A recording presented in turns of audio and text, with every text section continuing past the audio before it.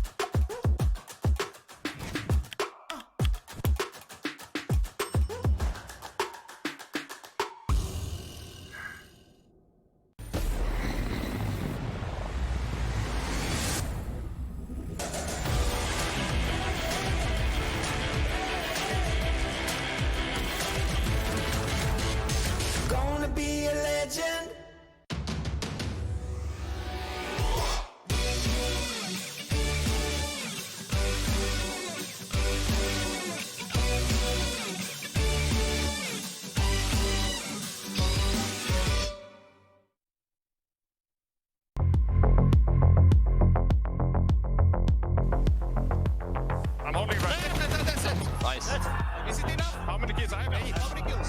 4. I got 4. Yeah! 14. Did we do it? Did we? Did we?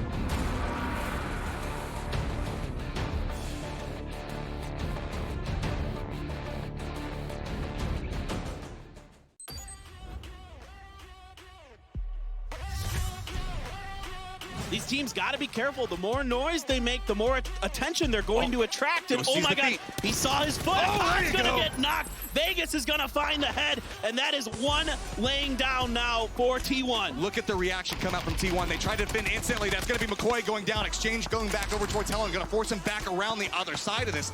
T1 now starting to be a little bit more contained. A lot of flanks coming through, but that's going to be Vegas down. Now just Drassel. Remember, Ghost needs a big game, and they are now down to 1 alive.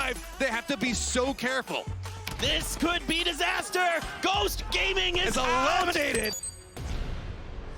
WClick lose out on that position forever. Wants to show him how it's done. Shut down eventually, but that's a 2-man pickup at SDV. It's Wait, not over yet. Hang on, they're not flushing forever. They can't get him. He's round the corner of the wall. The grenades are in there. They're pushing lead. Levy's is outside of the back. That's 3, said GG. The man's on fire. 4AM continue to apply the pressure. This could be rough here, and they also have Sun Sister and AHQ at the top of the mountain here in Stalbert.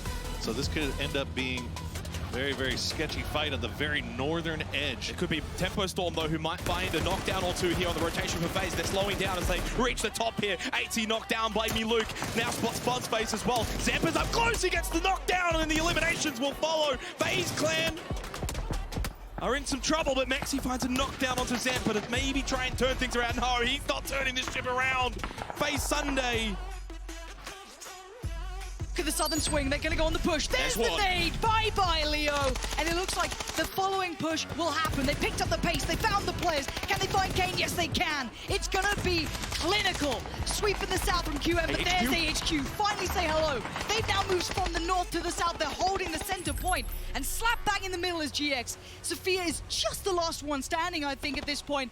Next to Milk here. No easy way out of this. They're just praying that now the other two teams fight. And there they go. We're down to 2, 7 alive. 3 in the north. It looks like maybe 3 in the south as one of them's knocked. Good shot from Wu Feng. Gonna find Milk as we're looking like this surely could be QM's victory. Back to back would be huge. And a shot like that, even bigger. Still a little bit of utility available for FaZe as they are looking to come around. Andy goes for the peek off to the side of it. That's going to go in position. Uber steps up, gets one, goes for the spray into the second one. There is just one Kennen alive right now, and FaZe knows it. They're starting to push back through this. Rusty Zera playing inside the smokes. The hunt is on. The spray comes through, and the EU Giants, FaZe Clan, walk away with a huge, massive 18-kill victory. FaZe Clan shocking the world. 18 kills and a chicken dinner. I don't know if it's enough, but goddamn Matrim, they made a hell of a round.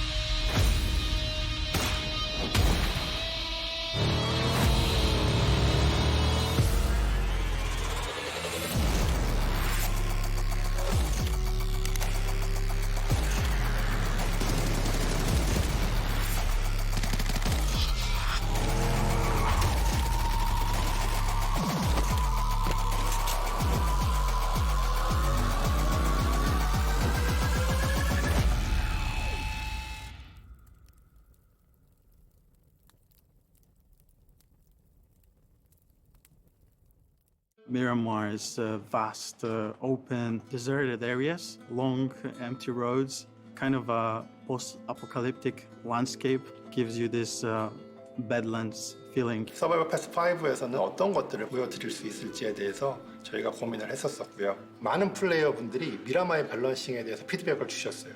그래서 미라마를 개선하기로 했습니다. Season 5 title is Badlands, and it revolves around the Miramar.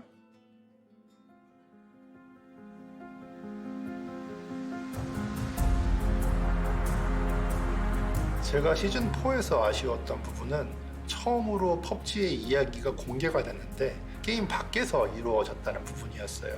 이것이 게임 내에서 유저분들이 자기 게임 플레이와 혼합돼서 즐기실 수 있으면 더 강력한 즐거움이 될 거라고 생각을 했었거든요. 미라마가 흥미로운 점은 에란겔과 사이즈가 같지만 훨씬 더 커 보인다는 점이었어요. 따라서 미라마에서는 지나가고 탐색할 공간이 훨씬 더 많은 것처럼 느껴지거든요. 그래서 우리는 이 넓은 미라마에서 플레이를 할 때 숨은 물건 찾기 요소를 더하면 재밌을 것이라고 생각했습니다. 플레이 중에 디스크를 획득을 하게 되고 모은 디스크는 커뮤니티 미션에 쌓이게 됩니다. PC, 엑스박스, PS 플레이어 모두가 모은 디스크는 한 군데에 쌓이고요. 그렇기 때문에 커뮤니티 미션도 동시에 진행이 됩니다. 디스크가 플랫폼에 구애받지 않는다는 것이에요. The most important consideration was making sure that it is convenient to use, fun, fast, and responsive. Yeah, we wanted to make sure that the feature can be used in multiple situations, such as stealth approach to the enemy, to finish off opponents which are knocked down, or even use in drive-bys. Basically, have as much precision as possible by allowing you to throw weapons through the windows, through tight gaps. 황무지에서는 총알을 찾기도 어려울 때가 있겠죠. 그럴 때는 바로 옆에 있는 근접 무기라도 써야 될 때가 생길 텐데요. 근접 무기라서 꼭 가까이에서만 공격할 수 있는 것이 아니라 멀리 있는 적을 맞추면 재밌을 거라고 생각을 했었고 황무지라는 컨셉과 잘 어울렸던 것 같아요. I was improving our projectile code to fix bugs in grenade movement. At some point, this refactor made it possible to launch even big game objects with proper physics applied. Just for fun, I replaced grenades with frying pans. Then we've had a series of playtests to see how this feature would fit the game.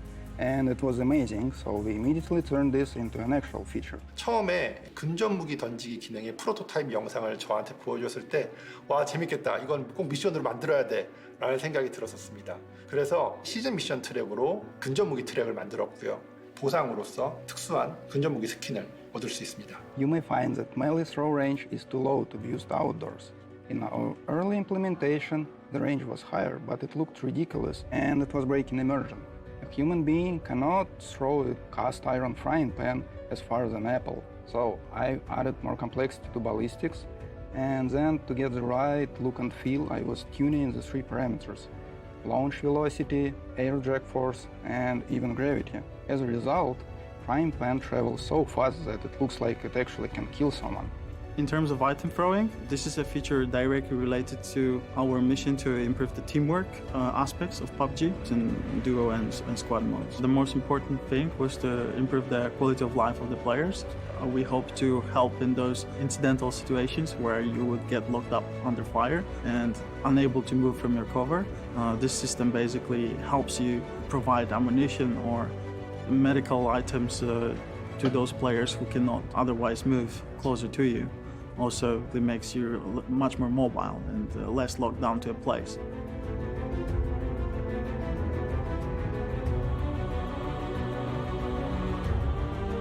시즌 4에서 가장 즐거웠던 부분은 팬분들이 저희의 이야기를 가지고 확장시키고 추리하시고 새로운 이야기를 만드시고 저희의 의도를 간파하시고 그러한 것들이 굉장히 즐거웠어요. 이번 시즌에도 좀 더 재밌게 즐겨주셨으면 좋겠고요. I think it will bring a lot of satisfaction, grab a kill or maybe even a chicken dinner, as it looks both funny and dramatic, and especially looking forward to seeing some amazing shots being pulled off during drive-bys or crazy jumps with nice weapon throw finish.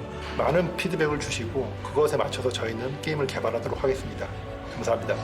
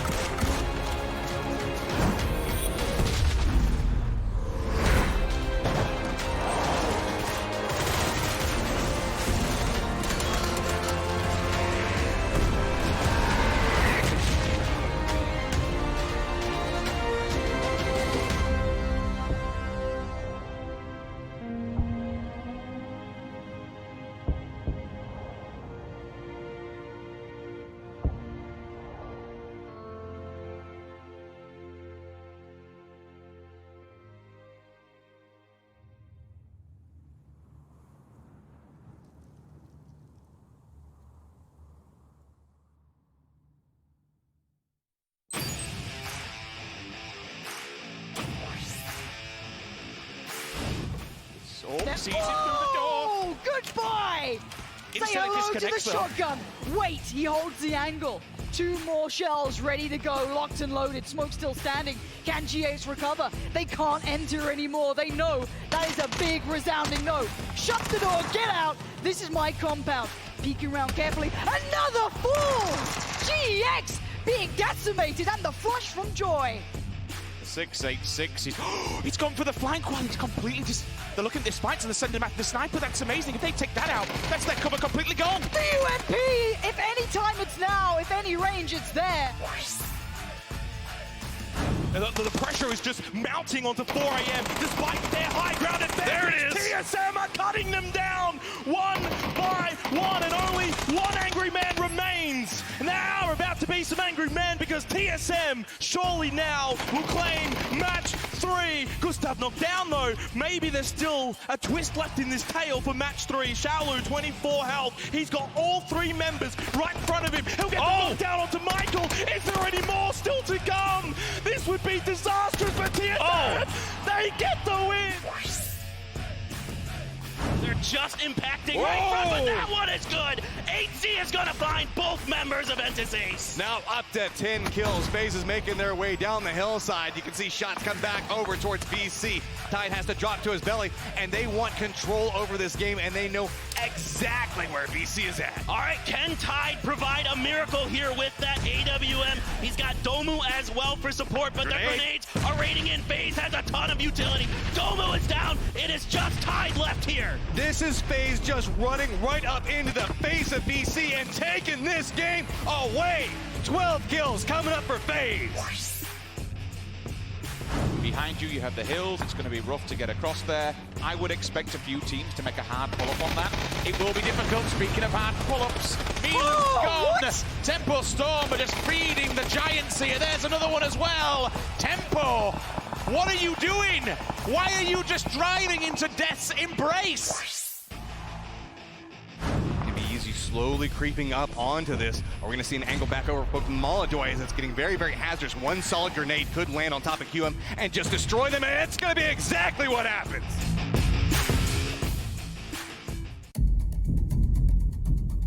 I hope my boys weren't too hard on you.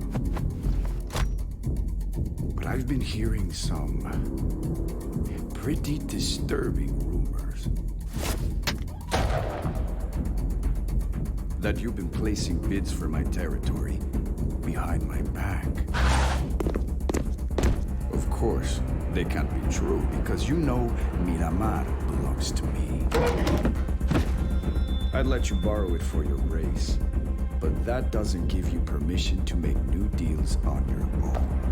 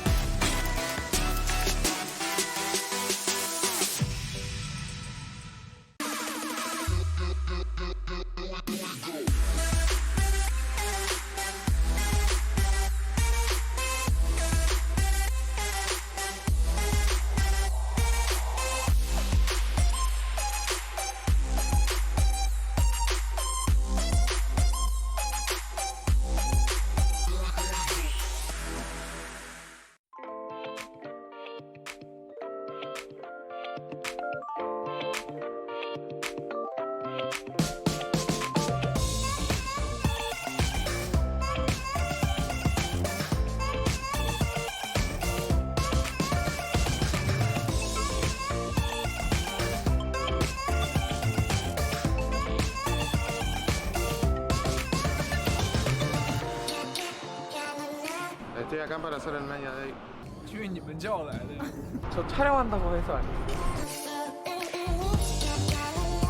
아, 카메라 많으면 머리 하얘져요. 너무 많아졌다.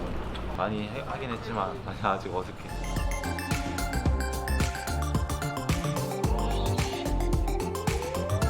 就感觉就挺有意思的。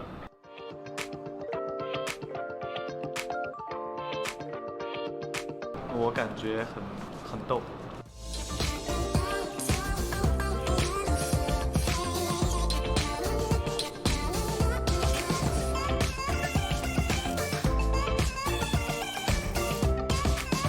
Feels really good being in the finals. We didn't get the greatest first two groups. It was kind of close at the end, so the fact that we made it, despite being only 13th, it feels pretty good.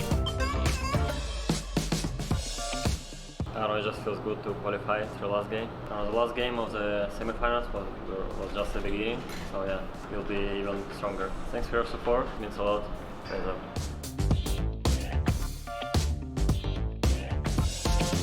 强对决的痱子吧，我感觉乌巴很强，我们两个人玩游戏的方式也像。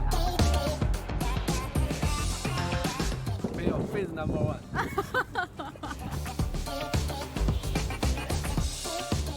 저는 뽀에임이 좀 많이 결제되는 것 같아요. 제가 잘 안 움츠려드리는데 뽀에임만 보면 살짝 움츠려드리는. The team that we're going to be focused on probably 4 a.m. I think the most exciting team that we're gonna probably get into it with the most is probably 4 a.m.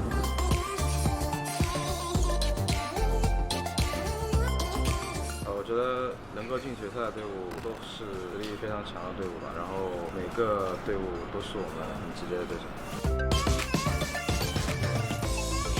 加油 GX 加油 GX 加油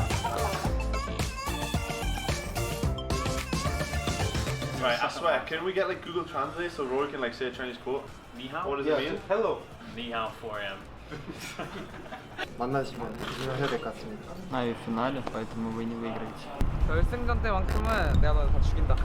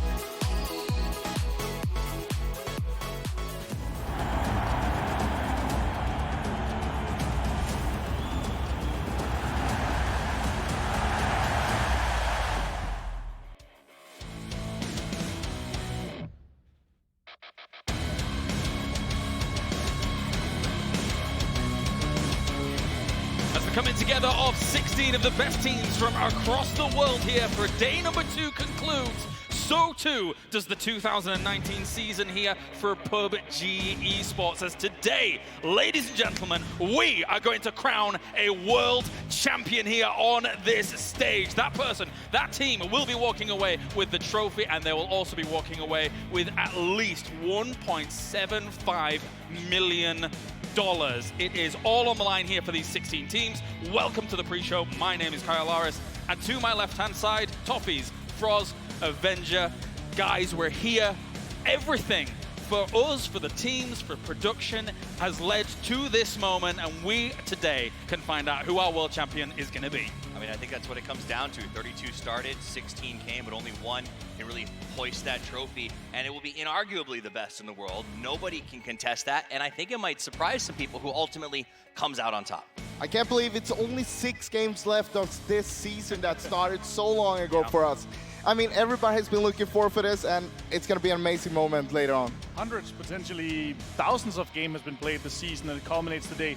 Everything is still open. We saw some insane games yesterday, but the true winner will stand up and be crowned today. From insane games to insane circles, I think for a lot of people, of course, we started out the tournament with one of the most ridiculous circles we've seen in a long, long while when it came to Erangel, and then across all of our maps, Xanox, we only played one of it, we saw a very heavy variety of circles of Avenger, which definitely tested a lot of these teams when it came to adaptability and how to play out those scenarios. And I think that's how we crown the true champion, to be honest. It is you have to go the hard, through the hardest of tests. Through the gauntlet. And the gauntlets, and the hardest circles as well. And I think what we saw yesterday was just the start. I hope to see some more spicy circles, and I hope to see some more spicy games. I mean, that's what happens. We got a lot of circles. That's what you want. They've gone through the fire. They've thrown the gauntlet down. They've proved that a circle where they're by their drop, you can win, but you also have to win the ones that are the hardest to get to, or at least pull in points.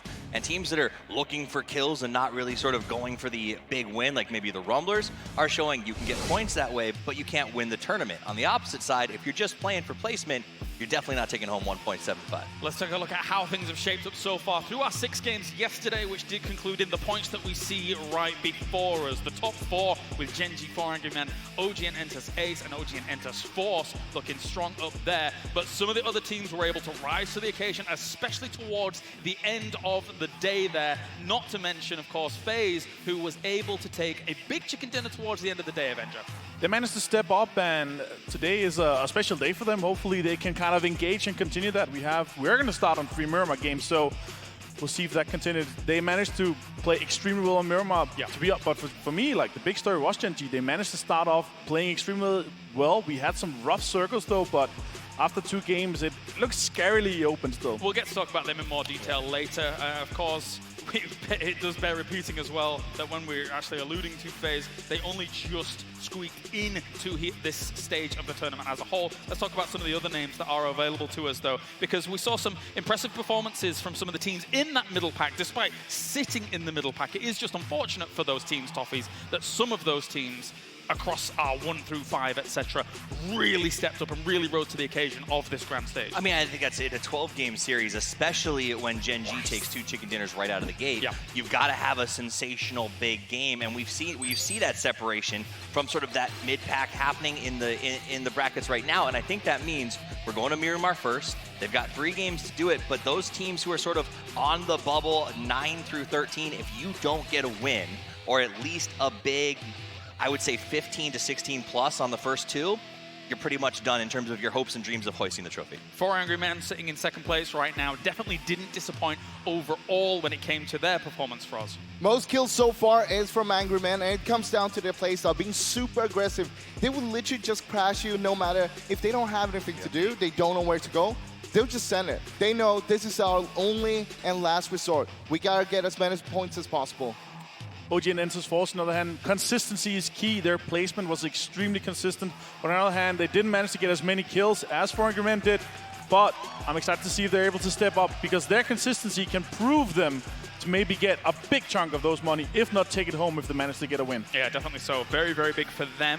Looking down the leaderboard as well, obviously we have the 2 CJ Entus teams actually representing in that 3rd and 4th spot. And they, for the most part, for a lot of people, Force had expectations behind them. Ace not as much, but they've exceeded expectations throughout the stages of this tournament. Yeah, I mean, I think a lot of people saw them as sort of the little brother of Force coming into this. They didn't have a lot to lose, but they came out in a lot of ways have outperformed their sister team.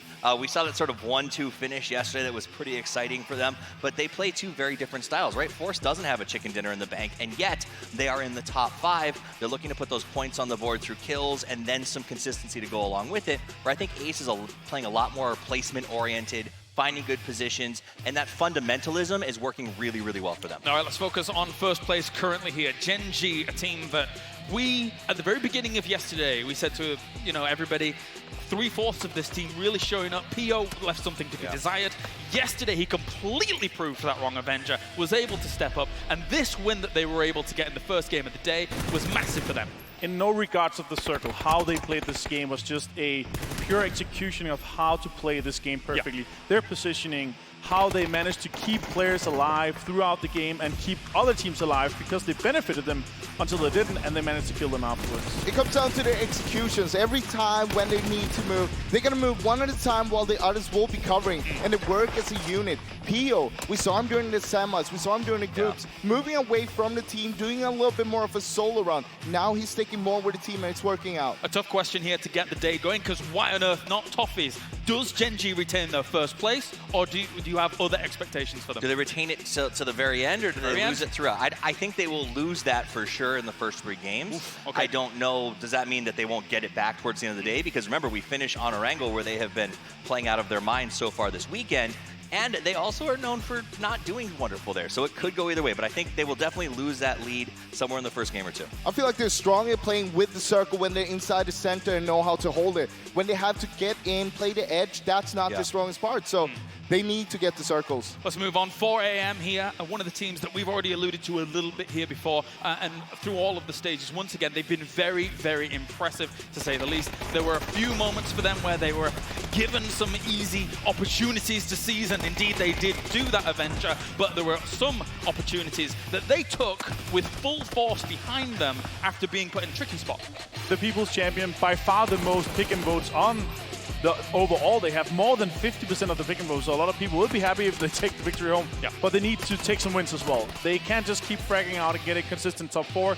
They have to get a win. They have to get a chicken dinner. And hopefully we'll see that today here in the start, maybe on Miramar. They're not playing a bad game, but once again, their aggressiveness is sometimes also the fault for them. We saw that in the end of that Stalberg game when they took the fight, not just against TSM, but Lashes at the same time, make it 2-2 split, and that's how they fell from that game and didn't win it. They replaced CPT with Xiaolu, and I think that it has been a good 1-2 punch pairing with ZGG01. Okay. We've seen him really pop off, and we always talk about him, but I think a lot of his success has been determined by sort of that backbone, having the partner. When you watch them play, they work well as a team, and so it's one of those things like you can be a confident fragger when you know there's always someone sort of covering your back, making sure that when you do step a little too far or peek a little too hard, there's someone immediately in with the smoke, immediately in with the cover, and that's exactly what this team's done well. And to be fair, since 2019 was kind of our measuring stick for all of this, it's a bold move to replace someone like CPT, who at face it was... He was absolutely amazing, but to finish up on 4 a.m., confidence is key for them. I think we saw in the interview with ZGG how confident these guys are, and if they manage to maintain that, we're going to see them do great things today. Let's talk about ENT. They've, for me, surpassed all expectations coming into this tournament. I didn't give them much of a chance at being able to strike at the top when it came to PKL's representation because they have such a good wealth of teams coming into this tournament. However, Ace has stepped up and done very well for themselves. You got to remember, they came in through the last spot from the qualifiers they had there. In the last game, that's how they clutched and got the way in here. In the league itself, I think they ended up on a 7th place. They've always been sort of an underdog compared to the other PKL teams we had it, but they stepped it up enormously here. They were the PKL team with most points throughout the group and semis combined as well. And that shows me an evolution. When you talk about their actual home region play, Rang was, I think, their top fragger with only 1.13 kills per game. They come here, they're performing well. Mickey has been absolutely more than fine in terms of his ability to sort of find positions, work well as a bike scout, make sure his team is going to good locations, and that's what you do. If you don't have the firepower, you can win this game with brains, and I think that's what makes PUBG different than a lot of others, is the fact that you don't have to always win through brawn, and that's what these guys have proven to us. For me, though, they have to step up on the other maps. They did get 21 of their 50 points on Sanhok, and even in the interview, they said, we did not expect this. So if they manage to step up on Miramar and Erangel, they might be able to maintain a top 3 position. Let's talk about Force as well. Just slightly behind Ace in the standings right now, still sitting in 4th place. And for the most part, gentlemen, we were singing songs mostly about Songjang, who was able to play very well for himself and the rest of the squad. However, everybody was able to play very well. Indigo, Kale, constant kind of playmakers throughout all of this. And speaking of which, there's Mr. Songjang, Pros. Well, it didn't work out this time for him. But I'll tell you this. Got that one. He's not just another frag, but he's also the IGL of the team. And it means a lot being an IGL and being able to frag out. But a lot of times we would say Indigo is the main frag of that team. He is the one who carries them on with all those frags. For me, though, the first game, how he managed to stay alive, crossing the bridge was just a fantastic game, though. Oh, huge. If they manage to make more clutch plays when they kind of have a bad game and maintain a top position, pairing that with potentially a win, then they're also going to maintain a top 4, maybe even take the win home if they manage to step up like a lot of the PKL teams here. I mean, it seems a little bit like the way that they've been playing. They're still in the top 5, obviously, but it seems almost like they're stemming the bleeding a little bit. They use these 2-2 splits. They're not don't have a chicken dinner, which I think they've probably planned on having at this point so far. So the worry, well, if I'm everybody else, I'm worried that when Force comes out, if they do get a win in 1 or 2, they're going to get that same sort of momentum boost that Gen G got coming out of the start, but they won't let it go. This is a team that will continue to gather speed as they roll downhill. And for the most part, yesterday, day number 1, I think it is safe to say that a lot of our Eastern teams did hold the reins for quite a while, maybe up until the ending of the day. Does that speak to their potential to adapt throughout a lot of these situations? Because again, yesterday was very varied, much more varied than we've seen some of our days, maybe throughout a semis or so, whilst time has gone on. I think it talks to their dedication and hard work, basically. They outwork everybody, and that's also why we have these teams here in the top 5. A lot of PKL representation, and also, even here, we see them, Mickey, being able to take down 13 kills. It was just amazing yesterday. Amazing performance. Big killers, top fraggers, and these names are almost synonymous with a lot of kills done. Apart from, I would say, maybe someone like Mickey, who has come in and been able to shine so well. For Ace, we saw him in his interview yesterday, a very well-spoken individual. So for him to sit at the top with 13 kills, above Pio, above Gustav, above Uber, that's massive for him. It is. It's huge. Just like you just named a bunch of the, really well-known fraggers. And, back home they call him the great bike scout because that's what he does. And it's rare that you see sort of the guy who's the scout also be the frag leader, because often they're having to sort of play defensively, hold positions, and get their team into the place. But he's doing it. He's jumping off. He's getting kills. He's playing aggressively. And that's what you have to do. If you feel like an underdog coming into this tournament, it's all about putting lead downrange and getting as much as you can. It's pretty insane to see him get 13 kills, though. And why I say that is because Ace only had 26 kills yesterday, meaning he got 50% of them. Yeah. Oof. That is huge. And also in only 6 games. Like, to point that usually we see a KD above 1 is pretty good, especially in Pro Leagues, but 13 in 6 games. Against the best teams and players in the world. Insane. And speaking of big, we have a huge amount of damage being able to be done here by 4 AM throughout yesterday. They, for the most part, had great positions, great opportunities to be able to lay down a lot of damage. Even if they didn't necessarily get all the kills, Avenger, they were still causing havoc across the lobby. Their impact overall in the lobby is definitely felt. We can also see in the interviews, when we see from the other players, they're like, we're looking to take a fight with 4AM. They're constantly on the lips of the other players. So they're very aware of the impact that they're doing, because they're knocking a lot of players. They're making sure that people lose their helmets and their meds. They're doing damage, they're taking utility, but the thing I want to point out on this right now is 8C is one of the top 5. When you talk about FaZe, we always talk about Uba, we talk about Mixie and Fuzz, everybody loves him. The fact is, 8C is often sort of, the 4th man, and we don't talk about him a lot. He has been absolutely coming up spades. His grenades have been amazing. He's opened up pushes for FaZe with just really solid support that I haven't seen before. And I think 8C, he was a developing player for me over the last year, has come into his own and is dominating right now. Just look at his moment yesterday against Tempo Storm in the end of the Miramar game there. When he pushed up with Ironside M4 against Tempo Storm, he didn't knock them, but he got 2 of them super low. Yeah. Funny story as well.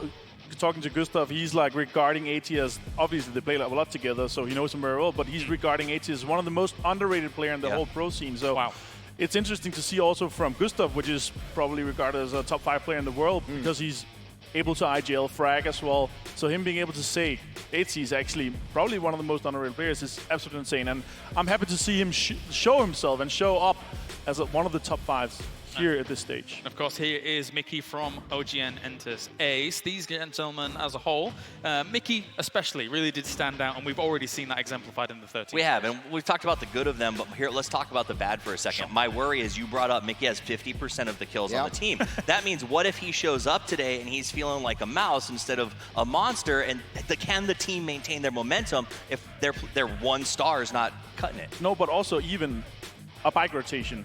One bike rotation that goes wrong, you hit a team, you'll be taken off, and all of a sudden 50% of your fracking tower potentially is going to be off.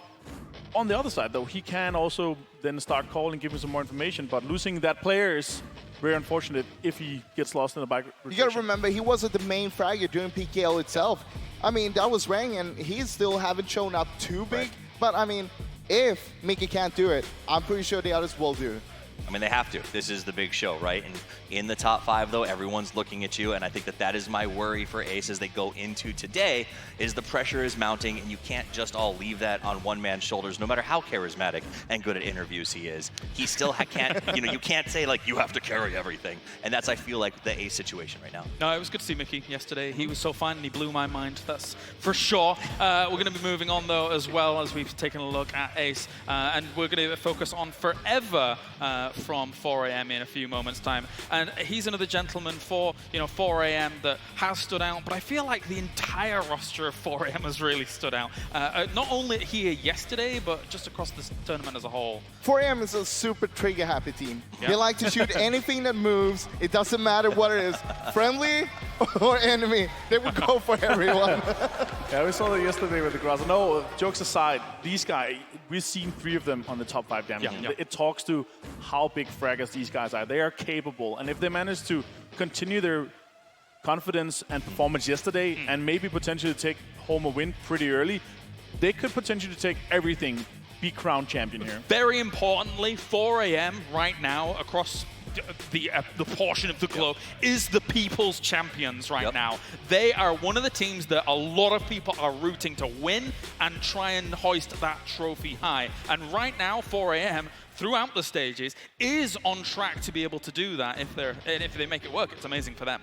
We'll see. They haven't won a chicken dinner yet, and they're still in 2nd place. That's absolutely terrifying. Somebody else who's terrifying for me is the guy on the screen right now, Gustav. Remember, he tried out with FaZe once upon a time. Mixie said this guy's got some of the best potential in all of Europe. He ended up going with TSM and has, I think, really bloomed into one of the best IGL slash fraggers, and that's a big deal. In the old days, IGLs didn't kill things. IGLs just told you how to kill things, and guys like this have shaken up the scene and said, hey, you can do both, and not only can you have to if you want to be on top. TSM currently sat in 6th right now, just behind FaZe Clan for PEL, the region in which they do actually represent here. And for a few people, TSM, after the semis, after the group stage, looked like one of the best hopes for PEL coming into the tournament. I mean, still, they're not looking like a bad hope, I'd say. Sure. They're still doing really good. Sure, they are currently on 6th place, but their points is saying, hey, we're top, we are out there, because 1 to 6 right now is currently where the gap is for top pack, and they're doing good there. They need to have good start, though, because yesterday they had a terrible start. I think when you look back at what happened yesterday for TSM, that 4v4 on Erangel that they had Avenger, that they eventually ended up winning out on that situation, that was the most impressive showing for them yesterday throughout the global finals. I definitely think that displays that they are truly a top team here. They're 14 points behind Gen G currently, and Gustav, correct me if I'm wrong, one of your favorite players of all time, being able to IGL, frag, micromanage your team to make sure they're in the right position is just amazing. And when we talk about that 4v4, like really, that was a masterclass of IGLs, right? We had Gustav, Purdy Curdy, and God V, or way less as he goes by now, calling that thing. And that is crazy to see 3 Juggernauts facing off at that level.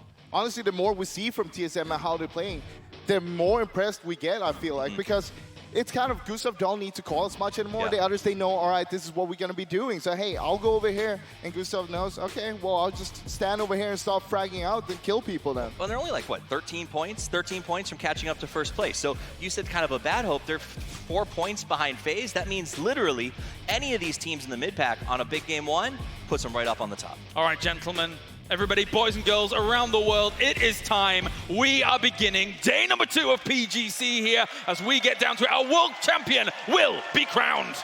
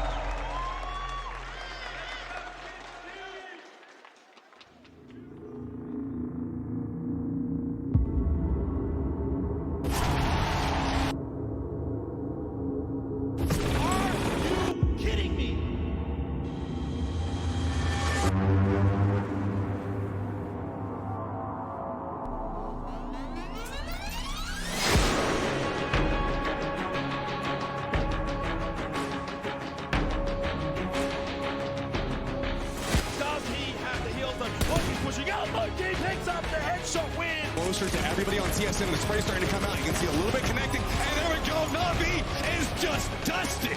The hunt is on. The spray comes through. And the EU Giant.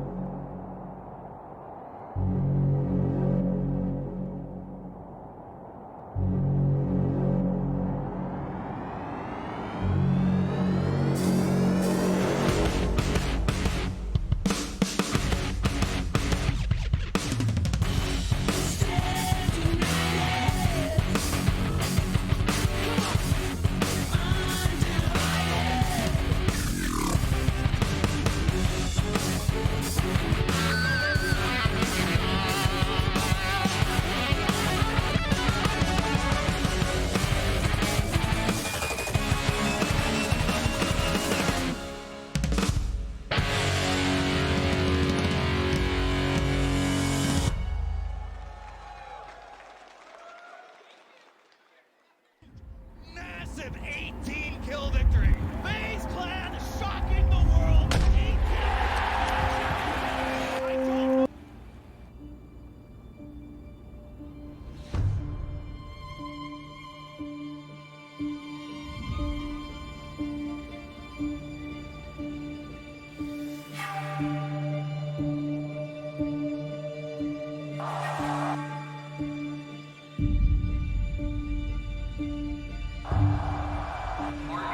18. Look how active Lazarus was being in that entire late game, and that's what they seem to do best. But at the end of the day,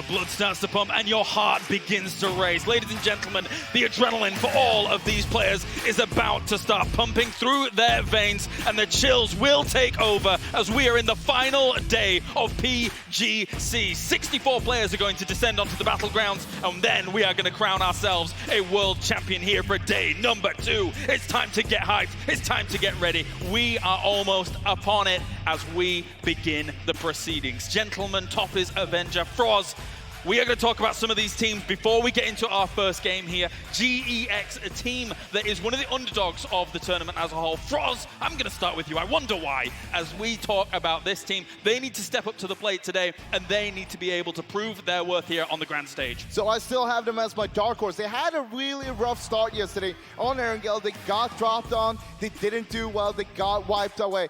But at the same time, they did come back during game 3, but it was not enough. After they dropped out a little bit more again, I want to see them be much more consistent. We saw them during the semifinals. They ended up at 5th place, being super consistent throughout the whole stage there. They have the potential to do so. We also saw them in some of the fights yesterday. We saw some tendencies what they were able to do, and if they manage to step up, they can definitely claim a bigger share of the prize pool, guys. I mean, I think you can say that they're still a dark horse, but they're going to have to be death themselves to come out on top here. Also, we've got W-Click. I think that these guys are another team that's outside of trophy shot, but that doesn't mean you still can't make life-changing amounts of money with a really good run today. And they have nothing to lose. Both GEX and W-Click have the ability to catch people off guard, to play sort of outside the box, and that's what they need to do. Nothing is impossible yet, though, but Silsen, he had 8 out of the 11 kills that W-Click had yesterday. And also Ragnar and Silsen, they do have the experience on these type of stages. They were both last year at PGI, so they have the experience, they have the confidence. I'm sure they're going to be able to show more today than they did yesterday. Then you got a team like QM that sort of, I don't want to say shocked everybody, but came really aggressive at that last stage. They ended up in 2nd after sort of groups and have been really, really playing hard. He is, I think, surprised me with his skill. It shocks me to see them struggling right now in 14th place. I thought they would come out here. I thought they would be better. I mean, Kylaris even picked them to win this entire thing. I did. And then moving on to Na'Vi here to round things out as well. One of our PEL teams that a lot of people are looking for success here right now. How do you think they stand right now, Avenger, and what do you think their anticipations are? So they're currently sitting on 10th place with 26 points. One good game, one Na'Vi kind of win with a lot of kills, 10, 15 kills, will put them up there. They will put straight back into the top 5. I'm hoping to see that kind of start. Miramar is their kind of map to do so. All right, it is time. We are getting into game number 1. Ladies and gentlemen, let's get it going. It's game 7 here of the grand finals for PGC. We're going to Erangel. Thank you, James. There was no better way to put it. We are now moments away from kicking off the final day. And before we do, I want to say a big thank you to everyone in the arena behind us, those at home who have tuned in and supported this game from start to finish. Yes, it is about the players on the stage, but this is as much your final as well. You've supported this game. The prize pool, everything has added to this moment. So breathe it in, guys and girls. This is the last chance to dance for a lot of these teams. It's a hardcore fan base that has been watching and keeping in touch for the last year as we started this road to this main stage, to one team being crowned a world champion and walking away with $1.75 million. It's an infinitesimal number to think about that 4 of these guys on that stage are going to be pocketing that. But they have to get through 6 more games, Lauren. It's not as easy as that. It's easy just saying, yes, there's money on the line, click heads and win forehead. But it's not. This is a dungeon gauntlet, and every one of those 16 teams, and something Steve mentioned on the desk, the teams now that are the lower half of that are going to struggle to work their way up there. There's nothing to lose, and every position, it's more money in the bank. Richard, it's a Sunday. We know what can happen on a Sunday. We know what can begin. I'm not writing anyone out. There's a rumor. I'm not writing anyone out anymore. It's almost time. Again, thank you for sticking with us as we are almost ready to step on that first map. The players prepared, focused. The last couple of words being said between them. And first, we did see Erangel yesterday. That was the first glimpse we got to see. But now it's a different landscape in front of us. Things turned completely upside down yesterday when we moved towards the last stages and we looked towards Miramar. We're going back to the sandy pastures. There was a big difference. And just to clarify, the League Ops team is monitoring all of this to present the most impartial and fair matches going forward, just to keep you guys informed of all of the happenings. Crack on.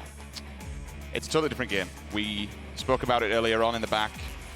Yesterday, the East, they started out strong. They came in hot, and they worked their way to the top of the table. Then all of a sudden, the West decided, you know what? It's time to turn up. And it's time to get this one underway. Day 2, match 1, grand finals is about to begin. The plane's in the air, and we are going to Miramar. 6 more games, 5 after this, and it's from south to north. We saw the Western world finally put up numbers on Miramar. The East claimed those first couple of games. Was it they just come off the starting blocks hot? The Korean teams, the Chinese teams, are they just that much better? Or was it the map? Is this the time to see that top 5 shake up? Well, look, yesterday, we touched on it just a second ago, we saw the West begin to shine.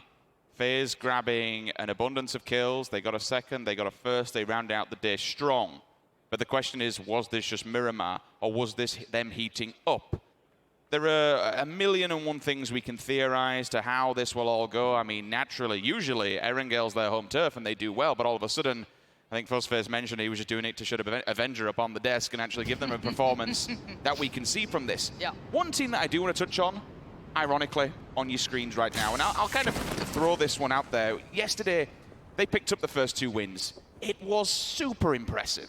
I think it was 42 points in a mere 2 games. Yeah. But after that, for the rest of the 4 games, they only grabbed 14 points, which, all right, it may be better than some. I mean, hell, down at the bottom of the table, we've got one team with 15 points.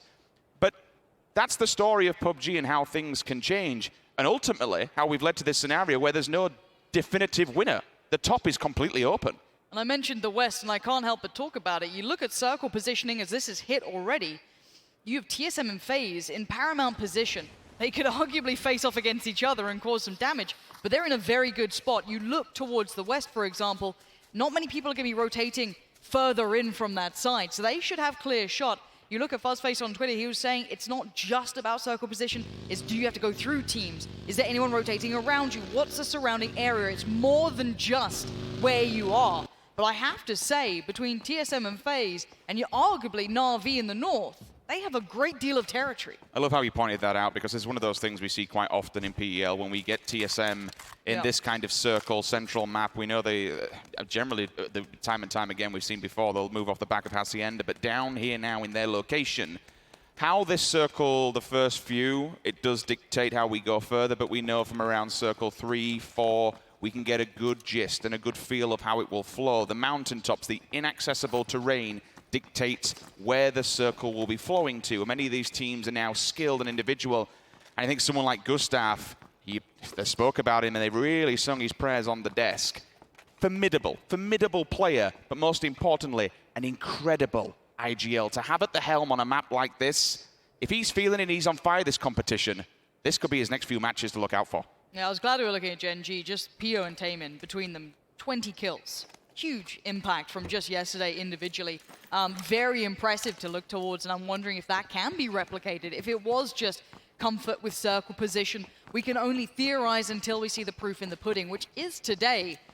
Everyone relatively calm thus far. It's gonna be pretty much as even as you can call it for now. I'd say yes, the Southeast teams could be in a bit of a harder position. Anyone who drops Los Leones here will have to work through teams. That is going to be a factor.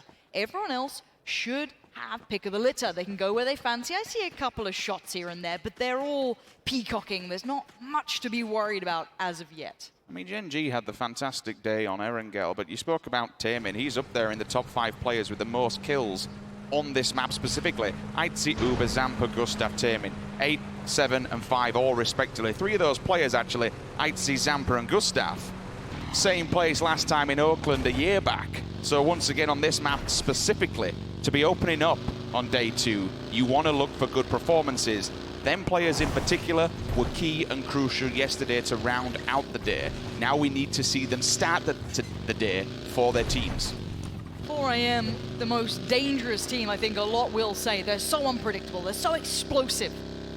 Hailing from PCL. They've been formidable to look at as a team. It's hard to put them in a box. Are they just a late game team? Can they fight early? Do they have every player in the right place? Do they need it? Is it just that reputation? We've just seen them be so critically explosive. It's scary to watch, so no one can really tame them yet. They are impact damage dealers. When we look toward the statistics that we see from 4 Angry Men, they literally shoot everything that walks. They are averaging 1.4k damage done per game. That's 500 more than any other team on average. 3k damage done above any other team. That's why they're all the way up there. And if you think about Gen G, had they not let things slip, or at least picked up a few more points during the latter stages yesterday, they would have been able to extend that gap. But 4AM, literally, if you walk by them, they will fire your way. You will have to duck and cover or take them head on. Now let's look at WClick. Yes, in the finals they have not turned as many heads, but during those semi-finals, how many times did we see them in that Final 3, Final 4? Always there, just in the background. They certainly deserve their place here, and I'd love to see that playstyle, their ability to grind to those final end positions, resonating in this moment. And with only 17 points on the board, there is literally nothing else to lose for this team. If there was a leash on them yesterday, take it off and let them go. Just let them loose on the battlefield. I'll hold for now. This is a big pull-up. Everybody's not moving, Lauren. Rumblers have cut noise. They're waiting patiently. Joy, the smile would be wiped off his face, but does he know? How much of an idea does he have? He's going upstairs. He might ring the bell, and the Finn waits so patiently. Joy steps quietly, and as soon as he turns this corner, oh my God, lost HD! Good morning, Joy has just caught him so badly off guard. This is baffling. The Rumblers have no idea what's going on, but here comes Mickey, and he's certainly not looking like the mouse just as of yet, as they're piling into this. The Rumblers are scrappy. They're a bloodthirsty team, but are they ready for what's coming their way, or can they back safely? They moved away from the windows, so unfortunately now X is a bit allowed to come around. There is a small wrap there from Microfire. Grenades will come up. They're both hiding in a corner. If he hits this, that'll be huge. The 2 players who could take damage there. They are boxed. They are weak. But it does not land. It goes a little bit too far. There's a second. 2 for 1. Cherry popping. There's the response they needed. I don't think they needed the 2-for-1 discount today, and that nade could have sealed the deal, but it hasn't done yet. There is support here, but it's not that close by. Joy was the man to draw first blood, but can he do more? Microfry wants to clean this up. He spots out Joy and rips away all their happiness. One man stands for ace, and can he do anything back? He tries to flush, he gets it. That's bloodthirsty. They're out for revenge, and that's a good tag. Waldo has to back away, and the Rumblers, they had it all going. They want to flush these guys. They want to make sure this hurts. Both of these teams are going to take a hell of a lot of damage. Alpaca, last man standing, enters ace, running for dear life. You can hear the bullets that are dinking off the back. 16th place position, and it's the Car 98 that gets the job done. Remember, that's 3rd place coming into this competition. This wreaks havoc for the top of the table and opens things up just a little bit more. The Rumblers are down in 11th. Yes, you're not looking at them to be a tier 1 finishing team, but doing that sort of damage in that position on the circle, that has got to be mentally devastating. You can see the weapons that are used, so even seeing a Car 98 flush on that and kill is just brilliant to me. I love it. It brings a little smile to my face. Now, this is VC's route thus far, checking in with them. Can't ignore what they've been doing. Hacienda not really toying towards it. We see a couple of shots as the teams are now starting to bully each other around those more contested areas. Couple of points there for the Rumblers. Yes, they have lost 2 players. Yes, it's going to be damaging as we work further afield into the game. Enters Force has been spotted by VC. DJ Boy will be definitely calling this one back for his teammates. Make sure they know the position. Lazarus, 3rd party in abundance. You can see it in the distance. As the shots do come through, they'll disengage from this one. That's fine for now. Circle pops. Let's see where she goes. Will it be the usual standard thing that we'd see around the middle area? Yes, it is. Generally speaking, this is what we'd expect to see. The more kind of important thing about this one is the road in the middle. North-south divide. Exactly. Which way you're going to go, which side you want to be on. TSM, for this one, this is a hot point. In the north, it becomes very difficult because you have that mountain terrain that runs through. It cuts it. In the south would be the safer position. However, when we look towards day number 1 and we saw what the circle did, anything can happen. And that's the whole story of PUBG. You have to be on tenterhooks here. You have to have your head on a swivel and accept every single conflict that could come your way. Na'Vi and 4AM are starting to move from north to south. They're trying to compress. It looks like a lot of these teams are trying to sit on that road. You can see the compound. It's an incredibly popular compound to take. Dangerous to play out of, though, because there are those surrounding hills that give so much vision. You can't get past the fact that TSM and FaZe, looking as well, QM, hold very strong positions overall. However, on foot is ZGG. The man is an animal. He's got a mini. He's got the 8 times. That could be the death of Na'Vi. Fall away, get to cover. Do not sit out in the open, Senya. You can't do it at this point. Just keep an eye on 4AM every single time someone drives by them. If you are spotted by them, they will happily shoot. They're not afraid of any single fight that comes flying their way. For them, shooting at teams is just ringing the dinner bell and driving more people towards their position. Senya's got to make the run, Rich. I'm a little worried for him. Luckily, in a way, he can use the downside of the hill, the dark side of the hill to try and work his way forward. He may just have to try and roll this car as he goes. Be meticulous, be careful. Na'Vi cannot suffer a loss at this point. When you see these circles centralizing, you know that it's going to be a late game play. We all know, like, okay, guys at home in the arena, let's be honest. If this hard shifts at any point, it's going to be mayhem, and the observers will be sweating. We all know how it goes. So, for now, you cannot start losing players. You have to be careful. The Rumblers were forced into that situation. They had to deal with it. Beyond that, though, everyone is looking to be smart, play cerebral PUBG in this. You'll see a lot of the players running the minis, and that's because it's one of the most versatile guns in the game by far.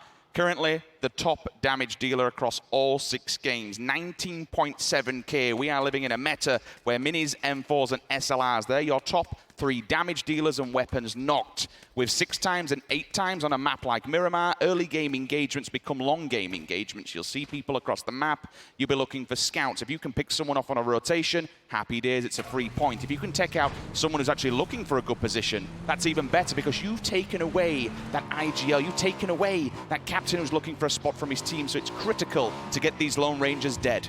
And I'm surprised you haven't talked about it yet, is look how much room Gen G is ensuring they keep. They're playing incredibly slow rotations. Look at Esther previously, who was just on his screen. He is watching the backside of the crater fields to ensure no one is near them. Look at Loki's rotation. Look at Pio. This is a very unorthodox approach. We'll have to touch back into it later to see how that unfolds. But they are way far west, heading south, and the other 2 are north by crater fields. Incredibly weird split we're seeing coming out. There's a very small chance this does hard shift all the way to the left. And if it goes west, you're looking between Pozo and Monte Nuevo. There are circle endings we see around there. Generally, we've seen a lot in the middle, and that's why a lot of people, TSM, FaZe, QM, are banking on that. Circle pops, and you know what? It's done just that. We go to the side of Monte Nuevo and things get a little bit more interesting because there is a huge, huge chance this comes the way of the FaZe clan just beyond their hillside. T1. Flood down the middle, off of the back of the ridge in the north. TSM now and all these other teams that banked on that central location are going to have to go on a wide rotate. And you said FaZe, and you were talking about their current position, but you look at what we know their compound to be. T1 has just swarmed it. It's arguably one of the strongest when we see these circles come in. It was played so often, and I'm curious if Fuzzface may scout that. It looks like he is, and now he's getting Helen. I would not want to be on the receiving end of any of that man's shots. Currently sat in 4th with 10 kills beside him. You can see the accuracy. FaZe maybe trying to hedge their bets here, trying to continue that 2-2 split. There's a few times we've seen FaZe Clan, they will also do the 2-2 split, and it shows you the value of this game and how every single one counts. They've had a few poor performances yesterday, and that cannot continue today. If they want to win this, they have to play perfect PUBG time and time again. There would have been a time where you may see 2 players from FaZe disconnect and take those compounds that T1 has, but by not doing it, they've been disallowed that access, that prime territory. T1 now controls Monte Nuevo and the compounds in front of them, but it's going to be critical to take the fight sparsely because Gen G, they've yet to come out of that blue, and when they do, they need to find a home. Yeah, we're going to have to now start seeing the teams going on those wider rotations. Na'Vi, yes, to an extent they are going to be working in from the north. They could swing on the outskirts, sure. 4AM can do the same. You know that roadside, any of those compounds will be taken by now. As soon as that hard shift, I don't like saying hard shift, but it was a bit of a swing on that. It will now cause issues. Lazarus Trying to land a couple of shots here, not having much luck. It is a little far. I'll give you a break for now, NA. But we are going to be seeing Tempo Storm, speaking of NA, creeping up in the background behind Lazarus. They've got to be careful about this. They've been quite brazen with the shots, and now they might be on the receiving end. And saying that, 4AM are on the receiving end of a couple of shots themselves. W, Click and Co. rotates in abundance. We said Gen G were looking for a home, and here's the first part. Loki checking in. If there was a vehicle there, he's definitely called for it. Maybe not. Not look round the front. Could be in trouble. 2 players inside waiting at the door once again. Same scenario as before. No movement made. Bullets found, though. He spots one, leans round the corner. That's a good initial opener. Well, they took down 3rd place. Why not start trying to pester the others towards the top? But Gen G are a different beast altogether. Loki, that pan sounded like it might have helped you then a touch. Glad you haven't yeeted that one yet. We are seeing that Lazarus have not been unscathed in their battles. PO's on the way. This is a battle they do not want to take lightly. Low ball. And this could be big. Waldo ticks the nade, drops it down, doesn't quite find where he wants. Now PO and Loki know exactly where they're going to drop that nade to. Loki helping him out, holding the angles, holding the window ledge. There is no support arriving for the Rumblers. It's just Waldo now. Probably commit his teammate here, unfortunately, but he has to get it done. Oh, all 4 of them are here. You've got to defend the stairwell. Headshot, but not going to happen. The Rumblers, 15 position for them.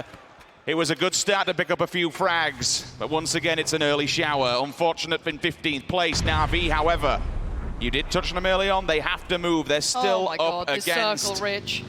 Oh, I didn't even notice that. It's the phase circle. It is the phase circle. If any of you PEL fans or any of the dedicated fans out there who watch every game, you'll know what I mean. It's gone west, basically. So far in the middle, you've got TSM, FaZe, and T1. We'll come back to that, because the Northeast is about to be set on fire. 4AM are in danger. Na'Vi leapfrogged them. They moved ahead. You saw that earlier battle, and now we'll see the end of it. We'll look at all these engagements that go down, then talk about the center of the circle, because it's going to be a wild one. DJ Boy onto Yeet, down in the kill feed. Sills and also answer back a doozy. Instant knock and flush. He's there. Confirmation. Players behind. But Wayless, he says no. Drill comes through, gets the tag. He's down. Frag's also there. It's actually stolen away. That's QM at distance on the hillside. Yeah, QM hold the higher ground, but everyone is looking this way. As soon as you start shooting, there's going to be a punish. 8C should have that one. I don't think anyone else can steal the flush. Na'Vi already moved ahead, trying to get towards the long bombs, but there's still 4AM hot on their heels. But for how long can they survive here? Surely they're dead. ZGG is the last one alive in a vehicle, trying to send it anywhere he can. Get away from Na'Vi, get away from QM, get away from VC. Leave the vicinity. I think Na'Vi will play for these kills off the bat rather than letting them die to the blue when everyone else have them. You may see, there you go, Senya picking up blue. That would have gone somewhere else had he not got that one. It would have gone to another team. I believe it was QM who knocked him. Pio onto Alo. That's a confirmation. Gen G, where have they actually ended up going? They've carried on swinging it, so they'll go through the southernmost low area where we saw them off the building. They're now in the fields. Lazarus, they're trying to make something happen.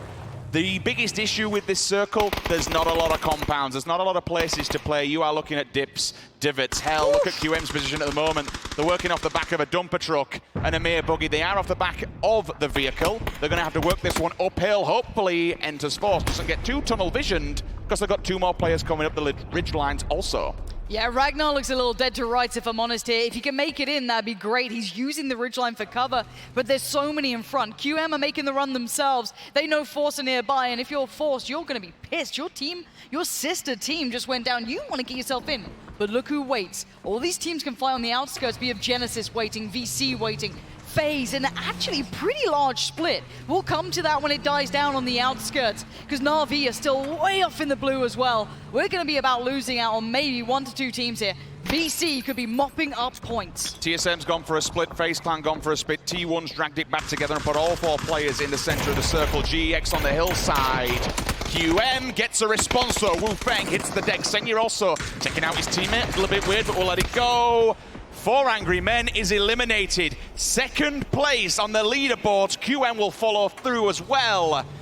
It's a little bit tough at the top, Lauren. We've seen players falling left, right, and center. Well, we've seen Ace go down and up, now 4 AM. We're moving to the north here. Look at the territory we have. That south side is about to get busy. You see the engage happening, and Force are not getting away with this anymore. They're getting a lot of pressure coming in, and there's the first to go down, and Na'Vi is eliminated. Not surprising, they were far out in the blue, struggling for a way in. This eastern side, this ongoing battle, it's actually just down on Indigo. Arguably, one of the top fraggers here. He's really the powerhouse for this side.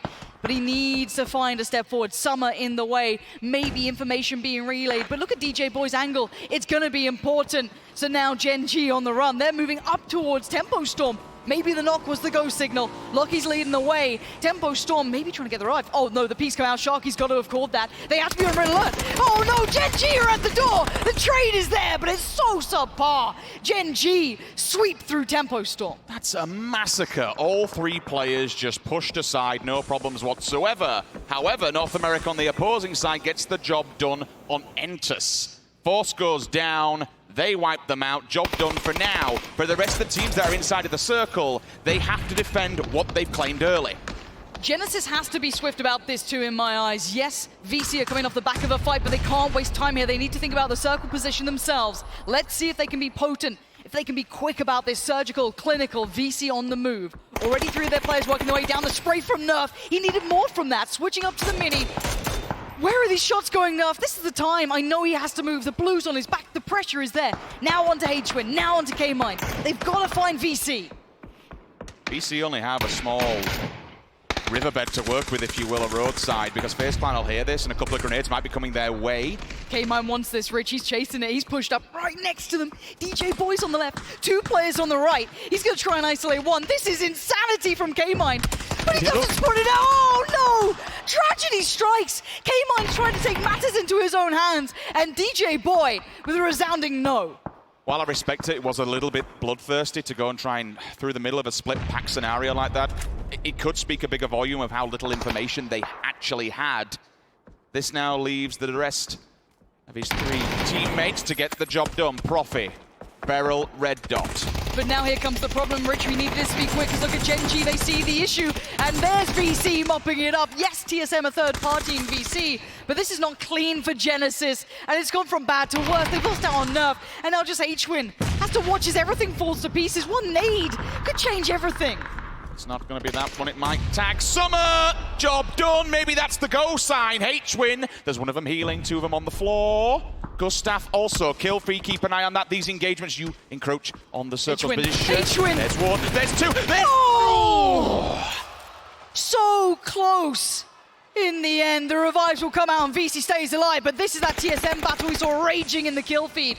Gen G getting back on their feet. TSM have 2 players in safety. They put Gustav out on a limb. Don't fear just yet, but look at this cover. It ain't much. TSM have built this, and that's all they have to play with. FaZe control the east. GEX have the north. VC and Gen G in the south, and T1 in the west. Gustav dying actually in that bad of a thing, really. Been able to hold them all the way dead to rights. Gen G here, give the information back to the rest of the teams. It also forced them to use and commit utility. It got the knock, it slows them down, it puts them at the mercy of the blue. Meanwhile, FaZe has been repositioning. There's Gen G and VC who've yet to make a run down this riverbed, and when they get here, they are going to be met with a Hail Mary of bullets. Smokes are up, it's time to run. Both for Gen G and VC, they're out of time, they got to go. Lovely headshot on towards Taemin. That at least denies one angle, but look at the instant push from Gen G. You are not allowed to get territory on these boys. They know exactly how they want to play it. They're set up so perfectly to catch VC as they come down the hill. But there's the next issue. Cannot overstep now. As much as you love aggression, 9 kills proves it. You cannot get overconfident. There are teams behind you. We're seeing TSM suffering a similar fate. They are pretty close together, so they have to be very aware that grenades could be damaging to their health. Speaking of grenades, they're up, they're over, they're looking for the next target. GEX, they have to run a gauntlet. It's open field day, and they could be easy pickings. Moving on to VC. There's an answer, there's a response. 10 kills in the bag. Even if they go out now, that's 10 clean points they picked up. Pio's down. Whether he's revivable or not, it's a different question. He's just in the hut, but teams might have an angle on that. And there goes the final contender for VC. They are eliminated down in 6th. We're down to 5. I think PO safe to be revived here. It could be a little close on the time, but look at FaZe. They see blood in the water, and they're going to exploit it. Fuzzface moving up. I like this. They're going to hold the ridgeline. They don't have to overstep here. They control a good quarter of this new circle, but Gen G are no one to be taken lightly. They scare me. FaZe's issue is that they're held on the hillside by the teams across the road. They can't come too far up because the line of sight will expose them. There's no point in having a man knocked at this stage in the game. You might as well bide your time, wait for this circle to update, and then make your next maneuver as a 4-man stack. T1 eventually, depending on the circle, will have to come out of that building. The safety net will be taken away from them. And again, with it being a rooftop you can access by the ladder, they have so much line of sight on teams across the road. Had you had a sniper rifle at this stage in the game from T1, that could be an easy headshot waiting to happen. Circle goes the way of FaZe. T1, GX, what have you got left in the tank? GX are actually being held dead to rights by Mexi all the way up against the circle. That's a really good preemptive play from him. Let's take a second to look at this. Gen G, yes, they are close to the circle, so are TSM. Problem is, what cover is there once they get to it? Not a great deal. So that's still tricky for the teams in the circle. FaZe currently becomes king of the hill. Only 2 kills, though, to sit by. So again, you've got to say Gen G are way ahead of this still. T1 do need to make the run, and you've got to hope they have a vehicle to do it, because it is not any easy way out of this compound. You cannot comfortably rotate. Maybe try and fight your way out, but I don't think people are going to give you much. 5 seconds, Rich. These teams need to look for their way forward. FaZe prepares. Ada's the first one to go from T1. Needs to find a place for the rest of his teammates to follow. They can get the edge, and it is only an edge. The scrape of the circle will be... just in. Yeah, it depends how many more vehicles they've actually got. I think they can hide for cover. Has he got the smokes? He's got 3, so he can put them out for his teammates to meet them. They'll commit them now, but that's them gone for the next circle side. We spoke about Gen G's angle on the teams across the road. GEX, they're going to fall victim, unfortunately, to all these teams in the position outside of the circle. I've got to say, Gen G are terrifying me. This is game 1, and they've just come out and absolutely massacred most of the lobby. Taemin finds Leo and GEX as they try and make their run. Have been halted. They've been stopped. They're being kept alive by smokes, and Gen G aren't done yet. PO has been knocked again, though. So it is TSM with a line of sight towards them if they move forward. But Iroh wants in on this, and that's FaZe now feeling TSM's force. That scares me for FaZe. Maybe they weren't considering how much of an angle TSM might have. We spoke about the angles that might come into play, and now the damage has been done on FaZe Clan. There's 2 players from TSM that are still all together. GX finally gone. There's a headshot that came through the opposing side. Remember those grenades, if T1 has anything left, TSM might be in for a full-blown bombardment. T1, they want to continue this. They're committing the smokes. This means they want to cross the road and get involved. We've seen them do this before, Lauren. They're not scared to take a fight. And while TSM and FaZe Clan knock the hell out of each other, here comes the Death Squad. T1 are making the play, and Iroh, out of nowhere, is baffled, turns around, and he sees a firing squad on the road. Bold, brazen. T1 want to live up to what Gen G have been doing, and they might just do that. TSM, one from being maybe the downfall of FaZe to getting everyone's attention. Rory falls as the nade came out from a CAD, and it looks like T1 will fight their way forward. Rory's gone, Ira's gone, Michael is just left hoping and praying they don't see him hiding down for now. I don't know what much more he can do. You can see from the members of Gen G, they have no meds. There's no stims on them. They are damaged, but they're not out yet. The bombardment will continue. Grenades are going their way. I think it was a flashbang that is trying to draw Michael's attention. Once he's gone, they can then force and focus on the 2 teams left uphill. But look who's coming! Mexi! He was building slowly and quietly, and he has just destroyed T1. You thought they were brave, and now they are dead! Out in 4th. Where do FaZe take this? Already Uber's found PO. They've turned their attention. They looked out of it. They look quiet. They look cold. But now FaZe come alive. It is Sunday. There's never a moment they weren't going to deliver. As another nade. Can you believe it? These nades! It's insanity! And now we see the gods battle. Gen G against FaZe. But we know what day of the week it is. And so do the boys on your screen. Uber's making the run. They're all pushing it. Gen G had control, and now they just have Taemin. How much damage can one man do to an absolute god of a team? He takes the fight, but I think we all know this is Sunday. This is FaZe! They ended yesterday with a win, and they start today exactly the same. 10 kills in the bag and a chicken dinner. These boys are hungry. This is FaZe Sunday. They barely made it to the finals. Could you imagine a world in which you wouldn't see those men on your screen doing just that sort of damage? That nade was formidable. You saw them counting the time so perfectly. They saw T1 was just tunnel visioned on TSM. You had to only look at the mini-map for a second, see FaZe, knew it was the time to strike. How much attention did Michael draw from T1? They never looked the way of FaZe.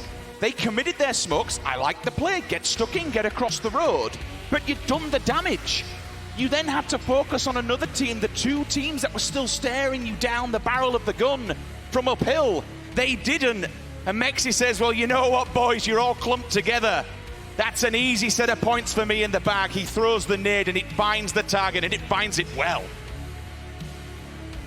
This is the Sunday we wanted, and we're seeing a lot of red on stage, so maybe Rachel's got a favorite. Who knows? We'll find out, I'm sure, in just a second, as she is down there waiting with the interview. Thank you guys so much. I checked my calendar, and it is Sunday. So what do you see as your path to victory here today? It's a FaZe Sunday, so we just play our own game and win it. All right, Mixie, talk to me about those nades at the end. How long were you saving that up, and was that just was that beautiful happenstance, or are you guys calculating all that? I mean, we were controlling like a lot of circle the whole game, pretty much chilling, waiting to get to the late game, and then it almost went wrong. We got three of us got knocked. I got them all up. Then I saw one guy, and I was like, okay, I'm gonna nade this guy, and then I knocked him, and AC was yelling, you got three, you got three. So I didn't know there was more than one there, so I just naded and got lucky. Fantastic work. You guys definitely pulled ahead here. Now, it's still a bit of a rocky road to first place, but taking the temperature of your team, how do you think you're going to be able to pull it off? I think we are feeling really good right now. It's 5 more games, so anything is open, but I know we have it. We have it in us to win, so we're just going to keep playing our own game and see how it goes. All right, well, thank you, Mixie. I'll let you and the boys get back to it. Thank you. And I'll send it back on up to you guys at the desk.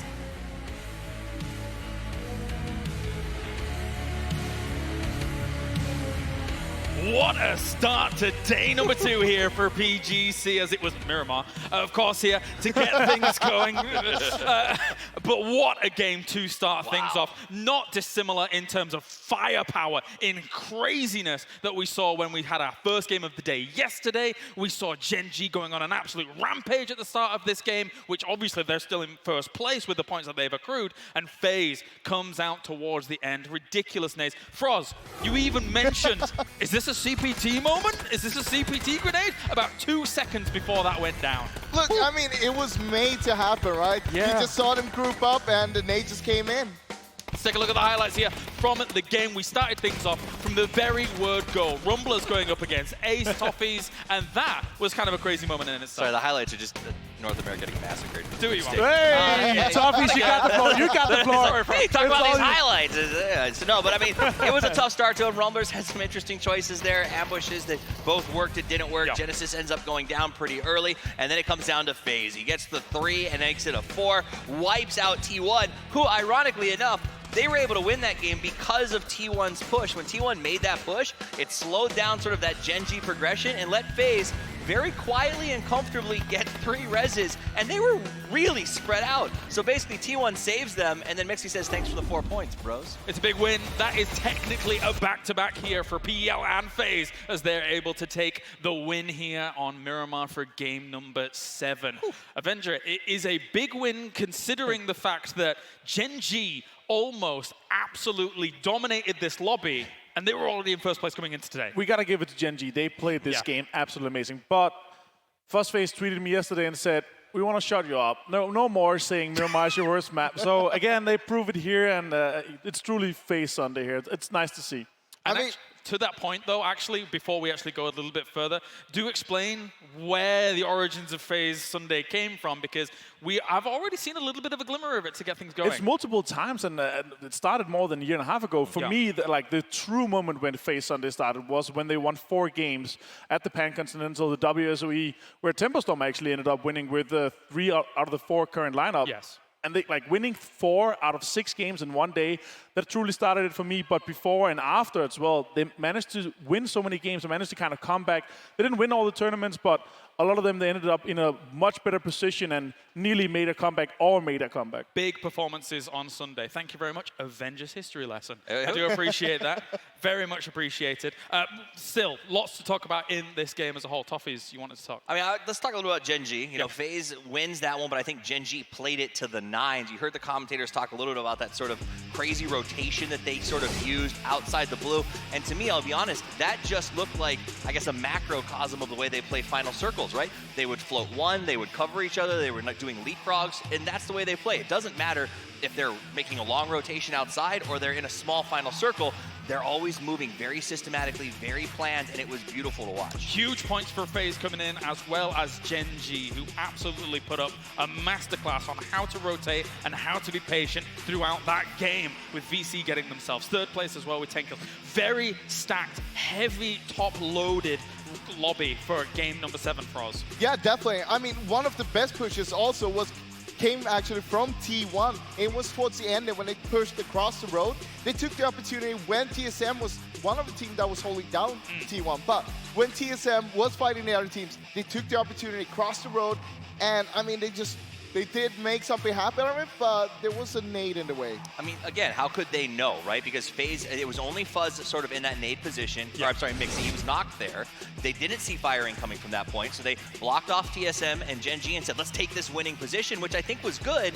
The problem was they gave Fuzz so much time that he was able to res everyone, and then when he gets Mixie, Mixie goes, oh, I happen to have you some utility left, and then it was just an easy over the top. And that pushes FaZe into 2nd place. Wow. However, the huge points that Gen G was able to acquire from that game will still keep them at the top here. But one thing is for sure, throughout this day, throughout day number 2, with 5 games left, everybody is going to be attempting to nip at the heels of Gen G and then push them off of that pedestal.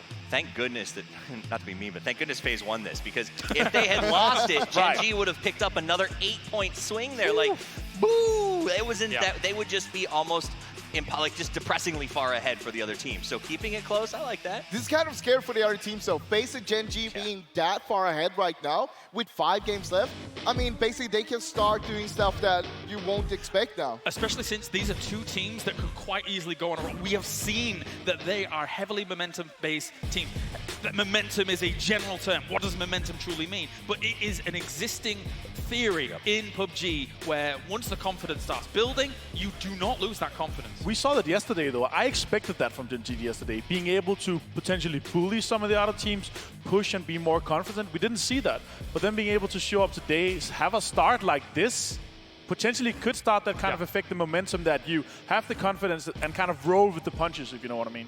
I mean, as we look at that map and the circle closing, you can see those rotations, and it is going to be giving them momentum. You say it's a theory, it's a reality. All of us who are watching at home, we've had nights where you play 3 games because, man, nothing seems to be working. And we have nights where you just don't sleep before you go back to work because you can't stop winning. And that's the scary thing. And I don't think it's scary for these teams to see these 2 on top of the leaderboard. It was scary to see them walk into the stadium. This really does show just how far Gen G rotated and made choices to try and get to the position that they earned. I think one of the most important rotation they did was in Circle 2 when they went on the west side there, as we can see on the left there. They did a 2-2 split. 2 went to the south, 2 went to the north. They were basically just scouting out. One of our 2 pairs is going to get into a position. The other 2 will join later on. And we saw Pio and Loki going on the south. Not just that, but they also picked a fight with Rumble straight away while the other 2 were actually rotating in. What I also love from them is their commitment to the fights together. They make sure they always are together from this point, which is an improvement from the group stages, also from the semifinals. So them being able to come together, make sure they are pushing. Also, we saw Tempo, when they pushed that, they were together. They made sure they won that together. I mean, but I think that you bring up that sort of push. Loki went into Rumblers by himself. I think it was Loki that was the one who pulled in there.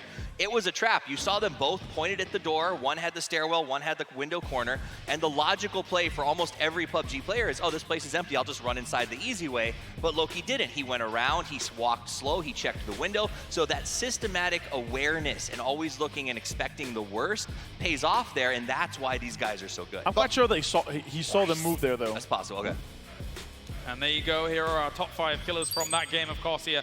And over the entirety of the tournament, even, I should say, as Gen G and FaZe have just completely shaken up how this complexion looks right now, with Pio being able to sit up towards the top. Taemin is still there and being able to make his presence felt. Uber is now joined by 8C. Really, really big stuff coming out from these guys. I'll tell you this, Pio being on top right now, this is some scary stuff, because we didn't see Pio stand up that far ahead during the semis, during the group, and that was the weak point from Gen G. Now with him fragging out, that's what you we better said. be looking out. I mean, that's what we said when we got here. I said if Pio turns on, right, they're playing it at 7 right now, he will dial that up to 10 and they'll be nearly unstoppable, and it seems that they are. On the other hand, you know Mixie's not far from that leaderboard after that 4 kill. No, indeed. Guys, I just want to, whilst we take a look at this damage here for a moment, I just want to take a step back, because we have already seen so many special moments, and then game number 1 of the last day has these fantastic moments, and I am awestruck with how some of the games have gone down here so far, and that can only echo through some of the amounts of damage that these guys have been able to do as well, because there have been standout performances from a lot of the names on these teams that have been able to shine through. I mean, to me, that is why I love PUBG and why I like to watch it. It's about the moments. You get great skill shots, but it's about how these teams respond after the skill shot. When T1 makes the push because TSM loses Gustav to somebody, because the way that FaZe was able to get 3 reses when everyone thought they were out of it, that's what makes this game really great. And I love watching the moments as they develop here. You can tell the teams are really putting weight on it. We're not even finished, and it already feels like such a special tournament for us. What I like is that we see new stuff coming out from every team, every game more or less.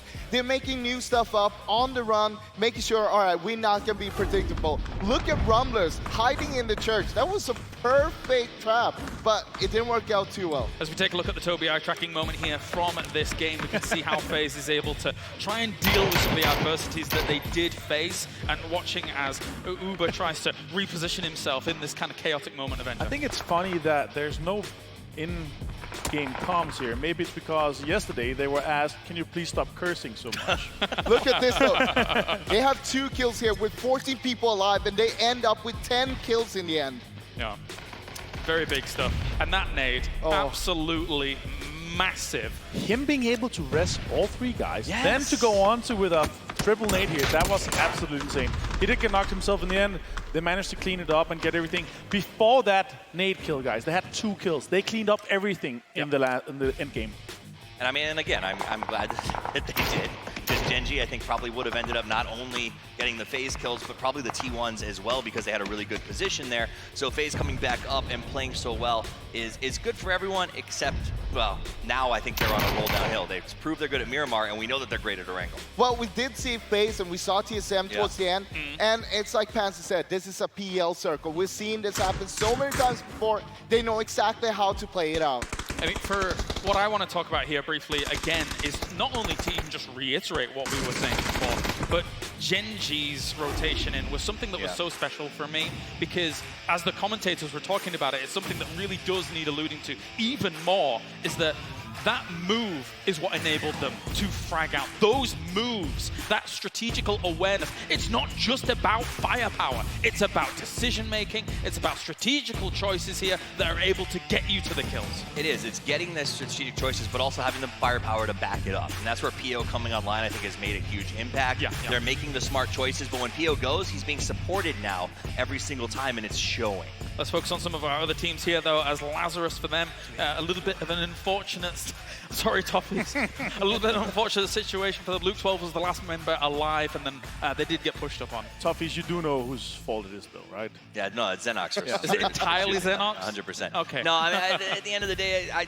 don't count them out. They do have the ability. These guys know how to plan and come back and get themselves in it. They have a very good drop on Miramar, centrally located. We've got 2 more games to play there, so I wouldn't write them off just yet. That said, the last game wasn't great. The rotations weren't crisp enough. They lost a lot of people in some sort of weird fights. We'll see how it goes the rest of the day. T1 showed up at the start of yesterday with a 4th place, and they're starting off for the 4th place once again here today. Only 3 kills under their belt for that game, but they were still there, present. If Mexi didn't throw that nade, they would potentially have won that fight, because their timing and their positioning, when everybody else fought each other, they could potentially have cleaned up the entire, like, the last 3 teams, they could potentially have taken like 8 of those kills. It's a really good point, to be able to be in that compound to then understand to take the ridges near the roads. They are the last kind of bastions of hope for them to try and win out that game. One step at a time. You don't want to run all the way. Yeah. And that's what they did. It took it strategically, one step at a time, and made sure that they got into the circle and could fight. But towards the end there, they didn't have any cover to work with, Sadler. Okay, we'll get back to them in a little while. Sure. Maybe. I think we'll take a look at Rumblers. And honestly, Rumblers has me a little worried today. I talked to them earlier, and they said, I think you guys were there. What are we going to do today? They're like, oh, we're going to play for the circles, and we're going to try to be strategic. And all I could think is, like, that's not Rumblers PUBG. Like, get out there, take the aggression, right? When the team rolls up on you, push them. Don't wait for them to walk through a door. I get that they're trying this sort of strategy, let's pick up some kills thing and wait to see where the circle goes. But I just want to see them push fights. I want to see them be aggressive. They need to get more placement points. Yesterday, they only got 1 placement point. Rest was just kills. They're super aggressive, but it kind of works. That's their style in the end. That's my point, though. That's their style, is pick up the kills and get the placements when it works out. Make smart choices, but still get out there and be proactive. Tempo Storm as well, one of the teams at the moment, unfortunately for them, sitting in 13th place right now. Toffees? Again, this should be Tempo's tournament. We're on North American soil. The house where they play is just a couple hours up the road, where they've won all 3 seasons. I don't understand exactly what's going on right now. It feels like they're just off of their pace. The rotations aren't as crisp, and they're not winning their fights. Like, they're picking them, they're looking for third parties, they are taking some good risks, but they're not panning out. It has been hit or miss for them. They got themselves a 1st place in one of the games yesterday, but... That was 18 points out of the 27 points they've gotten so far. That's not good enough. They haven't gotten any placement points except for that win. I mean, we know that they are capable of doing it, but they need to show that to us right now. As sad as it was to see Dre leave the team sharp, it was an amazing pickup. We talked about the Pan Contenders before. They played amazing back then, and with Sharky coming into that roster afterwards, I think they showed that they are the best North American team. Unfortunately, it doesn't show right now. I want to see them play faster. I want to see them rotate fast. I want to see them be more aggressive. It doesn't feel like that when they're going into these kind of fights. We saw it with Gen G. They were playing too passive. Usually you would see one of the guys go up and make sure that nobody was pushing them. Meanwhile, the other guy was resting. That didn't happen. So hopefully they will step up today. It's still potential, like 2 games in a row. Like we saw with Gen G, they can come straight back into it. I want to see them end in top 5. All right, well, thank you very much, gentlemen. Time for game number 8 here of the grand finals. Thank you very much, ladies and gentlemen, for your patience. We're heading to our commentary teams here from Miramar once again. Game 2. If you're seeing us, you know it's almost time. And I know that's what you guys want. You just want to start the game. So do we. After that game, are you kidding me? Of course we want to get into the game right now. Is it happening, Richard? Is it happening? Nothing can be taken away. Like, I know we've said this one before.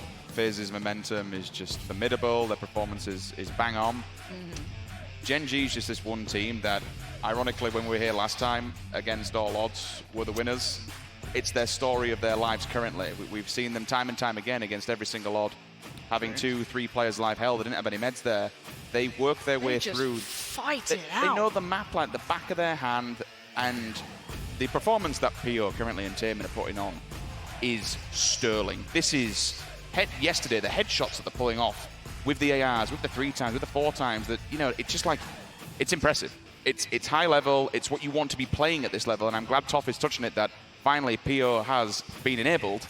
he's here to play, and the rest of the team is also living up to that standard. Yeah, I mean, yesterday you saw an Erangel, there were glimpses of, you know, him coming back. There was like that nice little wrap. It was that hospital-style circle, and he just started to be, you know, building up, and now it looks like they're continuing in that similar vein. But I do want to look towards Entus, considering we saw them doing very well day one. They've been quite consistent in how they're performing, and I'm talking about both teams, keep in mind. This isn't just one, this is both. Have we seen a look at that yet, or is it too early? It's one game, I can't be that harsh yet. I mean, they were in the top 5 coming into this one. They will slip off the back of it. I think for Entus Ace, it's going to be, you're going to be always disappointed when you go out, unfortunately, first in this, and it does affect their standing and their placement. But you know what? It's another game. You have to forget about that. You have to let it all go, get it out of your mind, speak to your IGL, speak to your team captain, reset, replay, we go again. Miramar Game 2, Day 2, rock and roll. We start at Campo Militar, and we come down to the south. Now, I've been seeing FaZe do their traditional drops, you know, talking about a team who's been playing a similar style. I don't know if they can reach it so comfortably this time. I'm looking to see if they'll go for the reach on this, so they try and stretch it across, which maybe they can, but that's a busy area. I want to see if this puts anyone out. If anyone gets uncomfortable, Na'Vi have adjusted swiftly. They'll go wherever they need to. They're the first ones out of the plane. But I want to see everyone else. How do they account for this? Anyone in the east is perfectly happy. They are fine. Over towards the west, though, in the north, it's going to be a bit of a stretch here. Well, we won't get a full western swing, which knocks out like your Pozo endings, you knocks out your hillside, cliffside. It's Richard, I've seen that Player Unknown was in chat. Oh, wow. And this He's is here. quite close to the islands. Please don't do it, Brendan. Is it time? Or maybe please do it, Brendan. Give us a weird one. Give us something fun. Let these players work for the money. Look, we've seen wild circles. I mean, you only have to look at this tournament itself. That north shift on the bridge, I've never seen it before. I've never seen it. Oh, Really? no. Yeah, Helen, I've seen Helen, this. Helen, Helen, stop it. Helen, please. Please, Helen, not TSM. Let him be. I was a bit upset they didn't get many more kills than the previous one. They had a decent position in the circle, but I think they played for placement rather than going out and fragging out. There were times that they could have maybe got a little bit more proactive. I can see you pointing at the map. I see there is water there. I know you want it, Lauren. It might swing that way. Saw a weird swing yesterday. We'll see if we get the same. If it does, then Tempo Storm just belts it across to the this is mine now. Look, again, it's super unlikely. The circle has hit. It is on the east, not surprising. Centering around Entus Force, I guess you could say Tempo's got a good position, but there is a great deal of water, so this does mean that there won't be as much territory available. You won't have as many compounds. Hard shifts become harder because there are not as many rotation routes. But a team that this does bode well for is Gen G. Sitting in the north, they have El Azahar pretty much as their kind of, I guess, back garden. They're just south of it in the split compounds, perfectly fine. Having a little loot away. This is a look back at, obviously, the nade. You saw it building. You saw the nade becoming a potential when Mexi didn't move up. And there it is. Yeah, it does take your breath away for a second, doesn't it? You're like, bloody hell. I'm pretty sure he got the second one as well, so that gives him, I think that's all 4 players picking up 4 points. And something else, a bigger picture that Martin touched on the desk. They had, what, 2-3 kills coming into that? Mexi actually got all 3 players up, so they were on the outskirts, literally on the outskirts of going out. Mexi steps up as time and time again, we've just seen him hold his nerve and clutch individual moments. He's a very selfless player. He's more than happy to die if he has to. Obviously, no one wants to die, but the scenarios where I'll say, okay, I'll give myself up, give the information, be the one that opens this. In this scenario, he gets the heals off and just throws a belting, there's no other way to say it. It's a highlight clip, and we want more of that. That's what we expect from a grand finals at a world finals. So let's see who this sits well with. We already said Gen G in a good position, Tempo Storm for sure. Force could sit well here. They'll probably have the first pick, you'd argue, because they had quite a split loot. Entus Ace, I like their approach. It looks like they're going to have a bit of a hold to the east of Los Leones, so they should be pretty happy out there. The teams who are going to find it hard are the ones mostly in the northwest. That's a pretty rough entry. It's going to force you out. You will imagine this will move away from water. You're playing those odds at the very least. So that's not too much of a bother. Teams with a nicer entry point, you could argue maybe Na'Vi. They can slot in on the northeast side. FaZe, southeast. When I look at this circle and I see Impala near enough, it's not quite in the middle, but you know, if we're counting out the water and saying it's not going to go there and just preempting off this, first of all, you lose about 20% land. You can cut off that entire quadrant and say, okay, well, that's not going to be playable, so it's a smaller circle anyway, so you'll get these few early engagements. I look towards Impala and I think, okay, well, what's around it? We look towards 3 quadrants, the north, the south of it, and then more importantly to the west. So between that, if you want to do the trifecta, Gen G, T1, and then further afield, you know, somewhere around Entis Ace, for example, this whole field, it's a bit of a night. Oh, did I hear just? Is that a I heard an AK. It's a misfire. It's a desktop. We've all done it. Yeah, Makes you jump and it's uncomfortable. Yeah, you have to be. It's a bit of an IGL nightmare. It's pick your poison, choose your location, hope the circle comes your way, and really, who's the most reactive? Who's going to be off the back of it where the circle goes? What's your rotation like? Can't say enough about the previous rotation. Hold on. We are having the first engage already. So this is Tempo Storm. They had a really nice starting position in this. It looks like they're holding a 2-2. They are getting a bit of pressure to begin with. Hopefully we can switch over and check in with Tempo, because it looks like these shots are pretty far away. I don't know if Joy can be picked up, but this would be a massive loss again for Ace. These early fights on game 1, they suffered against the Rumblers. This could be a somewhat similar fate. That could be a pickup there. Is Alpaca going on a recovery mission? This is very brave. Yes, they have smokes up. Yes, they have cover. But now you're risking another player here to try and get one back on their feet. Maybe they feel it's so necessary, as after that first game, they need their players. So this is always a scary commitment. There's 2 sides to the story, is that maybe you can bait some of those players out on Tempo Storm's side into a place where either you get an eye line on them, or a third party can take one of them down, knock one of them out, give you some more time.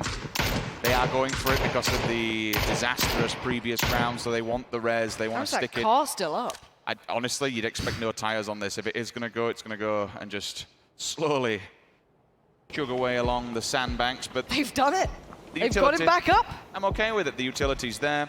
You have committed a lot to it, let's be honest. But they do have a good enough position. I don't feel that's a bad idea. They're not center, but they're on the outskirts of a more middle position. So for them, I don't see them having to move drastically unless there's a super hard shift, which you're going to have to move regardless. So for them to try and pick up their teammate, I don't mind it. I'd like to see that, considering game 1 was a little bit of a letdown for them.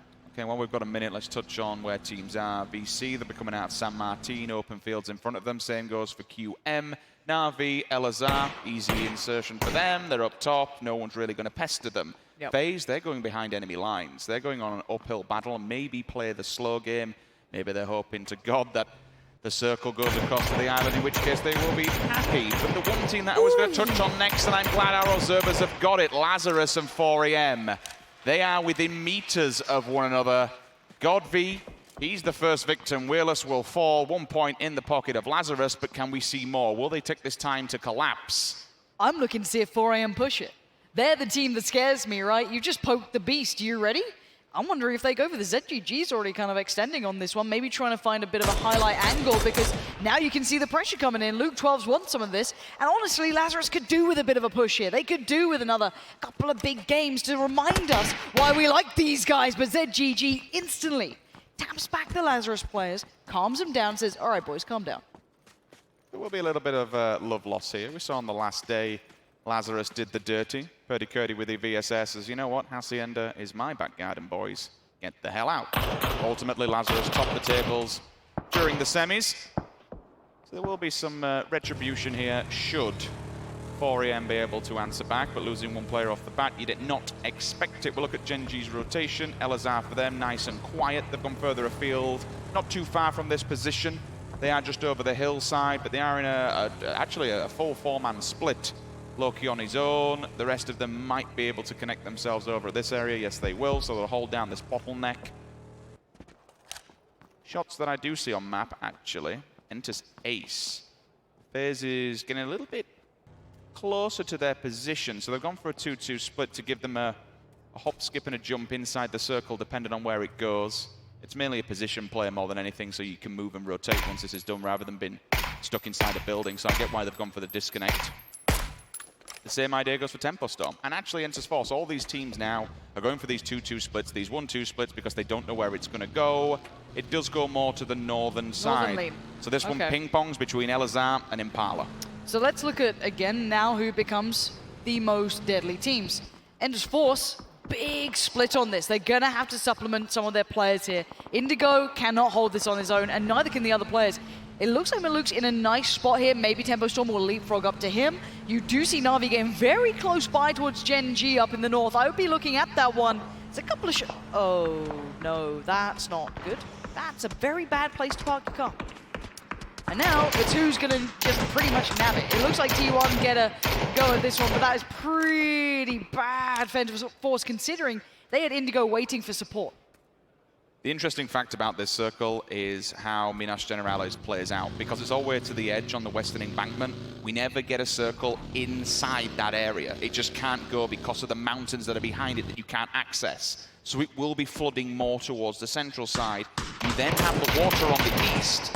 You're going to be looking for somewhere around the middle area, and that's why everyone's going to bank on these roadsides. You take whatever you can grab, dips, divots, huts, whatever works. It'll be a very scrappy game. We have a lot of open land. Oh, GEX is split. Speaking of open land, look at their split here in the eastern side. It will allow a pickup for FaZe. That's what worries me at these points. I don't think you can hold these 1-1 splits all the way across. G2, I can see that working. Maybe a 3-1, sure, but not that isolated. Leo now has zero support, no chance of a refrag, and it's just whoever gets the pickup now. It's a bit of an unorthodox position, and probably Curse of the Caster. As soon as you mention that, he just gets tapped in the head. But there you go, when you're out on your own, there's no revive possible. We will see eventually die out or bleed out no matter which way you want to go. Uber might just say, I don't want this. I'm going to get a point on the board. That's a shot and a half uphill. So it hits him on top of the mountain. You can see on the right-hand side how teams have been moving around this area. And that's exactly what I was speaking about earlier on with Minas Generalis and how it affects this one. Why 4AM are trying to get ahead of the game when we look towards teams like Lazarus, for example. They've come down to a better position. Maybe they can pin Lazarus up there, maybe they can't. We won't know until the next circle comes through. GX, losing one player like that's going to be dangerous. We'll see if potentially they lose more on this rotation. Yeah, 80 might see it. I don't think he's going to get a clean enough angle to be able to actually punish anyone. The Southwest for me, Rich, is looking quite scary. You have probably the vast majority of teams sitting down there. Genesis, TSM, Tempo Storm, Entus Ace, W, Click, Rumblers. This is just the dedicated few. Then you could look further. There's the bleed out on Leo, not surprising. That was FaZe's. And that does mean that their eastern side for FaZe is pretty clear. They do have Gen G to the west and Na'Vi up north, so that's kind of the lay of the land in the east. But that said, for me, that western side is very scary here. And that's because if you were to grab a pen now and put it over Navi's head and just draw a line going to the west, hit VC and then head down south all the way to Entus Ace. These entire two roads, we see a hell of a lot of circles being forced by the hillsides down to those areas. If you can contain the road now, if you can get a good position on it, stop teams encroaching, peacock them, keep them away, a good position now will pay dividends. As I'm talking all of this, you know what the circle says. Screw you. Screw you. Let's go towards water. So now that puts that in play, you know it's going to be counted out in the next circle. It's coming inland. And what this means, Rich, the vast majority of the teams I was just talking about in the West have to move. And yes, there is room, but Impala might be packed. We're going to see a lot of open terrain here as well. That hillside where Ace, Force, T1 all currently reside is going to be very open. Gen G currently sits slap bang in the middle of this phase, just up to their east. And Na'Vi controlling the north. Three terrifying teams creating the triangle of doom here. This will be hell in a cell. Everyone's going to try and bomb to the middle and get themselves a good position. When I say good position, everywhere's rather open. You want to be here rather than an enemy being there. Tires are popped. I'm hearing one go. Ira, that thing's on fire, buddy. You got to get out. You got to get out. It's going to go up in flames. He'll survive for now. Don't think his teammates can really come back and pick him up. Maybe you can get a cheeky pick there and a cheeky knock. Entus Ace are also seeing movement towards their northern side. They have to watch the south, though. Genesis is creeping. Grenades are out. Profi will mark them. Will he get any tags? He's got to pick his fight here, Rich, because they got one team on one side, Force is stretching on this, and you have Ace on the other. Genesis are about to be sandwiched in the worst way, but H-Twinsnade gives them a way forward, and they needed that. Now Force is going to be tempered. They can't keep stretching on this. They're down to 2 standing. Now, is there going to be a reply from Ace? Are they going to try and flex on this, or is it done for? Yes, they are. VC are actually getting some shots in. Profi's on the long way around. Does he have an angle? It looks like he does. Force fall again with one player standing. Indigo now goes into recovery mode as it looks like Genesis might have found their home if they can make it any further forward. This is so messy, and these shots are actually coming across from W-Click. They're all the way down in Impala, so these are long-range shots. They'll have to hit the res. H-Win. Good proactive movement from him. Smart. It holds them back, so they actually, even if he doesn't go for the kills, it means they can't come forward and kill them while they're getting the heal off. I like that play. Rich, Tempo Storm, they ain't far from this. If they hear these shots, they could third party. Ragnar just found K-Mind. That's W-Click. Again, this is over in Impala. That's a big shot to be coming through. They're just spamming this. And Force has no idea. Tempo Storm are creeping up on this. They've arrived. Force are trying to fall away from Genesis, but to go into the loving arms of the next North American. Maluk's there. You have Force trying to find any modicum of safety, and there just isn't any. It's messy, but we love to see it. Early engagements are always going to happen in a circle like this. Everyone's just praying for something to work with. We were speaking about earlier on position. Rory, next one to fall from TSM. Rather unfortunate. I saw Michael go down in the kill feed earlier on, so that's Lazarus. They're all the way out up against the white on the western embankment. 4 players are now just hailing down onto TSM's position.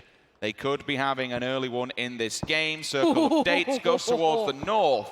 Na'Vi, all of a sudden, look in a very strong position. They certainly do, but you can't get past QM or 4AM. I mean, it's not the big squad of 4AM, but yes, Rich, the South. Teams trying to get to this?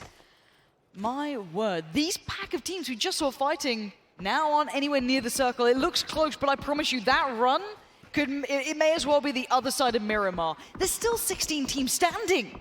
We have 53 players. This is about to explode. This circle cannot house this many teams. How do you approach this one? What's the rotation going to be like? Because you can't just hit it from the south. If you do, there's going to be teams littered, scattered, and waiting for you to do so. Teams like this, for example, GEX have turned up and FaZe Clan's found them. Now, FaZe are in a 2-2 split. I was going to say the only way you can do it is try and crash maybe a 2-2 if you're going to have the luck on it. And GEX going to try. Kane has to be quick on his feet because the nades are coming in. Down to a one-shot, but stays alive. 8C fancies another go, and the nade's good. Looking for an off angle. This could catch him off. The nade's up. It's over. It is good! Who are these guys? What are these heat-seeking missiles that are in their pockets? And now GEX look deadly. They had 3 crashing towards them, and now it's just 1. The vert nade's there, it gets the job done, and I expect them to strangulate this and stop the revives coming through. Speaking of revives, Genesis, they might be all out of luck. They've engaged an Enter's Force, down they go. I saw earlier on TSM doing damage. When it comes to Lazarus in the kill feed, there's engagements galore across this one. That's what we want to expect. Uber continues the bombardment. Ace has gone in the kill feed. But now look, FaZe are calling in the cavalry. They're not going to risk it on 2-2 splits, even though you could argue maybe the other two had better positions here.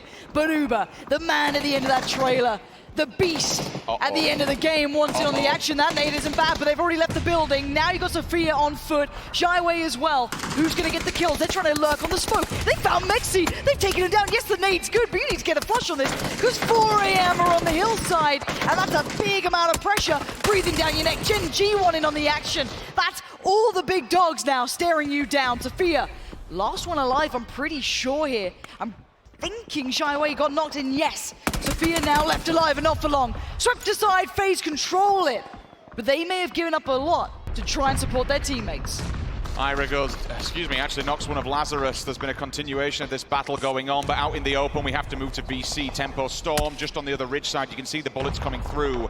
Sharky, 4th player standing, they could make something happen on this, but they don't have to pressure them, they don't have to push, for the simple fact, it's VC that has to do all the work, but Zampa, he's going for a low ball. He's going to try and flush them from behind. Yes. This could be deadly if he catches them off guard. Summer was holding him back initially, but now in the blue, Sharp Shot just showed a little too much. You can see the line of smoke. It's VC trying to get their players in the circle. Now the line of sight comes in. Tempo needs to be aware. These shots are not going to stop landing. Tempo needs to be on alert here. VC are now back in control. So where he was stood. They've no idea where these bullets are coming from. They're looking every single way, but the bullet fires are coming from up north. This is dangerous. I'm seeing Tempo Storm just falling in the kill feed one by one. Genesis are on the hunt as well. They're sweeping from the south. They're coming up behind Tempo. And there they go. They tried to battle the Chinese side, and they've had absolutely none of that. And now the circle centers up. It's gone to the north. 4AM Large and in charge, but only down to 2. Genesis hot on the heels of that previous battle with BC. They can see weakness there. Maybe try and exploit it. Now, Na'Vi have 4 in the north. K-Mine strikes, does get down tied. That's pretty good going. I don't know if they can clean sweep this. They're still pretty far away, but Profi, the man is on a run. He's on a mission. He's the only man in this entire arena that was at Auckland and also was at PGI. He's been there, done that. I think what? Yep, K-Mine said, all right, Profi, I like your run. I'm gonna bring the car, so it's fine. K-Mine is playing a very scary game for me. He's playing a little bit too aggressive because now Gen G are just laughing at this. That's gonna be a car going up any second now. And there you can see it, Taemin, already one of the top players here, desperate to punish that. DC is still on the run though. Loki's got them on an angle. They will fall in front, but they can't get confirmation. One point will go to Gen G, the other to Genesis, so they do share the load. But up top, Na'Vi, Lazarus, 4am, Senya from Na'Vi just spots Profi, dinks him in the face. K-Mine now has to run for holy hell, pan out, hoping to block the bullets. What can you do, buddy? This is shooting season, it's open territory. It is, but what I'm seeing is the Rumblers trying to fall towards FaZe, but Gen G get the line of sight. They're playing out against everyone, and WClick holds the east. The Rumblers are going to have a tough time here. They might be able to get to FaZe's compound, but I can promise you, there's going to be 2 other teams watching their rush towards this. They have 4 players and a lot of utility. Smokes are in, FaZe knows this. They've got to be aware of the angles so they can be just, I guess, crushed by at this point. I'm liking the play here. They know there's a big run to do, so they will put smokes up against the building as close as possible to deny line of sight. ZGG has other idea. That's all the way from the hillside. That's what, behind FaZe. 300-400 meter shot, but he's answered instantly. So as soon as you give away the position, the domino effect comes in. Bestelot says, you're out in the open, I'll take the kill. They're running it now. FaZe knows what's coming their way. They may not know the team, but now they know the players coming through. The smokes are up, they're starting to slightly fade. Genesis got eliminated. That's Loki finding it. Gen G saw that a mile away. Fuzzface is your point man with 8C. Uber was on Overwatch, but he can no longer see. Let's see if FaZe have their players ready. Cherry Poppins gets in. They've got to know this. Fuzzface has the cross, Rich. He's waiting for them to try and push up to that next compound, or will they not move? Lost HD is right behind Fuzzface. That's a very scary battle from 2 big players. Microfry did get caught, and now the tag comes in, so every other team is piling in. FaZe wait with bated breath. There is time. The WClick, they can cause problems. I don't think there's any grenades after utilizing them all previously in the engagement. Cherry Poppins, second one to fall. That was while he was sticking the res. Is it time to collapse? There's only one standing, that's Lost HD. But they don't know the angle. They have no idea where, oh, maybe they do. Fuzzface on the pre-fire draws out the shots. Does he know he's there? Because now he's getting a lot of pressure from the other side. It looks like they're desperate to get rid of Lost HD. Lauren. That's WClick though. He's down at 9 HP here. You're hearing the click, maybe trying to bait it out. Fuzzface wants to go on the push. He's got nothing. And there's the spray. FaZe control the south, but now they got to move a couple of seconds until that blue is going to force them forward to WClick. It's not WClick that worries me, Lauren. Gen G are heading down the mountainside. They are sweeping and clearing. If they knock one of FaZe for them, they'll say, you know what, boys? This is the team that's hot on our heels. If we eliminate these, this makes our run on the leaderboard that much easier. Vehicle, it's only one. How far can you go? You've got 2 teams that will be eyeballing this up. ITZY might be able to find a location for the rest of FaZe to catch up. But Gen G, if I were them, I'd be taking out FaZe. This is a big set of kills for them. It's not the points, it's the team's position. I agree, and I think that's why they're sticking around here so long, but 8C's adjustment is actually going to give them a very good angle. They can maybe fight a little bit towards this, but you're fighting against Gen G, so that's no easy battle. The North is in control by Na'Vi. You do have QM up there, you do have 4A up there, but WClick slowly building into this. The powerhouse, they're leaving Rebo behind. He is on his own, trying to control FaZe, who are step-by-step moving their players up. Pio is on a limb. He's moved out on his own. He's found one. He punishes 8C. No trade available for FaZe, but Na'Vi like a bit of this. I'll have to take 2 different fights. 4am goes down. We'll move on board with Uber. ITZY bleeding out of the wayside. It will be second knock. The bleed out will come through fast. Two different fights that he has to take. You got to pick your battle wisely. The overpeak is real. Has to be careful on this one. Gets the headshot. Whipped out for the second gun. This is an important kill. Knocks him for now. Can leave him be. He now has to focus on the task at hand, and that's Gen G sweeping on the hillside. Uber has to save the day, and I don't know if he can. Denied by Loki. He is instantly deleted. Phase of 2 standing, but barely.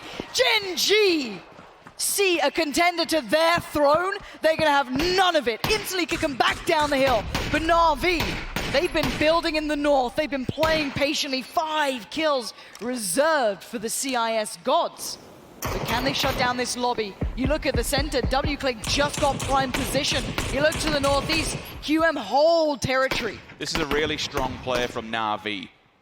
1-2-1 split, look at that. They can stop any rotations from the north or from the south and essentially crush their enemies in the middle. Walk together as a pack. Circle hits the middle, they now have to wander in.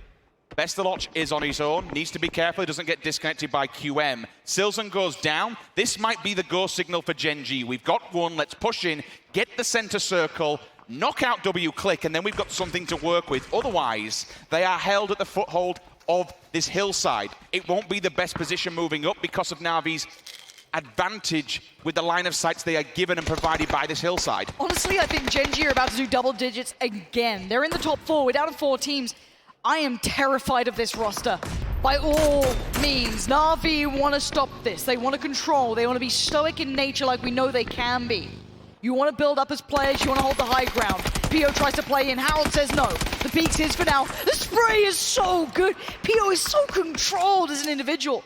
3'd up as well. The helmet doesn't look so good, but the rest of the gear looks good enough to fight with. And now we see Gen G in the middle, putting their flag in the middle of this circle, saying, all right, who dares fight us? Taemin's position is critical. He can overwatch and look for peekers on QM's side. Oh, that's a scary upgrade to 3, isn't it? A doozy, man of the hour. Can he be the one that confirms this? PO's going for a flank. Taemin's reading this, feeding the information. They're making the advantage, they're making the push. They're going to go for this one. Loki's already found one. It should be go time for Ether. He's looking for the next push, the next bit of flex, trying to find the player on the ridgeline. Na'Vi have been left in the dirt. You're seeing Gen G playing so far ahead. Everyone else is playing checkers and they're playing chess. Already they're going to go for the peak. It's the Esther. The spin's on a dime. He knows it. But Na'Vi have punished. They've moved it. They've read it. And they might be able to hold this one together against the gods. Esther down but not out. PO and Loki holding him. G is on the back foot. He's last man standing for QM, but he's outside against the blue. The grenades come down. Taemin goes for a low ball. This could be a Hail Mary from the gods if he messes this one up. Oh my God. Bestaloch is looking for it though. This is really clever from him. He's looking on the offhand, he's looking on the side. Loki, while he was down, at least QM can steal a point. There's a fight. A doozy sees him dead. Taemin fights him. Taemin just found Senya. This is still very much on 2-team stand here. Gen G in recovery mode, Taemin on the hunt, and Na'Vi on the back foot. Bestaloch, he's got the nade in hand. He doesn't know how to stop him. Taemin peeking the ridge, trying to find a shot towards Senya, getting the flush. Bestaloch peeking over. He gets down one. No, he does finally. Where's the rest? PO stands, Esther stands. What can they fight with here? It's down to just PO in a 1v2. PO now needs to calm himself, still the nerves, steady. Na'Vi, this is risky. Trying to get 3 alive at this point, I don't blame him. I'd want to take an army with me against this man. Fake smoking on one side, going for the low ground. Rich, I don't want to write him off here. I don't think you can. He's such a beast when it comes to these type of scenarios, but with how many people and how many players Na'Vi have, there is level 3 gear on him, so that's a big advantage. But he can just get hit from so many angles. The only problem is for Na'Vi, if they take this single man time and time again, then he could make something happen. He's got to have seen Bestaloch. I'm almost certain he's had a glimpse. It looks like Pokemon Aldoy knows it as well. I think they've seen each other now. Where is PO in all of this? Trying to wrap back up on the high ground. This man is being mobile. He's trying to isolate the one player. This is so smart from PO, but can he do it? I think Senya's aware, but can he handle it? No! PO finds one. Now he has to do the magic. It's to isolate another 1v1. Can he do it? Pokemon Aldoy on the push. Don't go one by one, please. Do not feed the beast. PO awaits. He's looking for the next. He's tagged up now. He's not looking so likely. A tag comes back. He wants to do the damage. He's 3'd up. He's geared up. He's ready to go. But Na'Vi says no. We've been looking for that Russian magic and finally Na'Vi strike. Gen G once again does not go down without a damn good fight. They knock out FaZe, who was hot on their heels. And while Na'Vi are currently kings of the mountain from this match, Gen G, there just doesn't seem to be any way to stop them.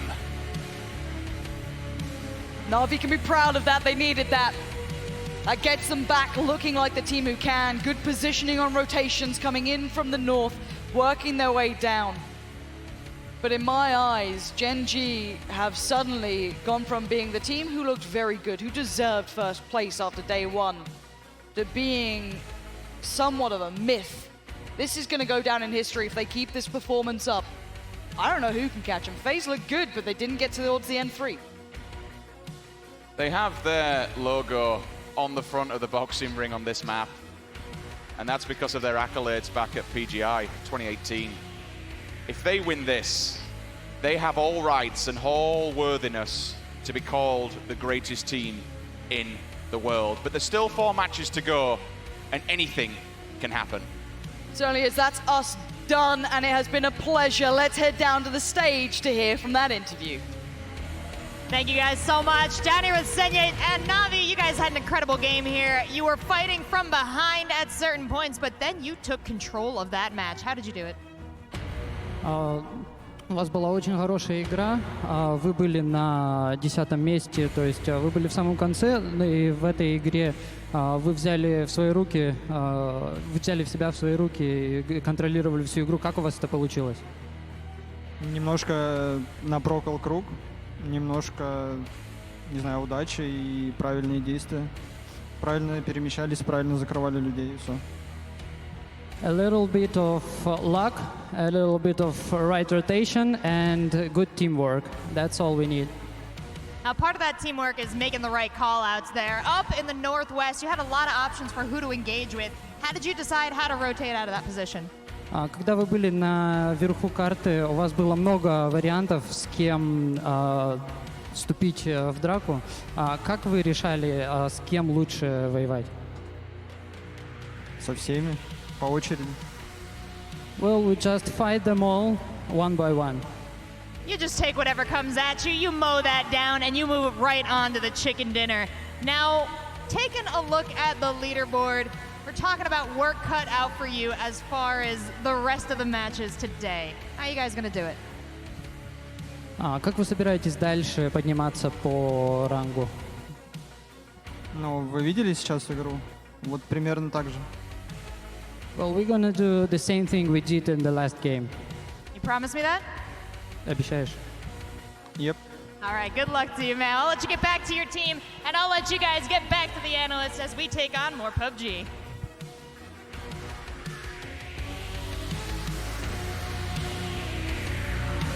It's not a bad start for our teams from PEL as they get themselves back-to-backs. However, Gen G once again up towards the top with another second place. Big kill counts as well. Great for them. Let's talk about Na'Vi first to start things off. Relatively quiet up towards the top there, but they really made it happen when it mattered towards some of those final circles, getting themselves a big kill count themselves. I mean, they came into this game in 12th place. They're going to see a big climb here. For me, Pokemaladoy was the one who's finally come alive, right? He got 5 kills in 18 last weekend. He only got 4 kills, I think, yesterday. In this game, he sort of tied that and has played very well. So seeing all of Na'Vi turning up is starting to get a little more encouraging, as I think they'll probably be at 8th and 7th in this position. I talked with Besalashi a little bit yesterday. He wasn't too happy about how they played yesterday. He said they threw a lot of games that they should have won and so on. Sure. So they weren't happy. But this is their redemption. They won the game. They got a high kill count. This is the way to get back into the leaderboard. What I really love from this is also how coherent they are about the settings, how the whole map plays out. They knew that this next circle was going to go, most likely go north. They were in a really good position, and they really capitalized on that. So I'm happy to see them step up here.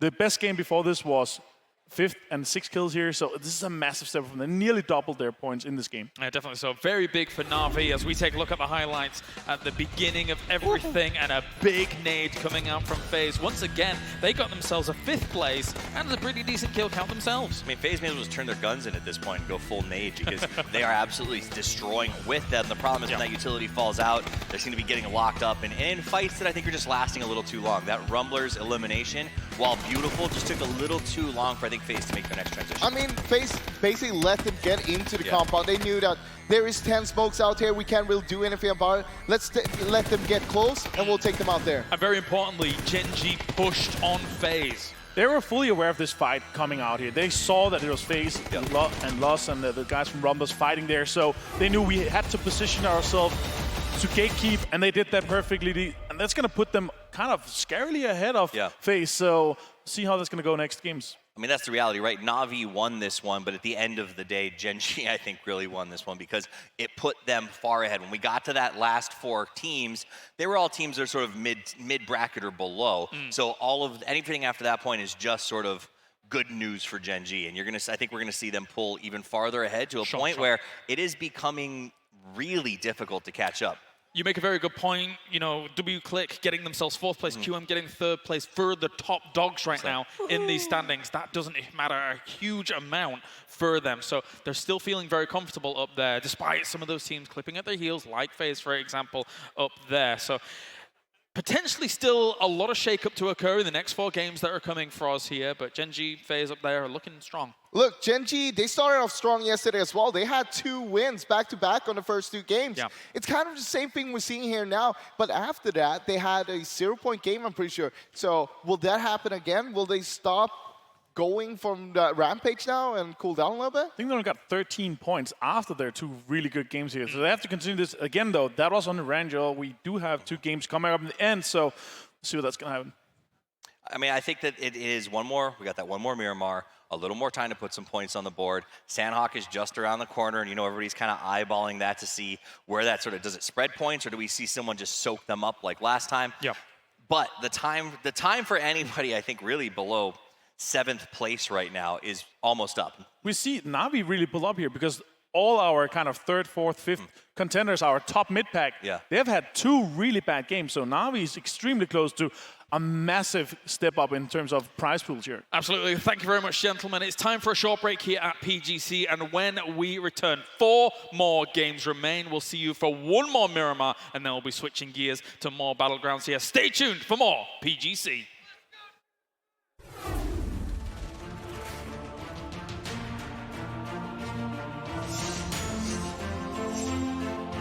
Exclusive Black Equalizer brightens dark scenes without overexposing bright areas.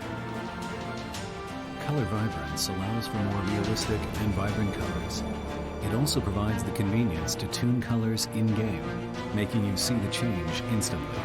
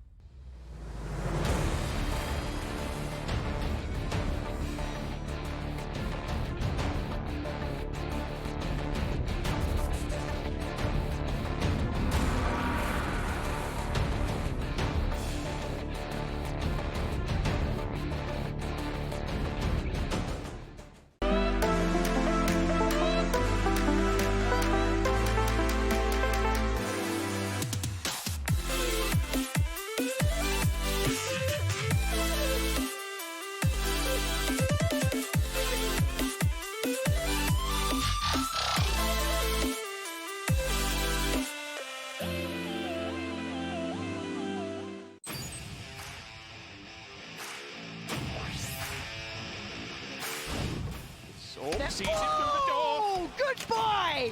Say Instantly hello to the disconnects, though. shotgun. Wait, he holds the angle. 2 more shells ready to go, locked and loaded. Smoke still standing. Can GH recover? They can't enter anymore. They know that is a big resounding no. Shut the door, get out. This is my compound.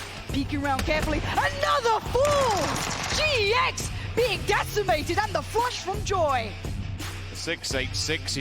He's gone for the flank one. He's completely just. They're looking at the spikes and they're sending him after the sniper. That's amazing. If they take that out, that's their cover completely gone. The UMP! If any time it's now, if any range, it's there. The pressure is just mounting onto 4 AM despite their high ground advantage. There it is. TSM are cutting them down one by one, and only one angry man remains. Now we're about to be some angry men because TSM surely now will claim match 3. Gustav knocked down though. Maybe there's still a twist left in this tale for match 3. Xiaolu, 24 health. He's got all 3 members right in front of him. He'll get the knockdown onto Michael. Is there any more still to come? This would be disastrous for TSM.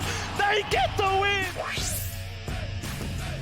They're just impacting right in front, but that one is good. HC is going to find both members of Ventus Ace. Now up to 10 kills. FaZe is making their way down the hillside. You can see shots come back over towards BC. Tide has to drop to his belly, and they want control over this game, and they know exactly where BC is at. All right, can Tide provide a miracle here with that AWM? He's got Domu as well for support, but the grenades are raining in. FaZe has a ton of utility. Domu is down. It is just Tide left here. This is FaZe just running right up into the face of BC and taking this game away. 12 kills coming up for FaZe. Behind you, you have the hills. It's going to be rough to get across there. I would expect a few teams to make a hard pull-up on that. It will be difficult. Speaking of hard pull-ups, Milan's gone. Tempo Storm are just feeding the Giants here. There's another one as well. Tempo, what are you doing? Why are you just driving into death's embrace? Easy, slowly creeping up onto this. Are we going to see an angle back over from Molodoy as it's getting very, very hazardous? One solid grenade could land on top of QM and just destroy them, and it's going to be exactly what happens.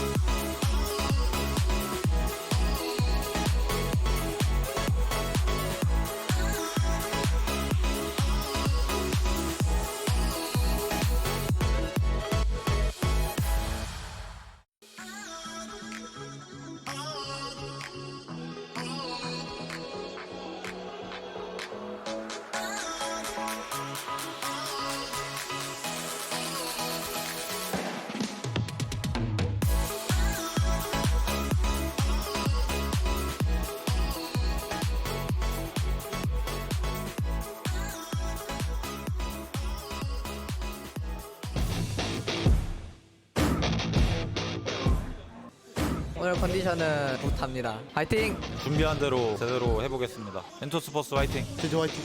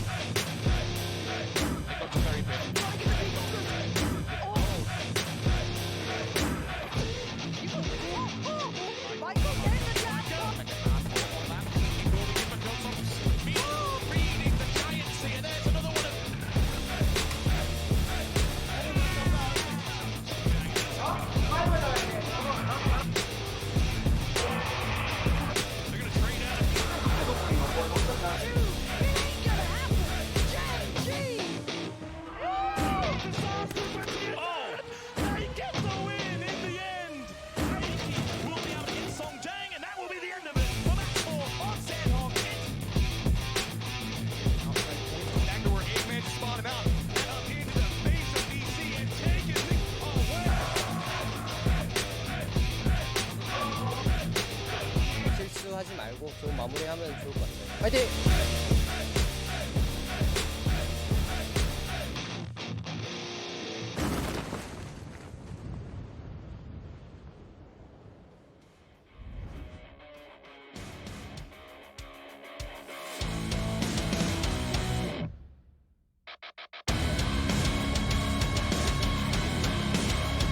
And welcome back, everyone, to the PUBG Global Championships final day.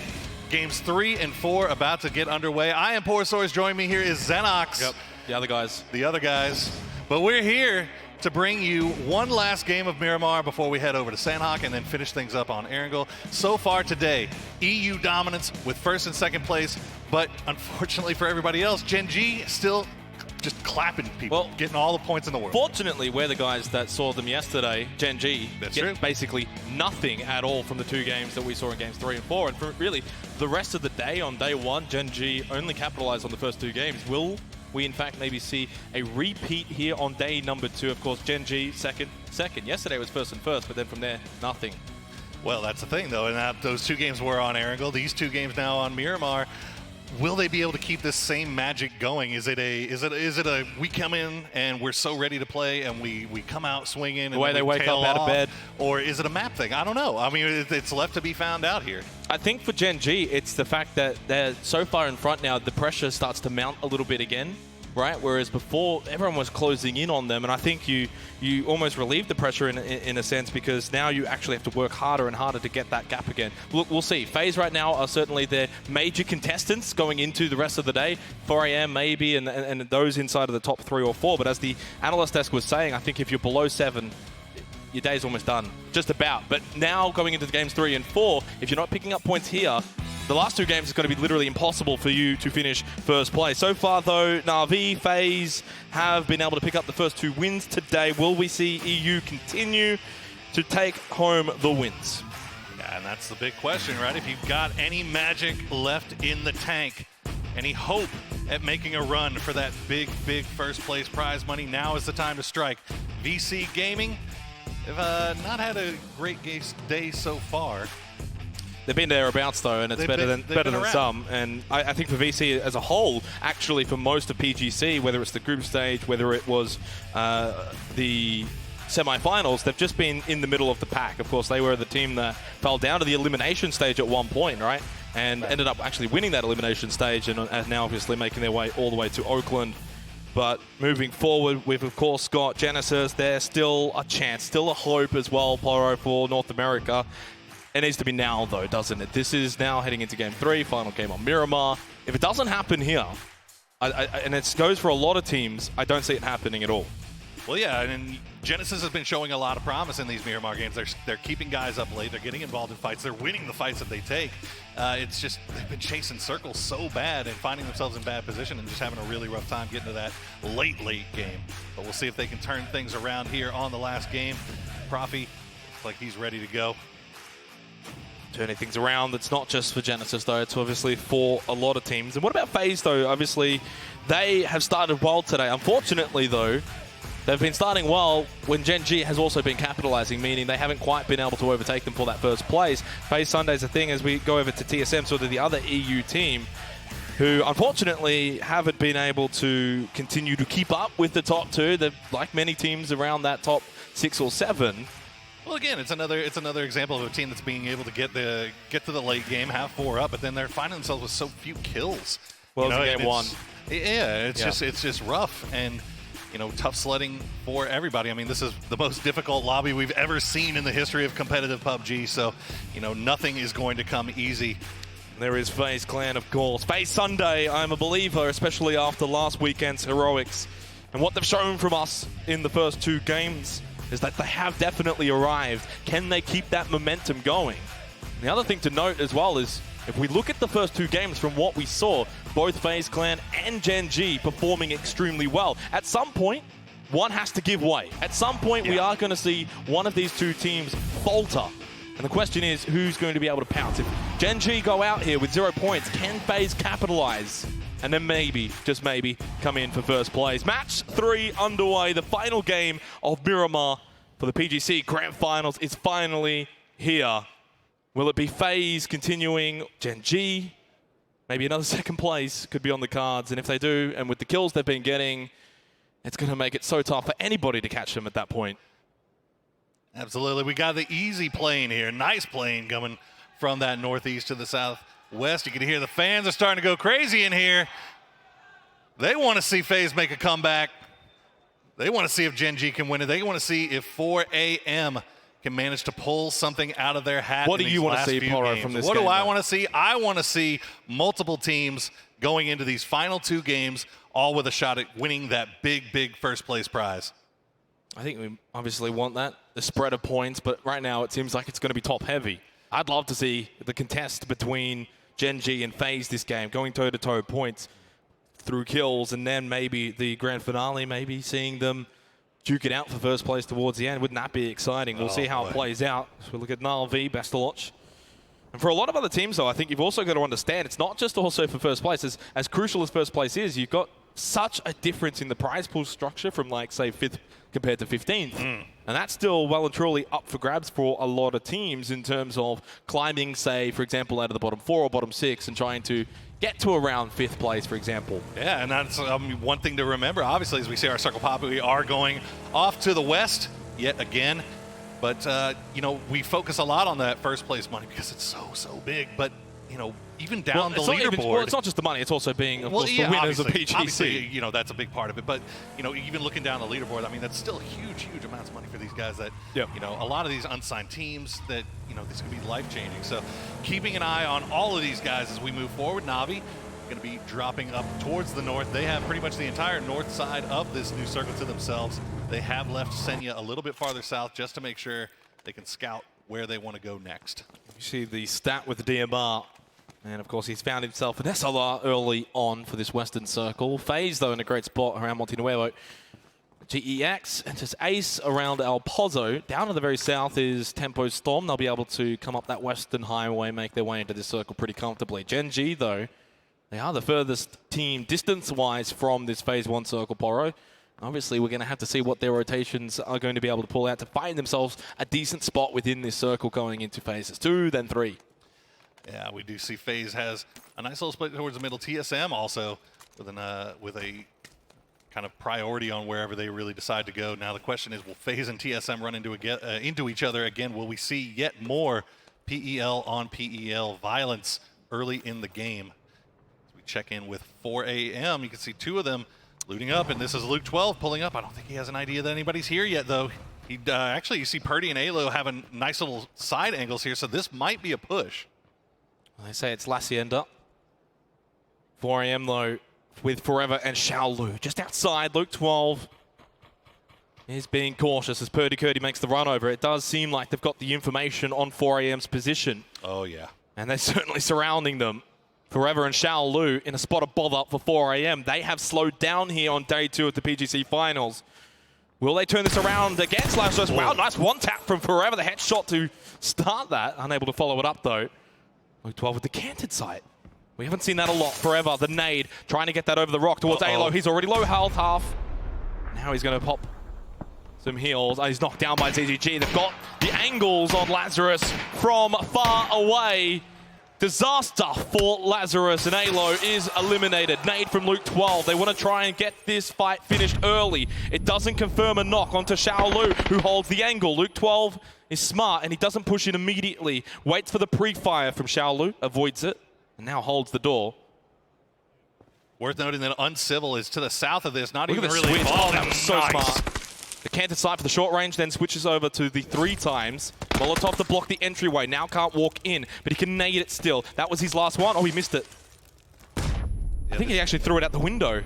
This is the only really angle of approach that Lazarus has onto this, because 4AM, as you can see, ZGG going to come and provide some support with Wayless. They're actually getting involved in this. This is dragging out, though. Yeah, this is dragging way too long for Lazarus. Yep, and using utility. This is for both teams, not just Lazarus, as well as 4AM, all using utility. Xiaolu spots Luke 12. Oh, no. It just always, from the beginning, has seemed like a half-hearted push, a half-hearted commitment from Lazarus, and they're just getting picked apart. But nice shots coming out from Purdy Curdy. Going to get the down onto ZGG. Can he flush the kill before he gets aggressed upon here? Forever and Xiaolu still there. Forever's pushing onto Purdy Curdy though, behind the red tractor. Purdy Curdy behind the hay bales. Does he know that Forever's pushed up close by? Seems like he does have that info. No nades for Forever to flush him out. He's waiting for Forever to go in between that tractor to get the vision. Molotov thrown to try and deny Forever the ability to move to one side. Uncivil, by the way, if you're wondering where he is, he's a distance away. Purdy Curtis knocked down, double head tap from Forever, and that means Lazarus are down to one play remaining. You could see Uncivil far off into the background. 4 AM come up with 3 kills against Lazarus, considering Poro. Lazarus were the ones who engaged on this. Just, I mean, outclassed. They're not done yet. Wayless! The spray from a distance with a red dot. It's unsuccessful. Uncivil able to get away for now. And it wasn't quite Hacienda, but it was just on the outskirts of Hacienda. And Lazarus won't be too happy with losing that exchange. 4 AM getting a little revenge from game number 12 of the semifinals whenever Lazarus took them out at the Hacienda. This time Lazarus coming out the loser. What did they call it? Lacienda? Yeah, Lacienda. I'm not sure if it is anymore after that. Unfortunate. We see the looting paths of Navi as they looted up in La Cabrera. You see how they have left Senya down towards the south, keeping track of where they want to go next, and everybody on their bikes in the Muranos scouting things out before pushing in blindly, like things you like to see. Still 2 minutes and 10 seconds till phase 2, and a lot of teams have now congregated around Monte Nuevo. Still a few teams that are going to be coming in a bit late. Navi around El Pozo, deciding to take their time, maybe expecting a northern shift at some point. QM and GEX fighting it out around El Pozo as well. FaZe Clan, though, certainly dead center of this circle, Poro, which does spell good news for now, but it doesn't necessarily increase their chances of winning this game.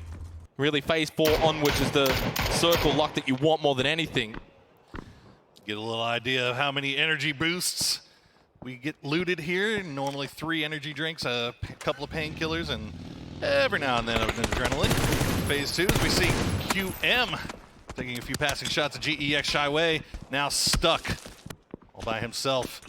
Half health, and that's a good nade from Ligue, and that's going to be another point picked up by the QM squad. Kane firing back, but it's too late. Shyway's been knocked down. No one going to be able to get that revive for GEX. For QM, they'll be able to pick up that kill eventually at some point. It will convert, unless someone steals it, but I don't see anyone around who will be able to steal it. Kane on the roof. League is pushing up, wanting to flush Shyway to confirm the point for QM. Always got to flush, especially in a tournament where points are so close towards the mid-range. Every point matters. Single point could be the difference between in a couple $100,000. So you want to make sure you flush everything you can so you get an idea of how many throwables get looted. About 3 smoke grenades per game, a little under 2 frag grenades per game as well. Gen G currently 34 points above 3rd place for Gen G. It's a significant advantage, but of course FaZe Clan still on their heels. Well, it's how to play with that lead, right? You know, we saw Gen G take a massive lead early on yesterday, and slowly but surely they had it whittled down. So now, can they hold it on? Keep this game going for 4 more rounds. Let's watch this phase 2 circle pop. Where are we going? It's going to be central. Monty again. Further good news for FaZe. For Gen G, they're still around Crater Field. They're not inside of this circle. They came in late. They had the longest distance to travel. And they might pay for it here for game number 3. We said it before, Poro. We might be the curse of Gen G. And it might be happening again here. See the T1 squad all in vehicles right now, trying to find somewhere that they can play from towards the southern side of Monte Nuevo, but they're taking lots of passing fire from Rumblers, from Tempo Storm. A number of other teams here on the south side. Genesis holding down a 2-2 split in the south side of Monte Nuevo, also gatekeeping a little bit here. Decent open warehouse to play from. For Rumblers, no real danger around them though, which means they're not going to be able to find kills too comfortably. 10 minutes in, 16 teams still up, 59 alive. We've only lost a couple, mostly Lazarus players. Just want to point out that Uncivil has actually made it to Monte Nuevo at the crossroads. He's going to be able to bail straight into that city. That's going to be able to help him stay alive for Lazarus. Fuzzface looks like he might have stepped out to scout out a little bit. QM finding a spot. Good shot coming out from Mexi. Going to make easy duck back. FaZe have pushed up to the north side of this circle, running a 3-1 split. Yeah, they do have Etsy left behind at a single compound on the road just north of Monte Nuevo. Blue's going to start to make its way in. Gen G have just gone past El Pozo. W Click kind of close by to Enter's Force on the very south side of this circle. W Click having a good day so far today. They've been able to get late game with all 4 up, but kills have been hard to come by. We have to see if they can turn that trend around here in these next couple of games if they want to have a shot at a higher placement. Yeah, and that's right. Obviously, for teams like W Click, GEX that are in the bottom 2, you're still playing for a lot on the line here. Not only your own pride, but the placement points that you can get might shift you up into the top 10, for example, which is still very much a possibility for a team like W Click or GEX. FaZe, spotted by QM. And do have to be careful from this sort of position. 80, not sure what his vision is like from that compound on the other side of the road. There's the fact that you've got QM on one side, GEX, TSM are close by. Fuzzface is going to be careful. You can see how south he is away from Mexi and Uber. If he gets knocked down there, it might spell death immediately. Sharky knocked, but he's going to be able to get revived from Sampa. The good thing for FaZe with this split, though, they have so much information about where everyone is around them here on the north side of Monte Nuevo. If the circle does cut up this way, they can have a good idea of where everybody might be trying to go here. As we see GEX actually running into some trouble here in rotation. Rory going to pick up the kill that Iroh knocked. Yeah, and that's Sophia, who is actually around that sort of FaZe position, and that's how quick you can be spotted and flushed potentially on Miramar. You never know if you're safe, as Rumblers find W Click pushing up close. 2-2 split. They've kept Silzen and Harold at the old position of W Click. 20 seconds till phase 3. Slow start for match 3, but it's bound to pick up soon, especially if we can get a hard shift. If it goes north or south, south would be disastrous for FaZe and Gen G, but if it goes north, both of them can actually have a really solid time alive in this game. Typically here on phase 3, we do see things center have been going a little bit more hard shifted, but today, not so much. We're going to land right on top of Monte Nuevo. You can see who's absolutely dead center as well, like right on that crosshair. Uncivil, staying alive for right now. Hopefully, he can manage to snake out a few more placement points for the boys. We see Gen G having to make moves to get inside. They were up towards the northwest. They're working the western side of this circle. They're going to come under fire from Na'Vi, though. Yeah, Gen G certainly going to have to work it for it this game. Rotating far from the eastern side of Miramar, up north, now out to the west, now making their way in. Pushing in behind QM. They can take this compound, but it's only as good for phase 3, probably phase 4 it's no longer unless it gets hard fed. It's a pit stop for Gen G.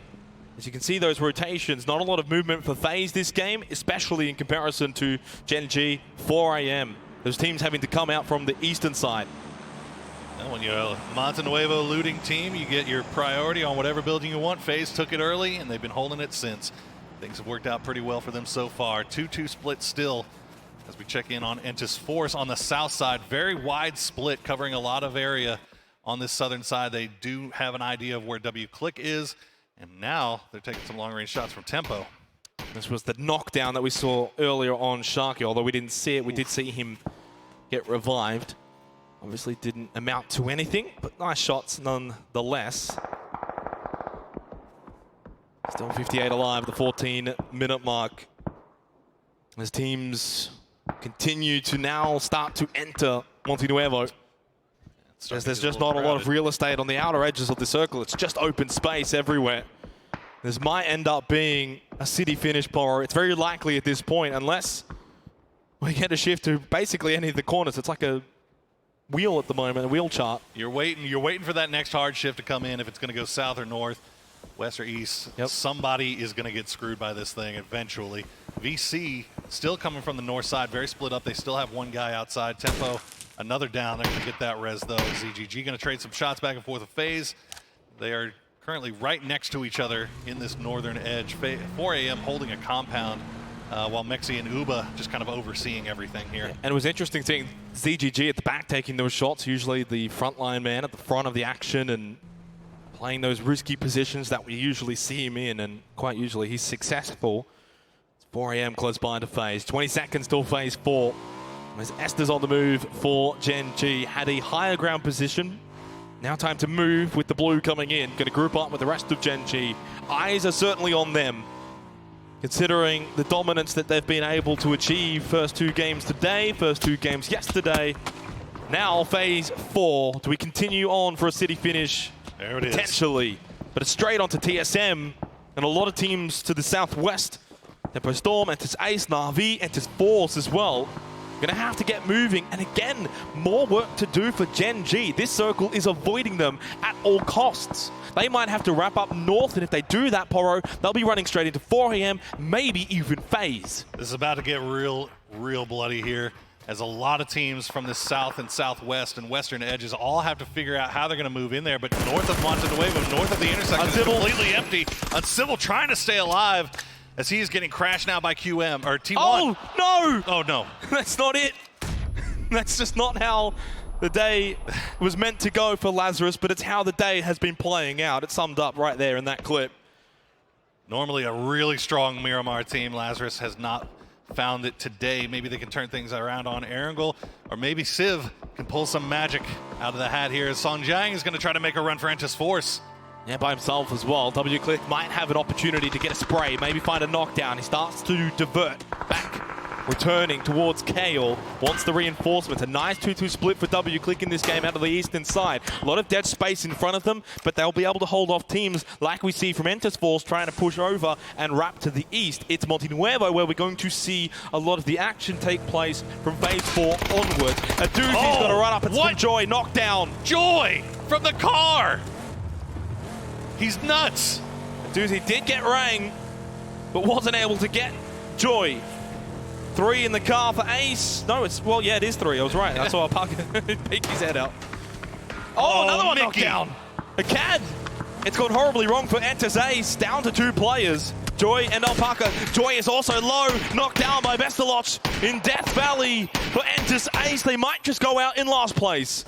Oh, as you said, everything falling apart. Entus Ace had the high ground. They had to move, but now we're calling up WClick getting crashed here, but Akkad is going to finish off Alpaca. That's Entus Ace going out. We see the flaming remnants of that Murano traveling across the desert tundra. That was like a Michael Bay movie. Gen G as well, in the meantime, lost a couple of players in the kill feed. They're down to 2 alive, 1 down. Never mind, there goes Loki. Too easy. They tried to push into the city. This is what can happen when you come in late, but Gen G had no choice. They had to travel so far this game, but they've got 2 into Monty. I think Force had to make a push onto this compound that was being held by only 2 members of WClick, and we see what has happened. It's all down to just Rybo versus Rang. We see Na'Vi trying to make their way on foot. Is a CAD watching though, T1. Akkad, yes. Not only them, but also QM out to the west a bit further. I think Na'Vi should be able to push in here. There goes Uncivil to Howland. T1 deal with their pest problem. T1 has a very wide split here on the street side here. Akkad all by himself. He needs to be careful here.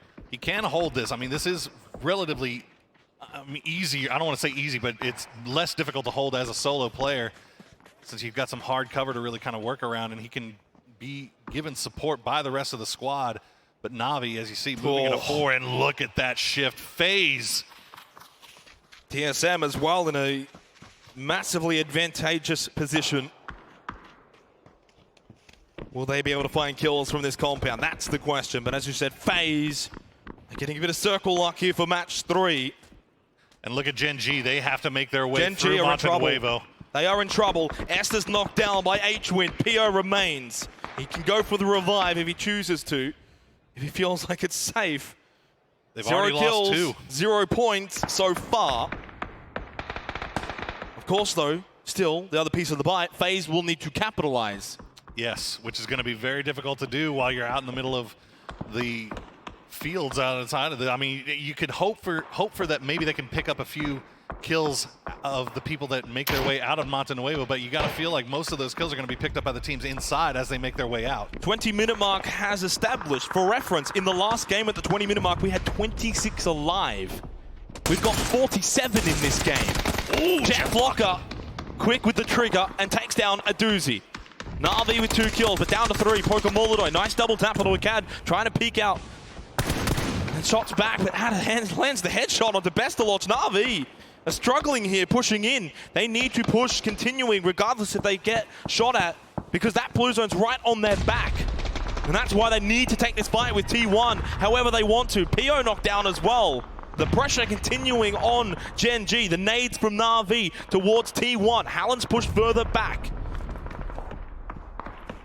Esther does manage to get the heal up, and you see the blue is right on his back. He's got to find some way to get in here, but that's going to be huge if Gen G goes down early. W-Click finally getting eliminated by Doya as Tempo and Rumblers are fighting off to the east. Senior outside, Jeff Blocker spraying. Oh, gets the headshot onto Pokamolodoy. 4 kills now for T1, make it 5. And they're going to make it 6 as well, as Bestaloch is all that remains for Na'Vi. This has been an unsuccessful push in. Trying to fall back, but there's only so far that you can go back, Bestaloch. Heals behind the wall, and we'll have to now probably try and wrap around the west and try and push maybe towards QM. There goes Eliminator. There goes Gen G. 93 points. And again, Poro, for whatever reason, they just cannot make it happen in matches 3 and 4, apparently. We'll see how they go, of course, on Sandhawk. As OG and Entus Force will follow them, so will Tempo Storm. Ada holds the angle. They still expect Na'Vi's Bestaloch to push here, but he's not. Holding in the blue for now as he continues to heal. Look at the amount of players inside of Montenuevo. You can't even see Genesis on your screen, but they're there as well. Let's go to phase number 6. Phase 6 for FaZe Clan? Not quite. Easy. But TSM still in with their compound. All right, what can they do? Who can pick up points off of what's left coming out of Montenuevo? We can also, it's worth looking at 4 a.m. Still 3 strong on that north side, but they've got to push down and get inside that compound where TSM is, because there is nothing else around that area. They have to find some way to get into this. And 4 a.m. have got the high ground. They've only got 3. Of course, their kills coming in the early game against Lazarus. You just send it in now and try and take on TSM. GYY with a nade, primed and ready to throw towards a cat. A second one came in behind him. That will do. That was Liga's nade. They got the job done for QM. Now got to deal with Jeff Blocker and Ada remaining for T1. QM pushing up. They're being aggressive as they sweep the city. Jeff Blocker holds the angle. He could only get 1. Liga dealt with the rest of T1. QM waking up now in game number 3. They've got 8 kills, and they still have 3 up. They should be able to get all these reses off. You say that, but now as soon as you get those revives, now you've got to cross the road. Now you've got to push over to GEX. Genesis have to do the same as well. Bestaloch still alive for Na'Vi, holding on. Kane spots Nerf. He gets him through the window. Genesis only with 1 kill. They needed to make the mad dash across the road. They've done that, but the lost Nerf. Now Profi's knocked down by Bestaloch. Na'Vi's player is still alive. You cannot forget about him. And now Genesis are down to just K-Mine and H-Win. And Space just lights up the kill feed. Yeah, look at the kill feed. FaZe has absolutely decimated 4 a.m. as they try to make a push towards the center of the circle. They pick up a bunch of kills. QM still alive, though, still pushing in. They've run into GEX, but GEX Leo's not having any of it. GYY holding on the outside of the wall. Easy went for the inside. K-Mine still up. Kane, last one now for GEX. Nade towards Easy. Tried to get it over the wall. No. Oh, he gets it onto Easy. He made it. Perfectly placed. Perfectly timed from Kane. Now gets the first aid kit off. He's done well. Oh, unfortunately spotted by K-Mine. Now we're down to the final 8 teams for match 3. Genesis down to 2, but they're finding kills here, putting pressure onto QM. FaZe have sent 2 down from the compound that they were in. They've sent 8C and I believe that's Uba to come and try to pick up kills off of this. Everybody coming out of Montenuevo. This could be huge for them. K-Mine found the double kill with a nade. Now they've made it across the road, but how much further can Genesis make it? They're inside of the circle for now for phase 6, but in 20 seconds time, phase 7 will most likely take Genesis safe haven out of the circle. Microfry holds on for Rumblers as well, down to the southeast. On the eastern side, VC, up north, TSM, and of course, out west is FaZe. In the center of all this is 4 a.m.'s Forever. Does he get the feed for phase number 7? It's south towards Genesis. a hope and a lifeline potentially for the North American team. So what is the play for FaZe here? What is the play for TSM and VC? There's only, I mean, it's such a dead, empty area. You can see Forever has built a compound out there for himself with the cars that 4AM had. That's looking like a pretty good spot to crash. You could also stay on the edge and try and catch those coming into the circle. There's the tracking of how Forever was able to get to this sort of position. Genesis crossing the road as well. What they had to do to get over here. FaZe is, well, like a scribble because they haven't really moved at all. I haven't really had to much. I mean, the circle ending right on their normal drop spot, but they have been defending. They have 2 kills, I believe, so far. As we see TSM had the north side, they haven't really seen much of any action coming their way, so only one for them is Rory and Gustav going to make the mad dash. They've got the smoke in hand, ready to protect themselves here. Molotov's out in the middle of the field. H-Win's going to pick up Michael. Now, Forever, can you defend yourself? Iroh's going to be knocked down as well. Rory, Gustav still remain as they go prone. Throw out the smoke. Oh, the nade though from Forever, defending his kingdom in the center of the zone. TSM have been obliterated in the fields of Monte Nuevo. And FaZe Clan are starting to push out. They're starting to find kills and reduce that gap against Gen G on the overall rankings. Uber with a knockdown onto VC. 4 kills, but Mexi's been knocked down from K-Mine, and he's going to get the flush. Genesis waking up here with 2 alive from the last house available on Monte Nuevo. 7 kills for themselves. VC, 2 down. They're trying so hard to stay alive, but how much longer can they last? Will they go for the revives? Forever's got a grenade. Domu wants to heal up. You said Forever has the nade. He primed it. Has he thrown it? We haven't quite seen. Yes, he has. No. The distance, though, doesn't quite make it, as there's only one left. It's DJ Boy. Micro Fry has come out of the blue, quite literally, to try and send VC out here on the road. The next nade from Forever also falls short of the mark, but DJ Boy is just trying to stay alive, trying to avoid Micro, who's now just feeding on VC. 5 kills for the Rumblers. Make it 6. He just got it. H-Win, though, picks up the kill. 4 teams remain. Forever, again, fed. He's the solo. So is DJ Boy.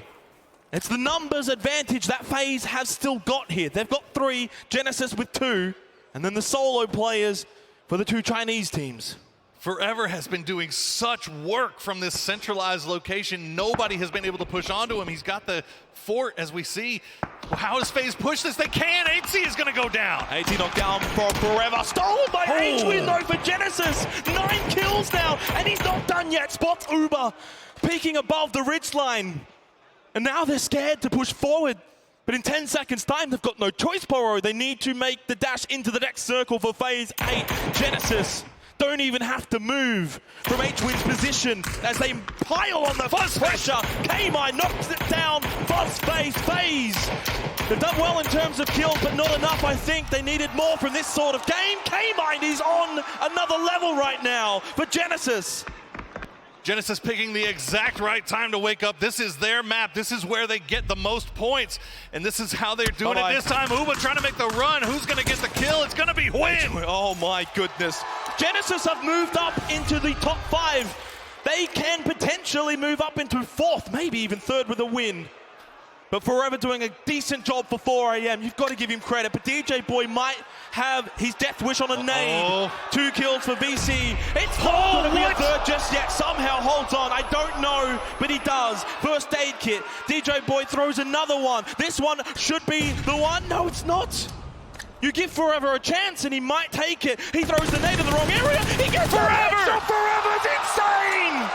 4 kills now from a solo position. Now in a 1 versus 2 with the rampaging Genesis. K-Mine and H-Win. Do they find the win for North America?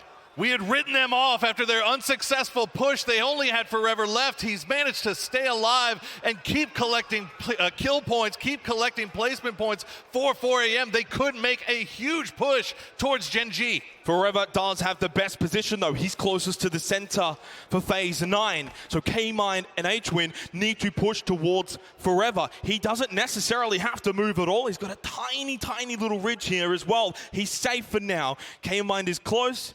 It's time for H-Win to move. Oh, Genesis has to play this so carefully. In hand. Genesis, is this the... Oh, no, it's not. Way too far. Not even close. 2 more, though. Do you throw them blindly or do you wait for some sort of information? Now Forever gets up. He wants to take the fight early. Never mind, goes prone again. Didn't find the vision that he was looking for. Genesis, 5 kills from HWin, 6 for K-Mind. We did not spot his head whenever he peeked up there just briefly. They don't know where he is. They've got to be careful about how they approach this because this could be really easy transition. They really don't. They don't have the information. 3 Molotovs for Forever, but no smokes, no nades. HWin, final one. You can see they've got no idea how close he is. Oh, he they're wants to lined get up. to the bush. If he can get it, it'll be a quick transfer because they're so close to each other. Forever with the 2 times. And a prayer, he spots HWin, he gets his spray, and he gets K-Mind as well, get behind the tree, K-Mind lands a tag, but it's not enough, it's only 18 damage, he lands a second one, he gets a third one, can he land any more? The headshot somehow, Forever at 1 HP, he has somehow stayed alive, K-Mind on 4, what a finish, the replication, he went for the heel! Are you serious? Forever, I see Emperor, but I don't believe it. That's a bad man. I don't believe it.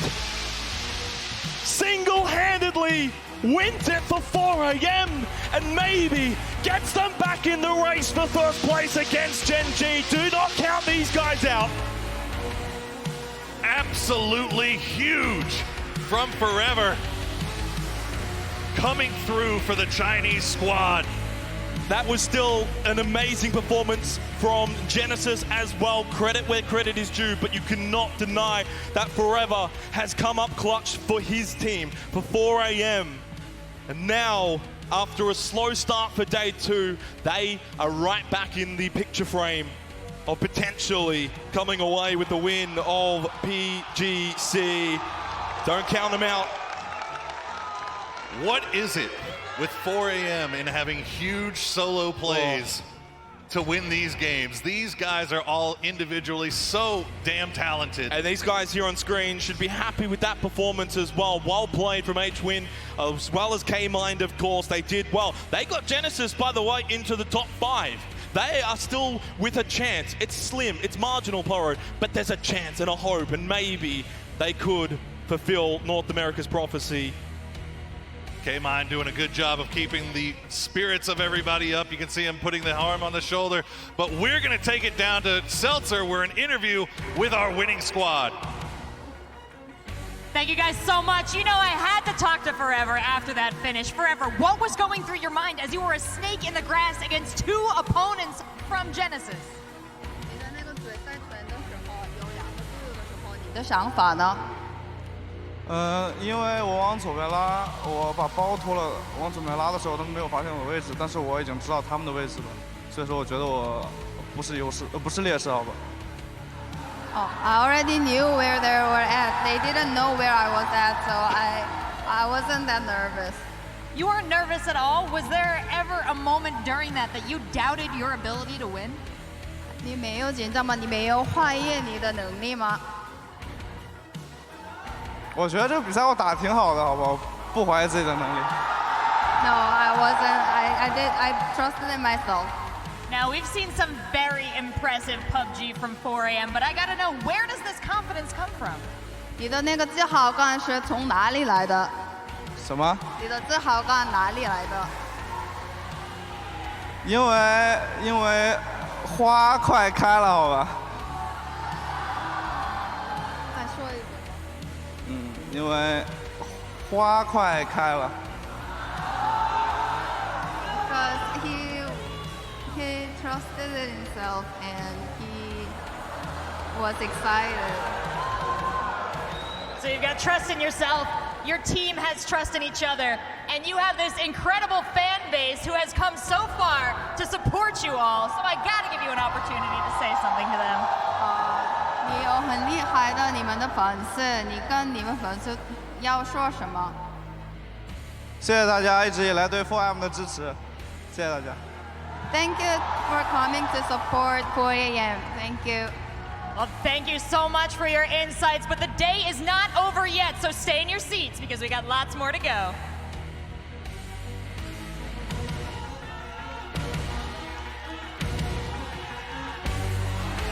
One of the most electrifying teams in PUBG esports, the People's Champion, takes a chicken dinner, and you can hear them as they support 4 AM, and they make an electrifying play to emphasize their win here in game number 3 of the day. Joining me here at the analysis desk, Toffee is Froz, Avenger. Guys, a massive moment there for 4 AM to be able to take those points and move themselves up the leaderboard. I mean, absolutely. It was a phenomenal play. He positioned himself well. He got the double, and he did. I mean, it was amazing. 6 kills for him alone. You got to respect that. And honestly, you can see why so many picked him when it came to the pick'em. 6 kills. I mean, he was fighting TSM. He was fighting VC. He was fighting FaZe, and then Genesis. It was not just the 2 kills. Also, remember the start when they were fighting Lazarus as well. It's almost like 4 AM. They specialize in making electrifying moments. It's multiple times now, and forever. Shisha, thank you for such an amazing moment. That was the best clutch I've seen in a long, long time. Oh, absolutely. Forever will make himself immortal throughout that play. Let's take a look at the highlights here for game number 3 of the day, our last of Miramar. And we start things off dancing around with 4 AM. Let it start with destroying North NPL. Let it finish with destroying NPL. God, it's been a rough desk for me. Let's take a look at the guys as they try to make a cross here. I mean, T1 got in a lot of fights. This was kind of a weird story about finding places where there is nowhere to go. That circle on North Monte, there's just not a lot of options up there, and you can see that in the highlights as teams die in transition. We had way too many teams going into Monte really early in the game. Already Circle 3, we had 6 teams diving into there, and you know there's not going to be enough space for all of them. Oh, then there's also this kind of unwritten rule. Don't go into a city unless you know it ends there, or it's your last opportunity to send a Hail Mary. And we saw a lot of teams do that. They failed. Genesis was very close. They managed to keep out a lot of the teams, but Forever has completely taken everyone's heart here today.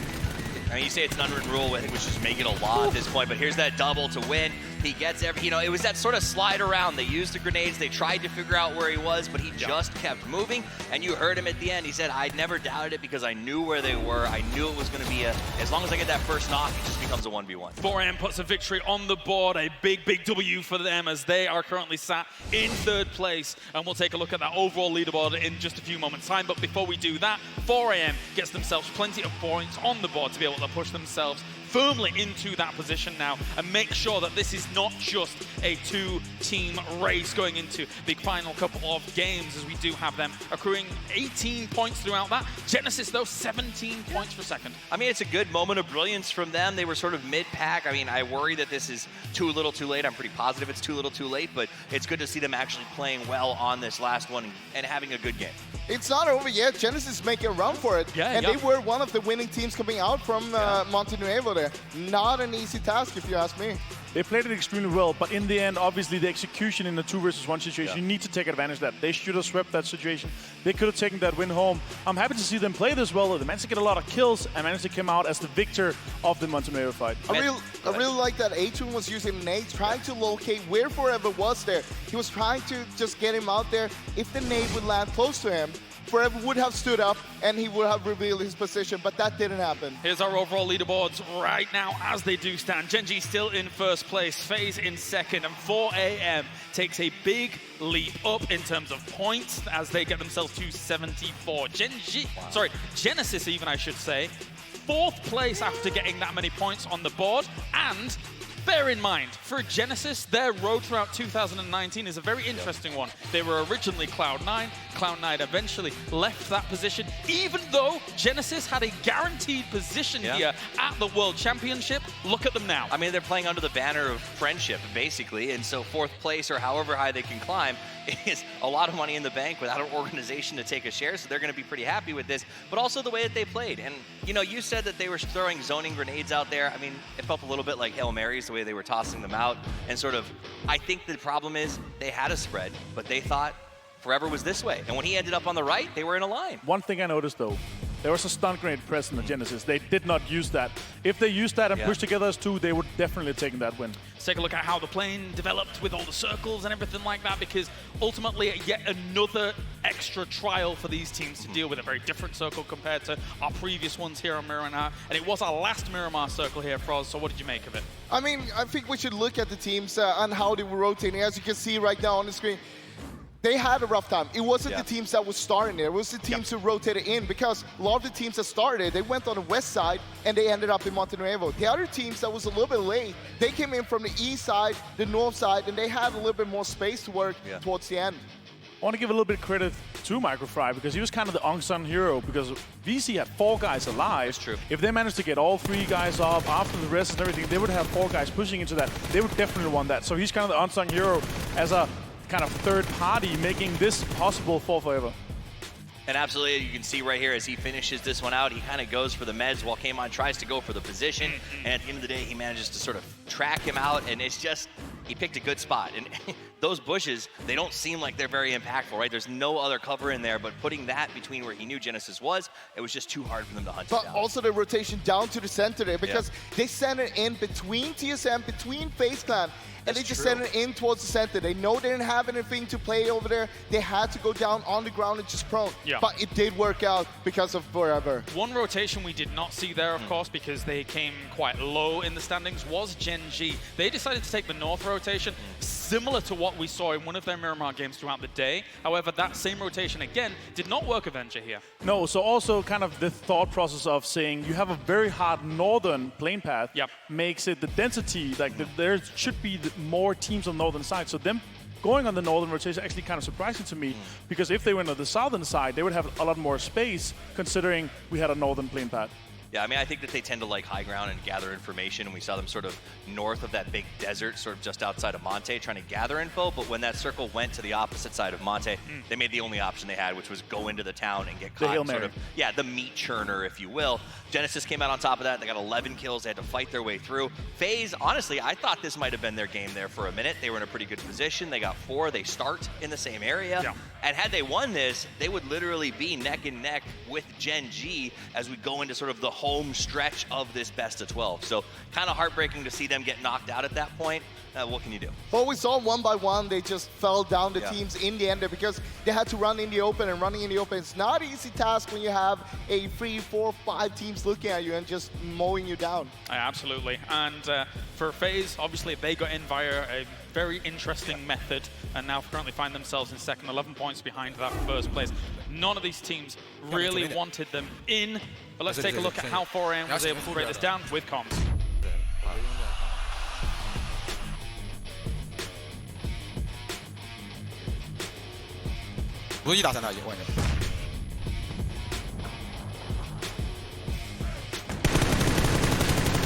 牛逼！一打一打一打一打一打。扔个王总没扔个闪，顶反扑是吧？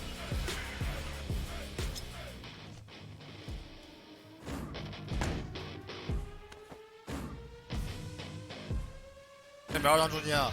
相信我吧，兄弟，相信你，相信你，相信你，绝对行，我觉得。最棒的。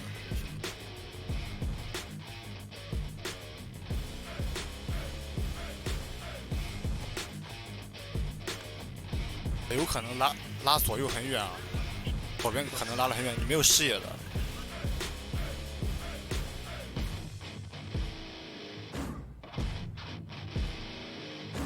我等球，然后打左边，打完左边立马趴下，然后伏地打右边。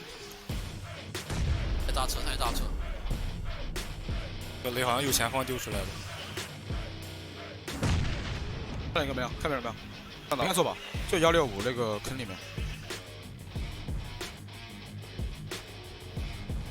包丢了吗？3级包。那个斜坡 pick 不行吗？非得爬出来，这样不太好吧？那没关系，没关系。看到，他没看到你。另外一个人在右边，兄弟，打完这个人直接打右边的。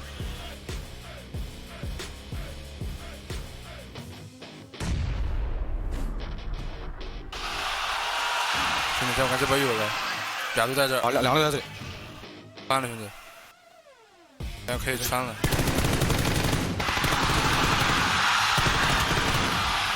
火！有火！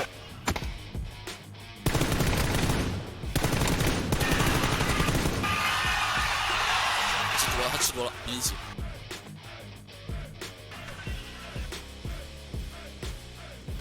右边。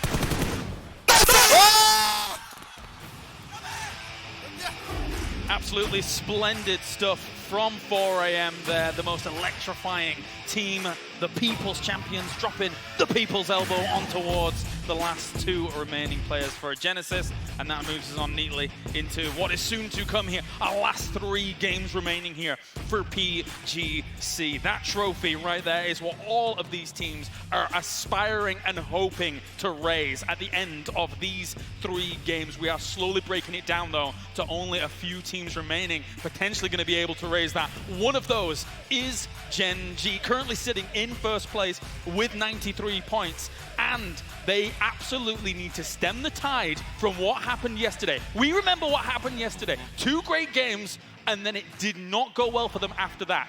This last game, number 3, was not their way. What is interesting to me as well is that they didn't have a good game on Sanhok as well. So if they cannot kind of move that momentum, if they have a bad game on Sanhok, then they really need to step up their game on the last 2 maps, which will be Erangel. I mean, I thought it would take about 2 games for them to sort of fall out of that leadership position. Sure. Obviously, I was incorrect there, though I do stand by. If FaZe had played that one out, it could have been different. And FaZe is doing everything they can to catch up, and now 4 AM is right back in the mix. So what we've got is 3 regions throwing haymakers and making sure that it's going to, I think, come down to probably those last 2 games in terms of they've got to lock Gen G up, and I don't see them getting too far ahead of Sanhok. I want to point out one thing that we saw there during the end of the last game there. Forever, he threw a flashbang and then started running as soon as the flashbang popped, because he was trying to disguise his sound of his footstep if someone was there.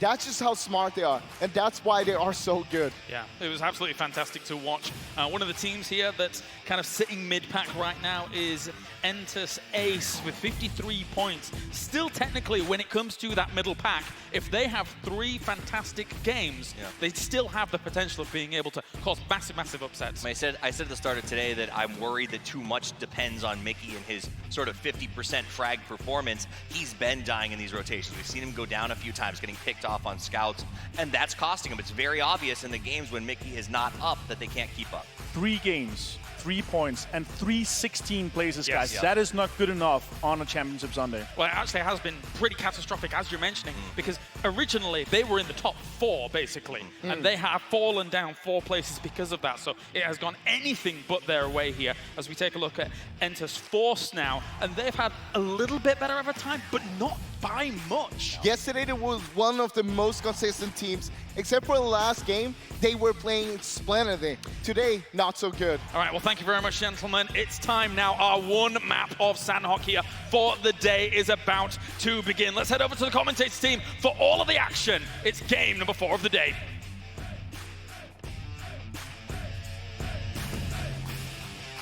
Yes, that is correct. Gone are the Dust Devils, Deserts, and Hot Sun of Miramar. We are now going on to Sanhok to see who can even try to catch up with Gen G at this point. It's got to be done now. The time is running out.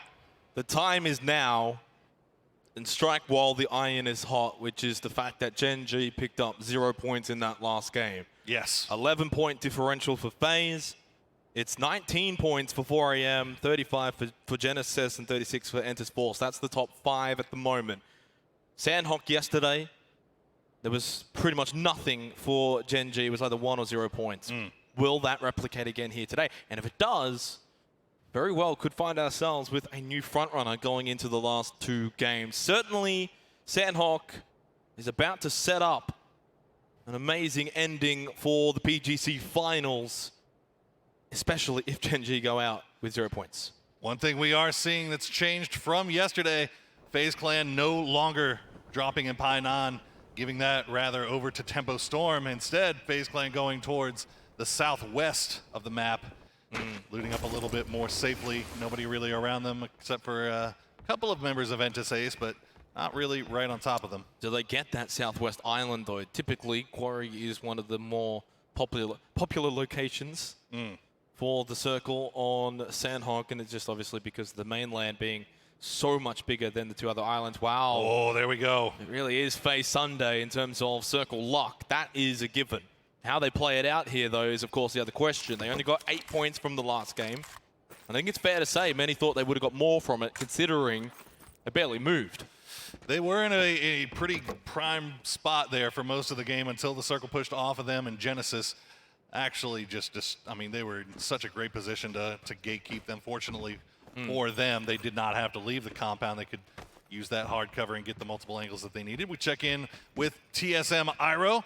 Recorded the highest number of knocks in the semifinals with 32. And TSM sitting in 6th place right now, 54 points. They are a distance away from Gen G, but can still stay in touch, potentially, with the top 5 based off these last 3 games. Luke 12 for Lazarus. It hasn't quite been Lazarus Sunday as they were proposing at the beginning of the day, but maybe with the final 3 games they can turn their fortunes around, try and climb up the overall leaderboards as he stalks Jeff Locker. It's like Jeff Locker's spidey senses are tingling, though. He keeps turning around, checking behind him. He's running. Unfortunately, it looks like he should be able to get away from this. Luke going to go up to the top of the hill, see if maybe he can get a few cheeky shots, but nothing should be found. As we check in on the Rumblers over by Ruins, they are all by themselves, and they have a nice little compound. The question with this circle, though, it starts getting interesting. Is this going to stay west or is it going to go east? That is what most of these IGLs are thinking right now. If it goes east, then you've got that, well, river split, I guess, with Painan. Yeah. That's going to be a factor. And obviously, if it goes west, then we know definitively what island we're going to be playing on for Sandhawk. And for match number 4, Rumblers rumbling through. They are on this southwest island, so they're in a prime position here.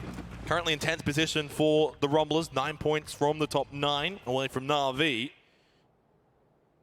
And really, besides probably the top 3, Poro, I mean, 4th is still very much open for a lot of teams on the overall standings. Well, the FaZe moving up to Entasace. They know.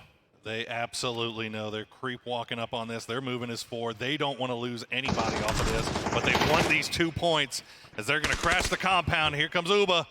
Pushing through. Joy's not going to spot it just yet. Nice shots coming out from 8. Going to get the down onto Joy. It's now down to Mickey. Mickey looks like he's trying to bail out of this. Yeah, unfortunately for Entasace, the other 2 members, Alpaca and Co, are actually near cave. Mickey's in a world of hurt here. I don't see a way out. There it is. Headshot underneath the hut from Mexi. 2 early kills for FaZe. They played it well. And that shrinks the point gap with Gen G to 9. Oh, this is bad news for Ace as they're making their way. It looks like they might have designs on pushing across the river. It looks like they should be fortunate here enough. It's 4 a.m. not going to spot them out in time. Now, we were taking stock of this leaderboard. We had the top 3 with 93, 82, and 74 points, but then we have a log jam between 4th and 9th of teams with over 50 points. I think we were thinking that maybe if they can put something together here on Sandhawk, they could be in the conversation as well. And definitely behind the scenes here, we thought that if Gen G could continue on match 3, match 4, racking up huge amounts of points, this whole thing could have been over by match 4, but that's not going to be the case now. Definitely going into the last 2 games, they will be the deciding games. Yes. That is now a given. As always, so much hinging on the performance of Gen G. Can they keep rallying from their bad performance in the last game and Genesis maybe turn crossing things around here? Genesis, yeah, crossing the river here. Looks like they should be pretty safe. One of the safer areas to actually cross over. Smart from Genesis pushing out a boot camp. Obviously, they're not going to want to push down Painan or any further than that. They're fortunate there's no one here. In fact, there's no one even at Ruins, for example, further in for Genesis. So they're looking like they're going to have a safe entry to the Southwest Island as we look at Hallen and T1 very much up north, far away. Blue Zone's making its way in. And they themselves will be going on actually the Northwest Island, which has got VC around Camp Alpha. T1 looking like they're going to stick to this island. They do, as you said, have VC up there as well. So it's going to be... They stop here and start looting up and maybe taking their time to get to this bridge on the northern part of this circle. They could end up running into VC early here, and that could be disastrous for both of these teams. I don't think they're going to go to the bridge. I think T1 should go to the warehouse to take that short little cross-section. Yeah. VC will most likely go over the bridge near Ruins. Although that's just speculation. We'll see how it plays out as we look at the real-time tracking of 4 a.m. around that quarry section. They've now moved on towards just west of Cave, which has got W-Click inbound along with Na'Vi. Still a couple of teams yet to make their way over to the Southwest Island. Obviously, still all the chance this could shift over to Quarry, Bootcamp, for example, and as you mentioned before, that have that split out east with the river. Haven't really had much opportunity to talk a lot about W-Click today, but they have been getting 2 late game situations with 4 up. But as we said, the kill's just not really coming for them just yet. Maybe they can turn things around here on Sandhawk. Currently in 15th place, GEX just behind them in 16th by 3 points. And that rough game, of course, of Miramar against Enters Force. Last game for match 3. It's actually W-Click not spotting out 4 a.m. crossing the river over here. So Wayless getting a little bit fortunate. We're going to see this circle pop, Pyro. Where's it going? East, west? Anybody's guess right now. We got a couple, most teams thinking it's going to go west, and it is still 50-50 on the south. It is kind of Camp Charlie, Painan area. 4 a.m. pretty much as dead center as you get, and it looks like they're actually sending one back, and they're going to do a 2-2 split on both sides of the river here. That's a lot of unplayable area because of the water, the river down south near Bantai and Camp Charlie. We're seeing TSM push down south just below FaZe. Get a little idea of what the most used weapon comps are on Sandhawk. M4 and the QBU by far. Very unsurprising by Although far. I'm surprised the leader there. QBZ is as low as it is. Maluk gonna what a shot, Maluk. Land that shot. That's why you see the QBU. And speaking of Tempo Storm, they're actually pretty much center for the circle. And 4 a.m. have actually made that 2-2 split over the river. Lazarus Sophia with a knockdown to Halo. Continuing forward, it's going to be uncivil. For how much longer, though? Makes it past. Luke 12 coming in very late. Purdy Curdy's actually going straight into QM. Looking at the map, I wouldn't be surprised. Yep, look, there it is. Purdy Curdy got his skid spot out now. What can Uncivil do? He's got half health. No, only 10 bandages on him. So a little bit of a rough looting situation early here for Lazarus, it appears. Luke 12 just going to stay over the top, maybe give a little bit of oversight. This is just continuing to be an unfortunate day for Lazarus, a team that many thought would be the best team for North America here for the PGC Grand Finals. Unfortunately, that hasn't been the case whatsoever. Well, GEX definitely looking to turn things around. Oh, spotted Luke 12 on to shy away. And his shots actually jumped over the wall in one motion. Uncivil spotted and finished off by Kane, and Lazarus down to Luke 12. Only the Australian remains. Once again, Lazarus finds himself in a spot where they have to keep one alive as long as possible. This time, it's going to be Luke's turn. How late can he make it here on Sandhawk? Was he Gen G? They are just making their way. They've stayed on the eastern edge of this circle here. They have elected to just kind of play that. Yeah, just southwest of Quarry for Gen G. But what if this shifts over to the west? Then Gen G are going to be in a horrible position. We saw in the last game for match 3 of Miramar what happened when the circle luck wasn't with them. You definitely see a lot of gambling going on, and pretty much every single team except for Gen G has gambled that this circle is going to cut west.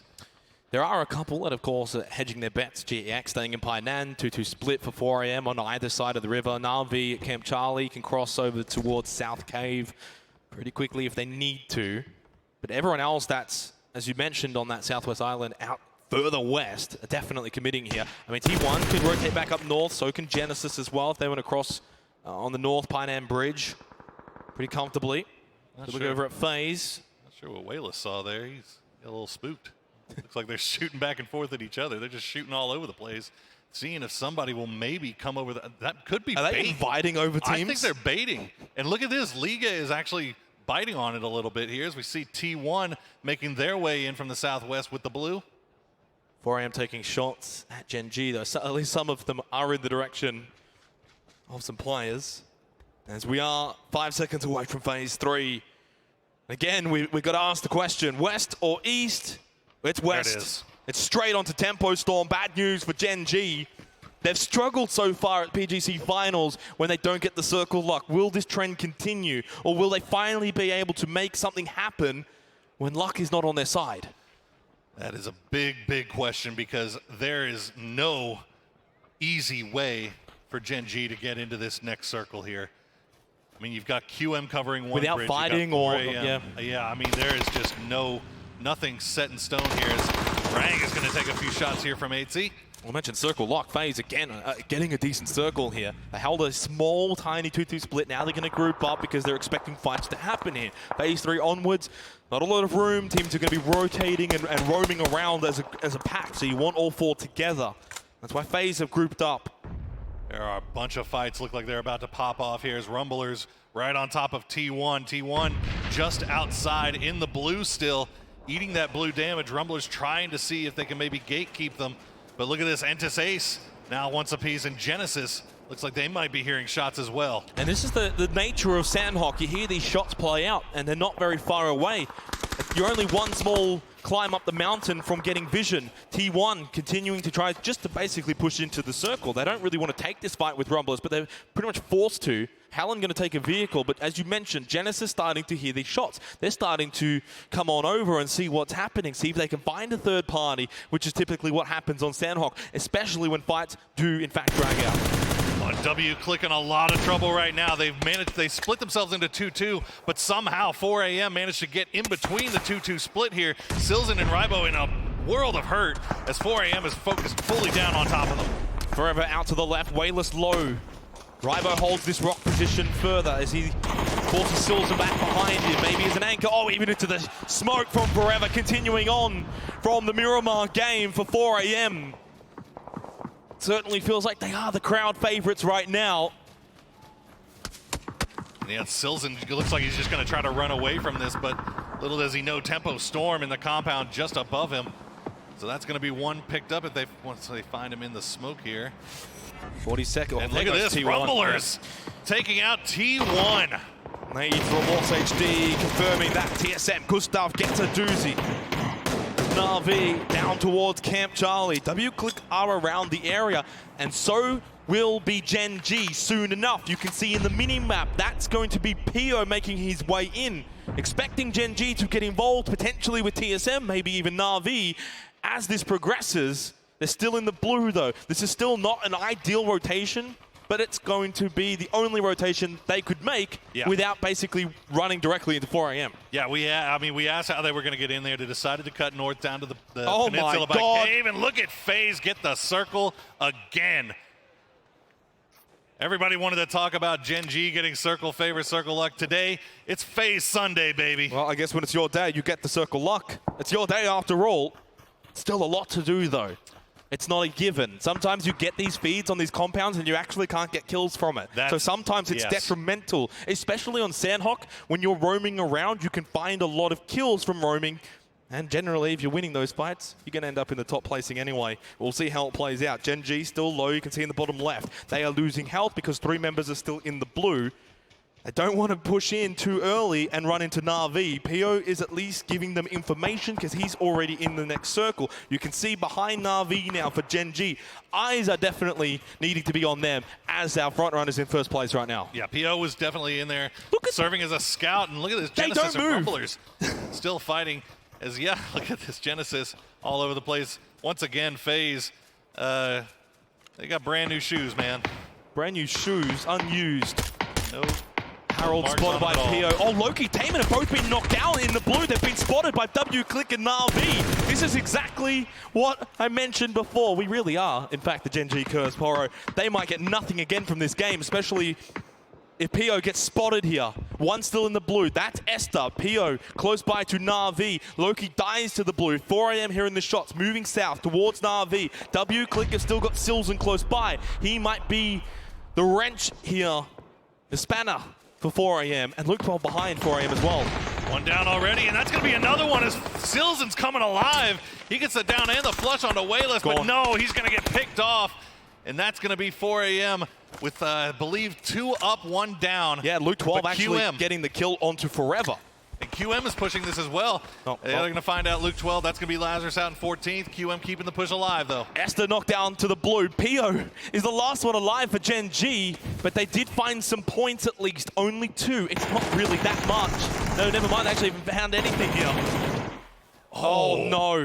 This is disaster, though, for 4AM. What? From the late game heroics in the last one, ZGG cannot make it happen from the blue. 4AM eliminated in 13th position. All right, FaZe Clan, what can you do? You've gotten the circle, you've gotten the center. Now you need to get the points, get the kills, start to climb. 3 kills for Gen G, so they did actually get some points here. It's not a lot, but 3 kills for FaZe Clan still keeps it at that 11-point gap. PO as well doesn't really have that many people around him, but he's spotted out of the field. It's actually FaZe as well who spots him behind the tree temporarily. Mexi with a 6 times on the SLR needs to land these. One more, gets behind the rock. Not only gets behind the rock, but it's inside the circle for PO because we went out east on 3 HP. What may be the ramifications be from that? Spam those ones in the chat. I know you'll love to do it anytime a player stays barely alive. We haven't even touched on Tempo Storm. They've had a compound in the northeast of this circle for quite some time. They haven't had to play out of it just yet. As we see, PO is going to stay alive. He is in circle. He's just going to lie prone and wait to make the next move. Genesis did go out, by the way, in that chaotic moment that was, of course, generally Sandhawk in a nutshell. We have a replay of that Rumblers the Lost T1 HD fight. nade, I believe. Yes, it is. The double nade onto T1. 7 kills for Rumblers. We talked about those teams. They're into the top 10 now. That needed to have a big performance on Sanhok if they want to be in the conversation. Rumblers, I think, was just on the outside of that group. But this is what I also meant before with FaZe. Everyone else is killing each other, roaming and rotating out on the outer edges, meaning that there's not many teams left for FaZe Clan to actually pick apart here in this game. They've only got 3 kills. PO and Gen G have got 3 kills, and they're still alive as well here into the final 8 teams, as now the placement points are distributed. We're going to see Waldo knocked down. Microfry throws the nade towards Indigo. Is it too far, or is it right on him? It needed to hit that tree. It did go too far, but the knockdown comes from Microfry. Kale moves up to the tree. Oh, he doesn't get the knockdown. 1 HP. Rain gets involved, but enters Ace as the solo player. Song Jang, the last one alive for Force, the sister teams. Both colliding onto Rumblers. As Song Jang, though, wants to send Rang packing, says thanks for the help, but we don't need it. The nade is good, but it doesn't get the elimination. Los HG and Cherry Poppin' still alive. Los gonna try to cook that grenade a little bit more. They know exactly where he is. Is it gonna be enough? It's well cooked. He gets him down to very, very low health, but again, not enough to get the down. Last nade for Rang, underarm. Oh, that was so close. Lost HD gets on the right side of the tree. Rang healing up. Song Jang still alive as well for Enters Force, which right now he's not involved. It's all about Rang and Enters Ace. You can see the circle again feeding right on top of FaZe. If they don't win this game, it's a throw. Song Jang actually going for the res while all this goes down, and that's going to be Cherry Poppins going down. Rang is causing so much problems. Los is taken down to next to nothing here, and Tempo Storm starting to push out to come get these kills. They've come out of their cave and they're hunting whatever they can find up north, whether it's Enters Force, Ace, or Rumblers. They do not care. Tempo Storm need kills here. The nade from Song Jang explodes mid-air, sends Enters Ace out in 8th. But now Tempo Storm get involved. Nade. Oh, it's perfect. Oh, bounce. Doesn't somehow get the knockdown onto Kale, but it's a decent job. Forces him to heal. Sharky spots Song Jang at the rock, who got the elimination onto Zempa prior to that. There goes PO, finally 7th for Gen G. Now it's time for FaZe Clan to start to catch up. Potentially by the end of this game, they might be in first. The nades ringing down onto Enters Force. Song Jang remains, still holds the rock. It's the high ground as well. Uses it to his advantage on the last player alive for Tempo Storm with the blue moving back. There's no way forward. Oh, no. Tempo go out in 6th. Song Jang and Enters Force continue to move forward. But for how much longer can they survive? And I should mention, Lost HD is still alive for Rumblers. Tempo just got decimated. I mean, that is a fight that they wanted. They wanted the 3rd, 4th party that fight, and they came up and they just got absolutely rocked. Song Jang still alive for Enters Force, and this is big for them as they are one of those teams. You can see them in 4th place. Okay, well. I saw where you were going with curse, that, I guess. But hey, VC still alive with 4. TSM have 4 up, and FaZe just keeps getting the circle over and over again. Still a lot of work to do, though, for FaZe Clan. Yes. Because they've done no work at the moment. VC, 4 alive. TSM, 4 alive. Lost HD is going to get spotted here and eventually finished off. Unless FaZe can help him tied. There's the nade. There we go. 4v4, V4 remains. You can see the total rankings to the top left. FaZe, if they win this game, they'll go in first. Provided they get the kills. Yeah. I mean, this could be huge for TSM, though. I mean, they're sitting on 62 points in 5th place. They could jump up and be in the conversation here for this top 3. They could be. Especially now that we're about to switch maps and finish out the day on Erangel. That could be big news for them. I do feel like if you are going into the last 2 games, you want to be within at least 30 points. Absolutely. Rory with the nade towards DJ Boy and VC. It's going to fall short. VC have got a slightly higher ground position elevation on this mountain. FaZe, though, are not getting involved. If VC and TSM basically eat each other up, there might not be that many points for FaZe to actually get kill-wise, but if they come out too early, then they could be sandwiched between both VC and TSM. It now begins at these huts. VC push up. ATC's trying to cover Fuzzface. They swarm into the buildings. Summer, immediate knockdown onto Fuzzface. They've only got 3 kills. This is not enough points from FaZe. We saw it in the last game. They only ended up with 8 points in total on Miramar. Is it about to happen again here on Sanok? No, Uber, he's too good. Headshot knockdown onto Gustav. Working the rooftops there, keeping TSM honest. He's going to find Iro as well, and Uba is coming alive. Oh, don't do it to them like that. They've got families. 1 HP, knocked down, tied with the M249. The hit, the revive in the blue. That's so ballsy. TSM, what are you doing? You're allowing DJ Boy to push up. Knocked down onto Michael. They might have just thrown this, trying to go for the revive. Rory, Gustav, both low. VC eating them up for breakfast right now. They've just been annihilated. VC Gaming turn their attention to FaZe. It's only Mexi and 8C. 2v4. There's anybody you want to deal with the 2v4. Mixie and 8C are the ones. As VC trying to find some. Summer's going to go down. Mixie is coming alive here. 8C gets taken down to about a half health. Mixie barely stays alive. Should have gone prone, should have tried to heal. He stayed up on the rock. Now 8C's in a 1 versus 3. Summer's knocked down. Domu, DJ Boy tied. Moving into his position. 8C, the blue spotted. Dawn, done. VC Gaming. Back up 4 AM for the 2 Chinese teams. 10 kill win. And again, FaZe not good enough. China still has something to say here today in these last 2 games. Back-to-back wins from 4 AM and from VC Gaming. And Gen G sees their lead slowly slipping away. We have so much riding on these last 2 games, and it is so close. I said it at the start of the game, Poro, if I need to remind you. Sometimes you get fed. Yes, but sometimes you cannot get kills from that fed position. We just saw it with FaZe. We almost saw it pretty much in the same on Miramar in the last game. In saying that, you've got to do better there. Only 3 kills. And all of that, 2 of those were at the very beginning of the game when they took that position. It was a rough spot for FaZe to be in. I mean, you have the compound, the circle keeps falling on you. You can't really push around it once it gets late game because you just expose yourself to so much. So, I mean, there's really nothing much that FaZe could do from there. It's not like they could have, you know, I mean, tempo, you saw them eventually What they needed to do was win the fight at the end. When you have the utilities from not being in fights, the other teams have been roaming, they have been fighting, they've used their smokes, they've used their nades. FaZe should have probably been more aggressive there, tried to start that fight early on their ground, on their terms. Instead, they allowed VC to push in. VC initiated. It's now on their terms, and we saw what happened. It was always going to be a rough hold with that compound. Oh, it was. They had to split up the way they did just to make sure all angles were covered. But VC, once they decided to really push in, they took it. They took what they wanted, and they took TSM, they took FaZe, and they took the win. And now we have Seltzer with an interview from the winning team. Thank you guys so much. So many times this weekend we've seen VC come this close to the chicken dinner, but this time you slam dunked it. So what was the difference in this game? 你们每次都快要吃鸡了，可是终于今天吃到鸡，现在感想如何？挺开心的吧，追了点分。We're very happy and we got lots of points.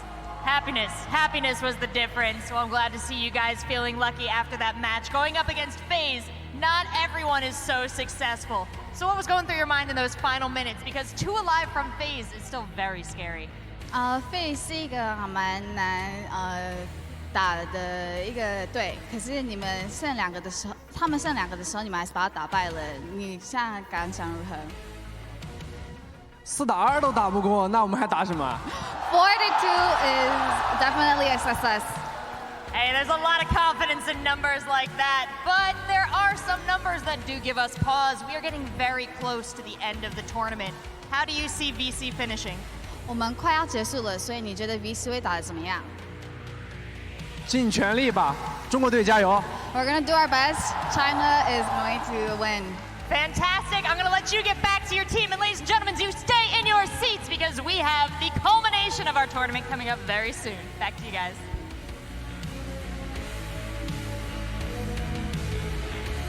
That's right, big moves from VC as they're able to take the chicken dinner there completely out of the grasp of FaZe as well. They had the circles going their way, but VC were able to push in and crush any resistance that they had available to them, be it TSM, be it FaZe, in those final moments. Big pickup for VC. They're fighting for a lot of money, especially when it comes to that mid-pack there with that big win.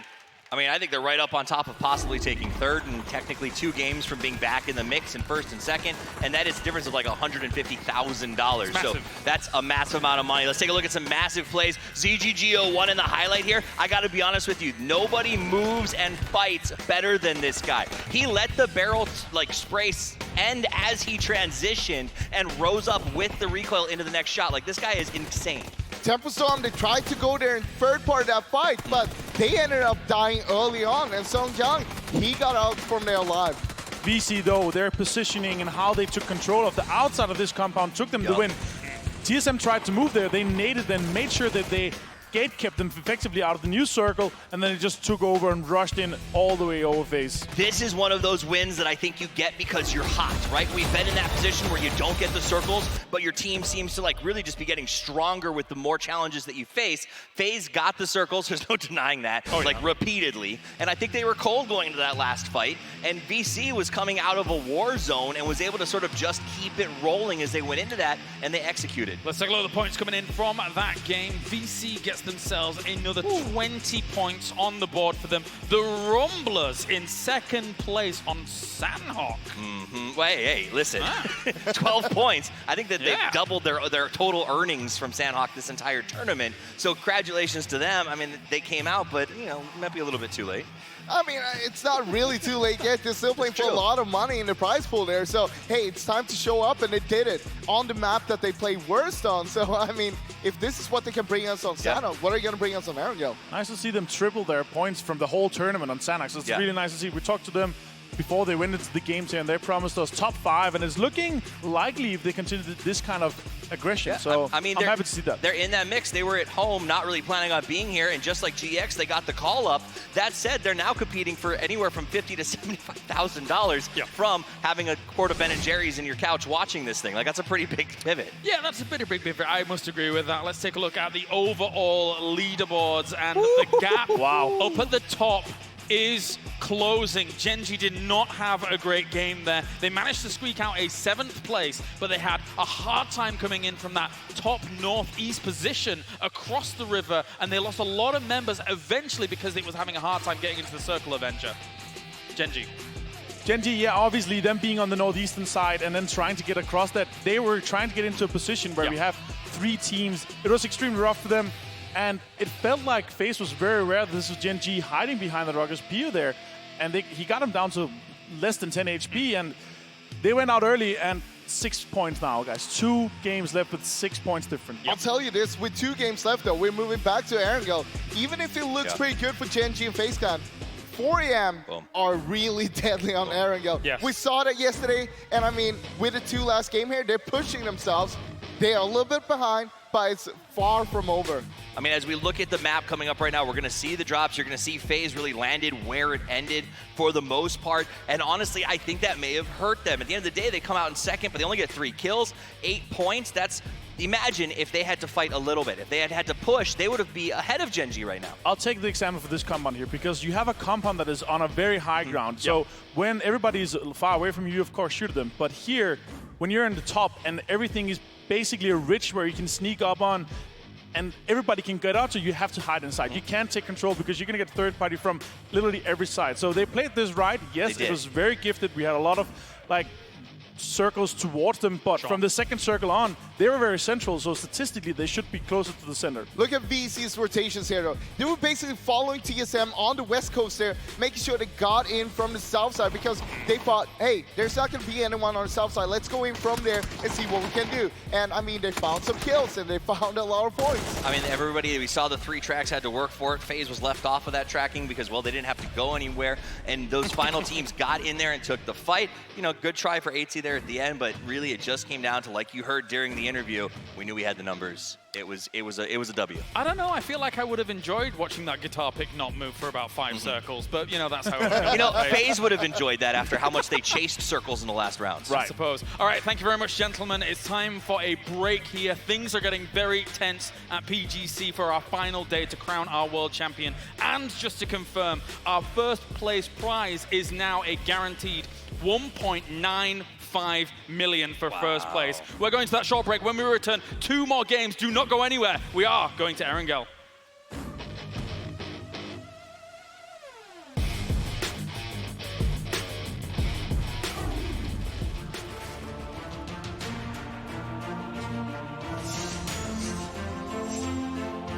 Exclusive Black Equalizer brightens dark scenes without overexposing bright areas. Color Vibrance allows for more realistic and vibrant colors. It also provides the convenience to tune colors in-game, making you see the change instantly.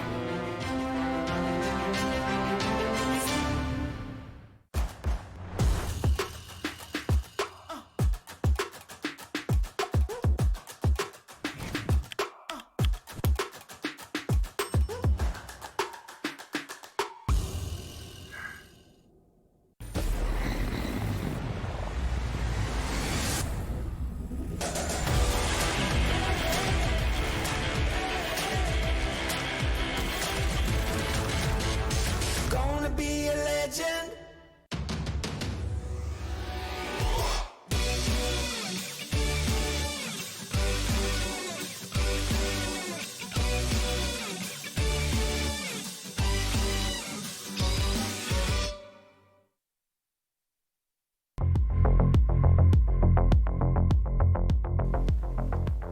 I'm holding right.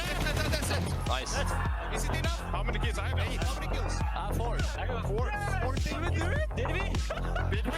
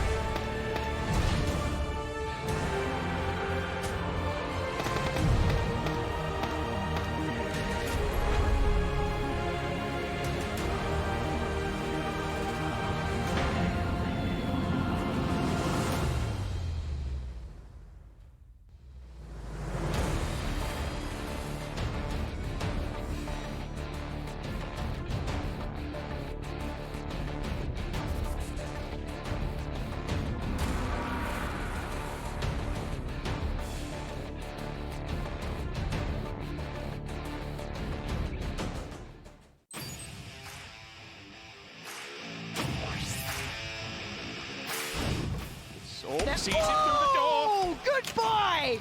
Say Instantly hello to the disconnects them. shotgun. Wait, he holds the angle. 2 more shells ready to go, locked and loaded. Smoke still standing. Can GH recover? They can't enter anymore. They know that is a big resounding no. Shut the door, get out. This is my compound. Peeking around carefully. Another fall! GX being decimated and the flush from Joy. 686. He's gone for the flank one. He's completely just. They're looking at their spikes and they're sending back the sniper. That's amazing. If they take that out, that's their cover completely gone. The UMP! If any time it's now, if any range it's there. The pressure is just mounting onto 4 AM despite their high ground advantage. There it is. TSM are cutting them down 1 by 1, and only 1 angry man remains. Now are about to be some angry men because TSM surely now will claim match 3. Gustav knocked down though. Maybe there's still a twist left in this tale for match 3. Xiaolu, 24 health. He's got all 3 members right in front of him. He'll get the knockdown onto Michael. Is there any more still to come? This would be disastrous for TSM. They get the win. They're just impacting right front, but that one is good. HC is gonna find both members of Entis Ace. Now up to 10 kills. FaZe is making their way down the hillside. You can see shots come back over towards BC. Tide has to drop to his belly, and they want control over this game, and they know exactly where BC is at. All right, can Tide provide a miracle here with that AWM? He's got Domu as well for support, but the grenades are raiding in. FaZe has a ton of utility. Domu is down. It is just Tide left here. This is FaZe just running right up into the face of BC and taking this game away. 12 kills coming up for FaZe. Behind you, you have the hills. It's going to be rough to get across there. I would expect a few teams to make a hard pull-up on that. It will be difficult. Speaking of hard pull-ups, Milan's gone. Tempo Storm are just feeding the Giants here. There's another one as well. Tempo, what are you doing? Why are you just driving into Death's embrace? Easy, slowly creeping up onto this. Are we going to see an angle back over for Molodoy as it's getting very, very hazardous? One solid grenade could land on top of QM and just destroy them, and it's going to be exactly what happens.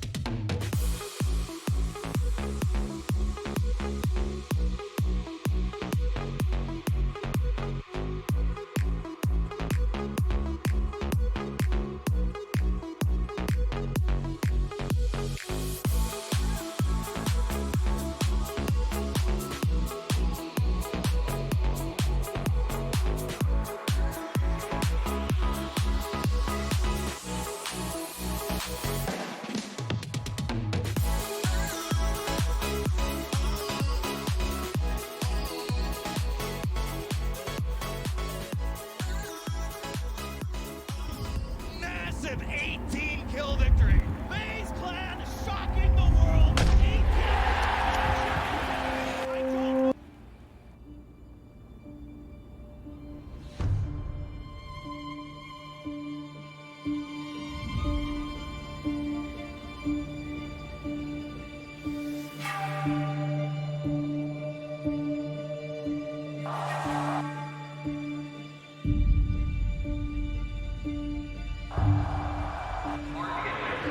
Look how active Lazarus was being here that entire late game, and that's what they seem to do best.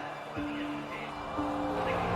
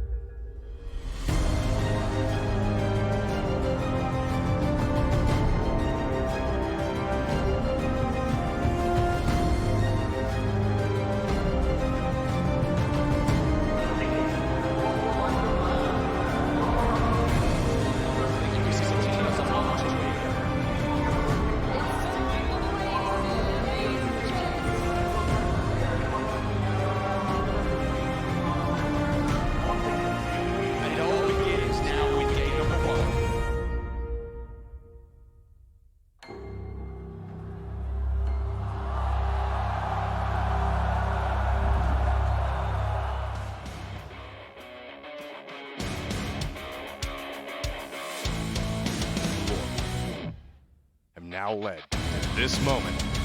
So now, here we are, moving into the pinnacle of the PGC with 2 rounds remaining. My name is Match. I'm joined by Paper Thin. We're going to be taking you through these last 2 rounds.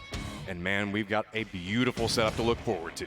from all across the globe. The teams are now here in the final moments, and it looks like there are a few front runners that we're going to be keeping our eyes very closely on as we shift over to Erangel Matchroom. This has been one heck of a day, but it's getting pretty top-heavy up there. I mean, we're starting to see some separation come out. There's still a couple of chances for these guys that are not in these top 4 or 5 positions. Maybe they could have a huge showing, but it's got to be big. It's got to be now. And this is what it all comes down to. We've seen sweat, tears, so much determination lead to this point. This is whenever you have to clutch up and show what you're made of. And this is where you need your superstars to come up big. So far, we have been seeing that. It's been Pio for Gen G. 20 kills in 10 games. Anybody who pays any attention to competitive PUBG knows that averaging 2 kills a game is really damn good. Now, just behind him is Forever from 4AM, who has been an absolute monster for them and has kept them in things today. He has 19. That clutch save, where he was just, it was one against the world there at the end of it, and somehow Forever just managed to survive through the whole thing. Gen G, these are your guys. You've been talking about them for so long now. They're stepping up. This is the team that you've been looking forward to. So what do we need to keep our eyes on today? Pio. You need to keep your eye on Pio. If he can stay alive, if he can guide his team properly into these late game situations. They do excellent when they're given a circle. They spread out. They're able to control a lot of territory. We saw them come into a circle a bit late, making a long rotation in the first game on Miramar today and make it work with some really aggressive play. If they are outside of the circle, they need to be aggressive. On Sandhawk, they weren't, and they paid a bit for it. Pio managed to do the best he could, but at the end of the day, it's all on his shoulders in a way. Well, with this, here we go. Everybody knows what day it is today.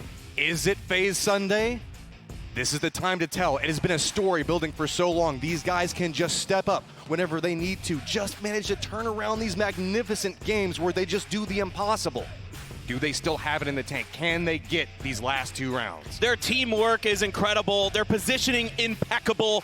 And right now it's AT leading the way with 16 kills. Uba has 14, not too far behind.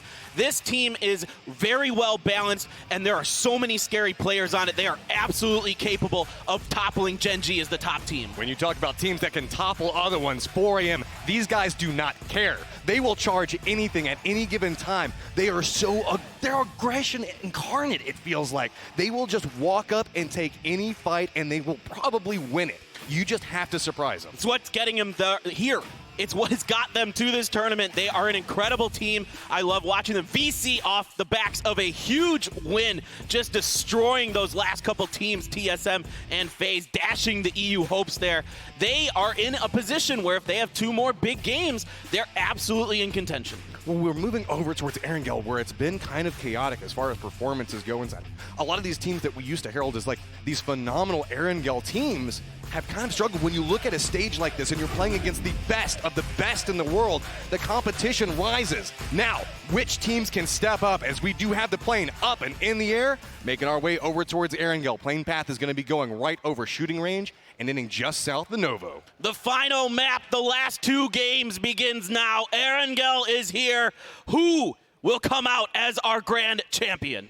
Couple of very interesting shifts right off the start. You can see the Rumblers are cutting back over towards Zarky. We've seen a lot of competition happening back down towards the middle. We know 4AM, they love to drop down around school. This is kind of they own this area.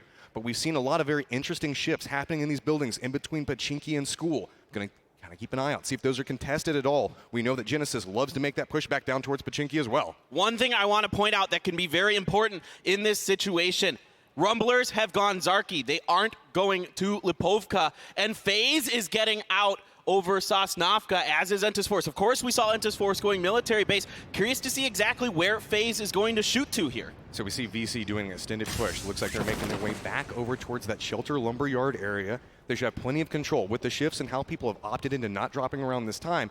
FaZe, they actually dropped out over military base to realize, hey, nobody's going back over towards like Milta Power. Now starting to make the push back over there, but that's just going to open up all of this terrain for VC. They're going to have plenty of space to loot. I think this is just FaZe playing it safe, making sure no one is trying to hot drop them. Circle is going to be dead center. So potentially fair circle depending on how it goes, because sometimes that river will cut things off for a while. Look at this 2-2 split coming up from Lazarus. We have 2 over in Yasnaya, 1 in Severny, and then 1 west of Severny. These guys are trying to claim a lot of territory up towards the northern part of the circle. Well, I tell you what, we'll see if they can make that work. Entis Ace has a member up there as well, but they're splitting out around the ruins and the Sunken City, which has kind of been their home in these finals for Entis Ace, but today has been not their day. It was a thing I was worried about going in today about Entis Ace. They came through on that one-day 6-game tournament. They played very, very well throughout the group stages and the semis, but finally I think the pressure has caught up with them. There is just so much pressure in playing in an event like this. We've had several weeks of competition where you just constantly have to mentally rebound. We talk about the decision-making process being such a big factor of PUBG.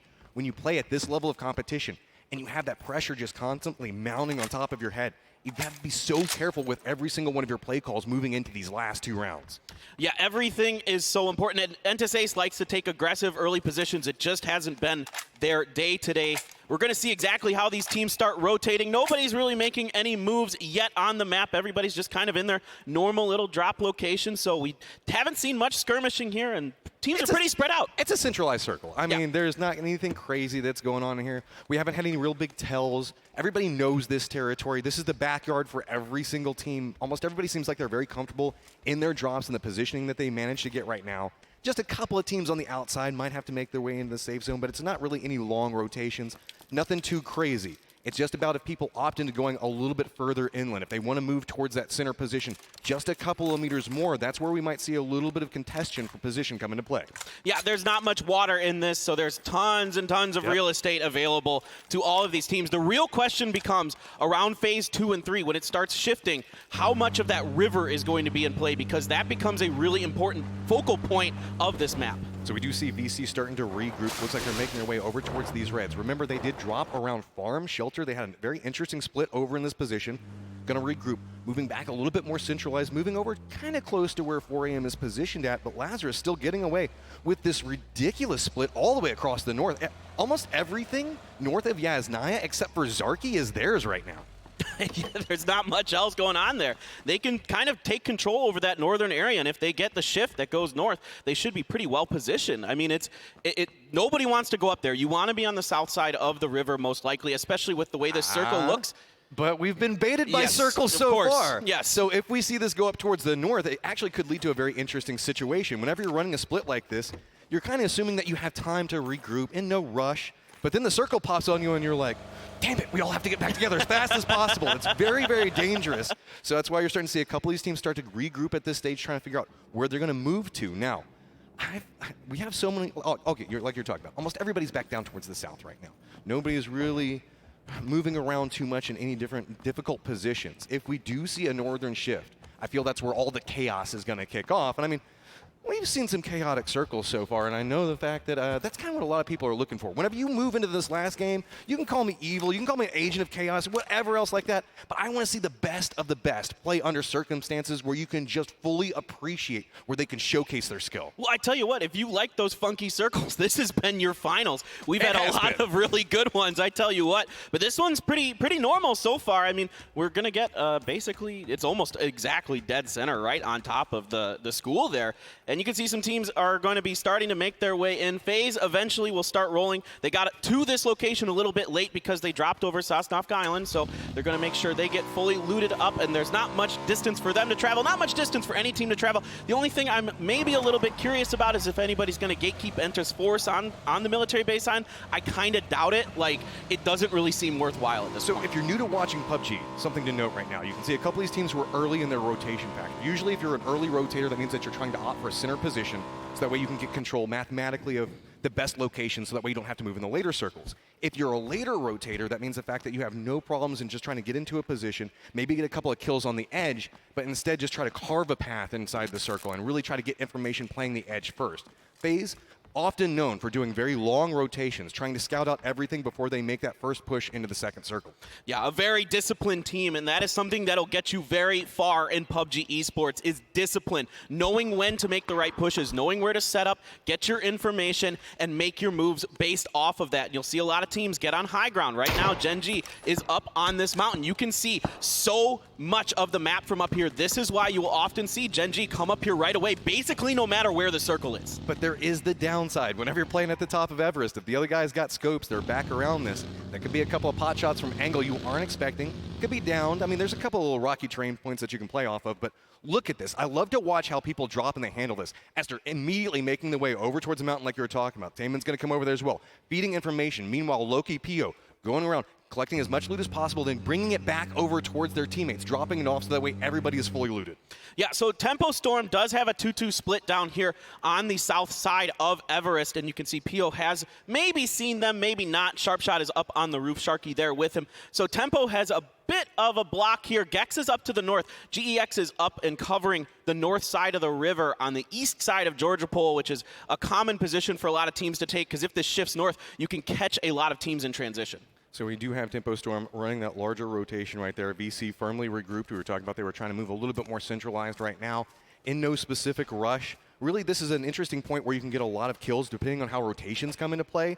But with everybody playing so quiet, I mean, everybody's just trying to get information. And the problem is there hasn't been a kill yet. And when this starts happening, nobody's taking shots. It's all about angles, trying to see if you can catch somebody out. And that's exactly what GEX is trying to do. The shots go back over towards Loki. Loki's going to be able to get away from Sophia, but it looks like there could be another trap as Leo's just right down the line, and several other people might be able to take the shots back over towards Loki's vehicle's already on fire, and there we go! That's going to be first blood of the round. An early loss for Gen G. That is painful. Loki has been quite solid for them throughout this tournament. 14 kills for him, 14 for Tamin as well. So that is a big early loss, and a lack of information or maybe just a little impatience from Gen G cost them early. And that's the problem. Whenever everything is so quiet, there's no gunshots to give away position. People could be sneaking around all these different parts of the map, and it makes it so nerve-wracking to move through different parts of this circle. Even with this great vision, you can see that Gen G is holding up towards the top of it. They just weren't expecting to trap in that position and just lose a member off of it. Yeah, it's a smart play by GEX, and like I was talking about, you can catch people coming over those bridges real easy. There's a lot of easy setup points to camp that spot. Here is Iroh putting some shots into, I believe that is Kale from Entus Force, who is already very hurt. Looks like he might have connected a bit, but so far, looks like Kale is going to get ahead. Where are we going? This is what I want to see. I wouldn't be surprised if it goes centralized, which it's going to do. I was hoping for something a little bit more spicy, but now it's going to make life a little bit more interesting for Gen G. They're off on the side of this. I mean, these are front runners right now, and now they're going to have to cut a path back over towards the center of the circle with so many teams posted up on the sides of this. I mean, there's only been one person that dies. There's no easy way to make a rotation in this safe zone. What I suspect Gen G might do is tank some blue damage for a while and potentially try to come in from the northeast side, from the Yasnaya side. That's going to be, at least if you're looking at the plane path that came in, it was a little more western based. That's the most likely place to not have teams. Now, what I'm curious about is what the Rumblers are doing, because they're moving up on the northeast. Notice how FaZe came back in. Remember, they dropped late in the plane path, so they actually came from Military Base Island doing a long drop. And look how separated it is. Everybody has their own specific spot that they have to drop, regroup, and then make your way in rotation. Yep, so let's get some looks at Pokemoladoy and Navi. They've been playing very, very well throughout this tournament. They are at times really explosive, a dangerous team. Very good on Sandhawk, I felt like. Those guys really played that map very well. QM, one of the other China teams, they might be running into their brethren. 4 a.m. here. And they know exactly. They know that this is a 4 a.m. territory. This is where they always like to play. 4 a.m. has control over the circle right now, so hasn't had to move. But QM does manage to find one building, one interesting angle to approach on, and they're like, okay, we've at least got this, but what do we do with it now? As they're not, it's going to be so hard to get any more information or really make any peeks just based off of the position that 4 a.m. is at. Yeah, I want to see how 4 a.m. plays this. They've got a 2-2 split across the school and the apartments. Will they call in for reinforcements, or are they just going to kind of have a standoff here? You can see Gen G making their rotation around the north like I thought they might try, but they've got Lazarus and the Rumblers with a similar idea. Well, this one's already faring better than the last one, not losing anybody inside this rotation. So with a very large northern rotation like this, the teams that did opt into the north, like you were talking about, Rumblers and specifically Lazarus, might be able to catch him out. So with this, you have to be very, very cautious on. You can see how far away from the circle Gen G is right now, making this rotation out. Exactly as you called it, no rush to really get in circle. But that's going to be 8C going down early to Microfry. That's going to be trouble for FaZe. They are 6 points out of first and lose a member, but Gen G's already lost one as well. Yeah, this has been a big storyline that I've been really keen on during these finals. is actually the Rumblers versus FaZe. Early on yesterday, the Rumblers kept running into FaZe. A lot of times because they dropped Lipovka, FaZe was dropping Mill to power, so they were running into each other on rotations, and Rumblers was getting the best of them. I don't know, Paper, it feels like we've moved into the last 2 rounds of a game before where we were having to talk about a team with Uba on it and a team with Pio on it and how it was breaking down and who's losing members because it just became so dangerous. Oh, no, GX, that's not the way you want to do this. But it's all right. He's alive, guys. He made it out. He'll be fine. He just rub some dirt on it. He'll be okay. No problem. It's asserting dominance towards your teammates. Look, I'm the shot caller now. All right, Pio's going to set up, get some more information on the north side of the Yasnaya Lake. Likes what he sees more or less. He probably caught Lazarus over to his west, moving across the eastern Razak Bridge. I know that's a little bit confusing there, but there's 2 bridges by Razak. They're both pretty small, but the one's right in the middle of Razak. The other one's to the east, and Genji is going to continue to tank some blue and come in, looks like around the Yasnaya area. This is dangerous depending on the path that they come in. They're taking a lot of blue damage at this stage. Sure, they have the meds running up, but with the circle shift away from that look, Genji's over in Yasnaya. They have to cross the entirety of the circle to make it back over there or take even more blue damage. But really, if you're a Na'Vi fan right now, if you like W-Click, they're in great positions as well as 4AM still posted up exactly where they started. I think 4AM is in a really important position for themselves right now. Both of the other top two contenders are outside of this circle. They are in and they could try to play gatekeeper. This is QM though, taking some shots at Lazarus. Lazarus getting through mostly unscathed there. Or, excuse me, that's T1. That's not Lazarus. The colors, I got confused there.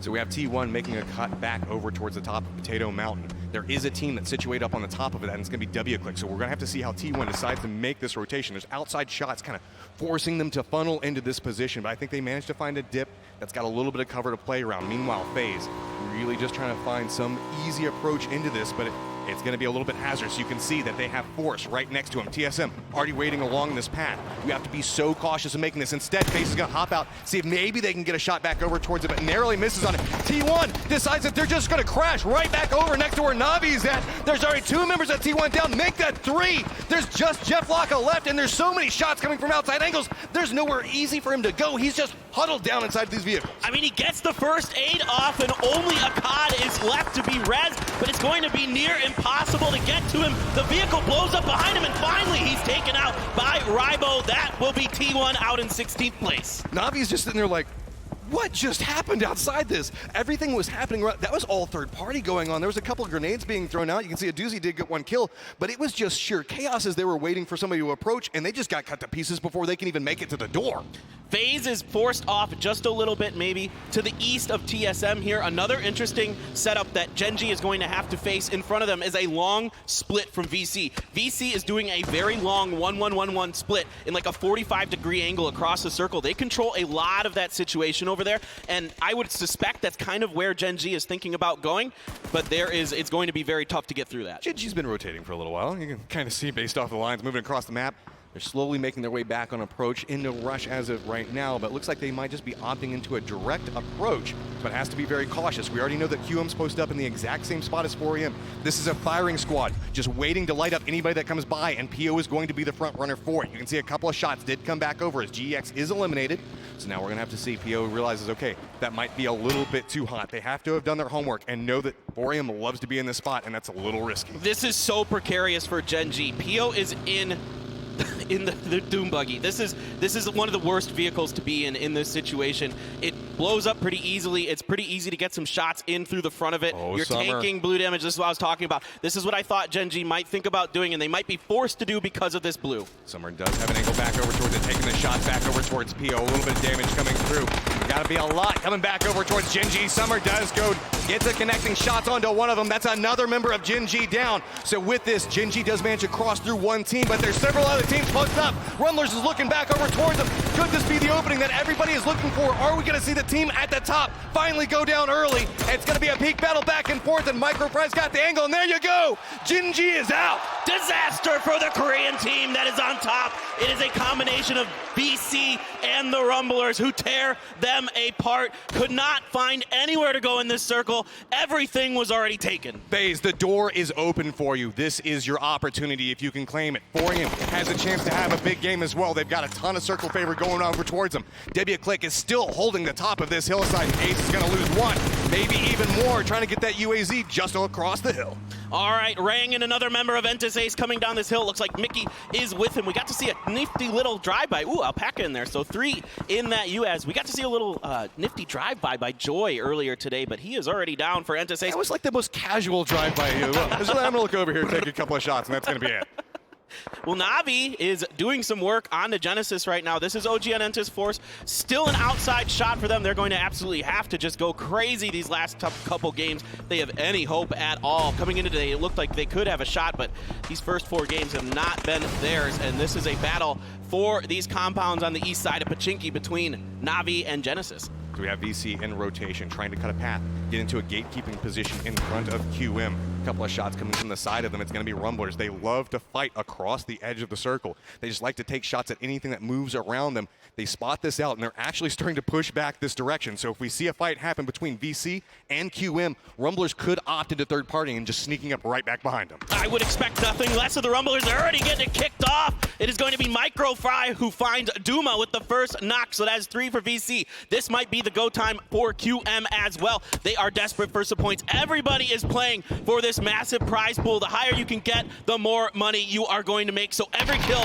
every point counts. There is nowhere for VC to go. They've got 1 member up. They're caught between 2 very violent teams right now. You can see Tide's just trying to find an angle. There's nothing that he can do. It's all about this pathing that we can see from Rumblers back behind it. The grenade's going to roll out. Is it going to be enough? Narrowly makes it around the tree, but there's no cover. VC is out as well. VC is dusted, and after a great Sandhawk game, they are not able to duplicate their success. Now there's the battle popping off between these guys, the Rumblers and QM. There is one knocked. Liga is down. You see Wu Fang over there, easy up, and Navi, they are still in this battle now.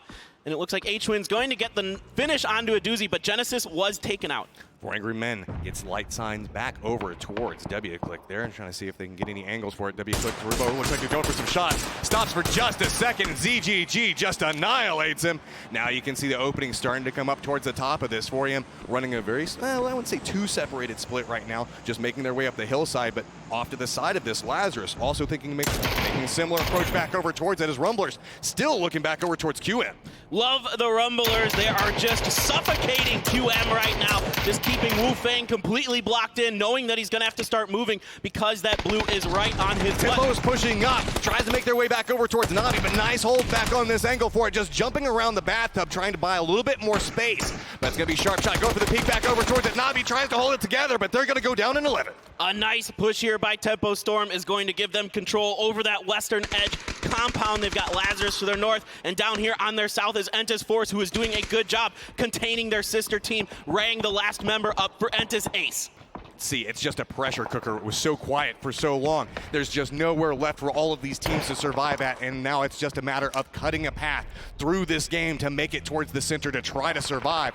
You can see Uba is down right now, looking back over towards TSM, but 4 Angry Men now has their sights set back over towards Lazarus. They have the upper hand. They have the angles back down towards it. Grenades are starting to roll back over towards Lazarus, but Lazarus somehow managing to fight, to hold an angle on it, but it's going to be Tempo Storm with that side flank onto it. They might be able to take a couple of shots back into this and completely undo Lazarus. I want to see W-Click potentially get involved in this. They need points desperately as well. They're on top of Potato Mountain. A good grenade from Forever is going to find Uncivil. Purdy Curdy crouched behind this rock, trying to get a heal off. Uncivil's going to crawl over to him to try to get the res as well. Forever is going to launch some more explosives into that area. Gotta be so cautious off that. It's gonna roll back down the hill, so every little bit of space is so problematic. The res does come back for Uncivil right now, but Purdy steps out, instantly gets dropped by Sharky. Remember, Tempo Storm has an angle on this as well, and there you go, Lazarus is out in 8.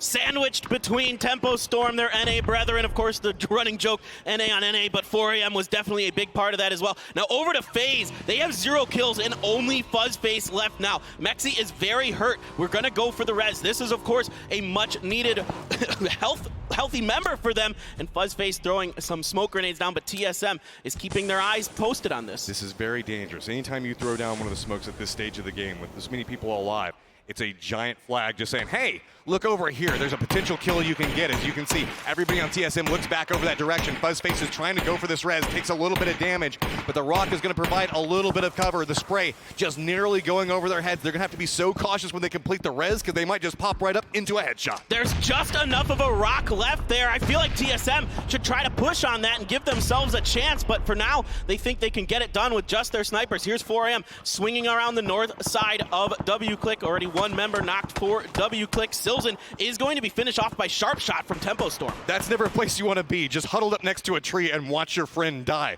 right next to you just as body collapses against you. That means that you know you have absolutely no cover. But we have seen 4AM trying to get control over the northern part of this circle. Rumblers to the northeast of it right now. Tempo Storm back over towards the west. And a couple of these teams just kind of spattered towards the middle of it with Remnants coming through. Here comes Tempo Storm. They are pushing up on FaZe. A huge moment in the tournament right now. It is a 2v2 with the other two members of TSM lagging a bit, providing long-range cover. Iroh up front with Rory. They know exactly where Mexi is. If these grenades are good, this could be the end of the round for Mexi, and it's right on top of him. That is such a beautiful throw coming out from this. So Fuzzface did manage to get away from it, but then there was one. He gets spotted out by the Rumblers, and that's FaZe Clan down in 7th. So now it's starting to open up a little bit for 4AM as the guys in those top two positions already out. I tell you what, if 4AM can do this, it will be neck and neck at the top of the leaderboards going into the last game. Gen G with 0 points. FaZe just gets 1. Now we're moving over to the Rumblers, who are trying to push down onto TSM from the high ground. Seeing some other members. They're going to get backed off, though, by some nice shots from the TSM squad. Rumblers move up to 10 kills. They've got a beautiful position.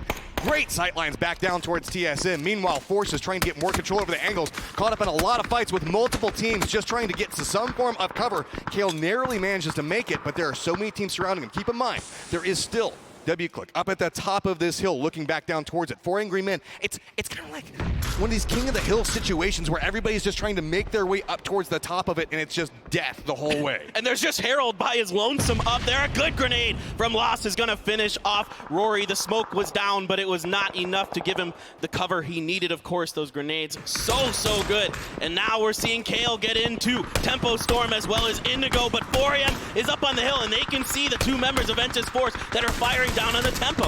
4AM has been they've been so involved in so many fights, but they're only sitting on 2 kills right now. They're needing a bigger game if they're wanting to try to catch up to FaZe at this point. They're still 10 points behind, but it's really the Rumblers on the opposite side of the circle right now. They're just massacring everything around them. That's going to be Tempo Storm now going down as TSM looks like they're going to make a push back over towards Force instead.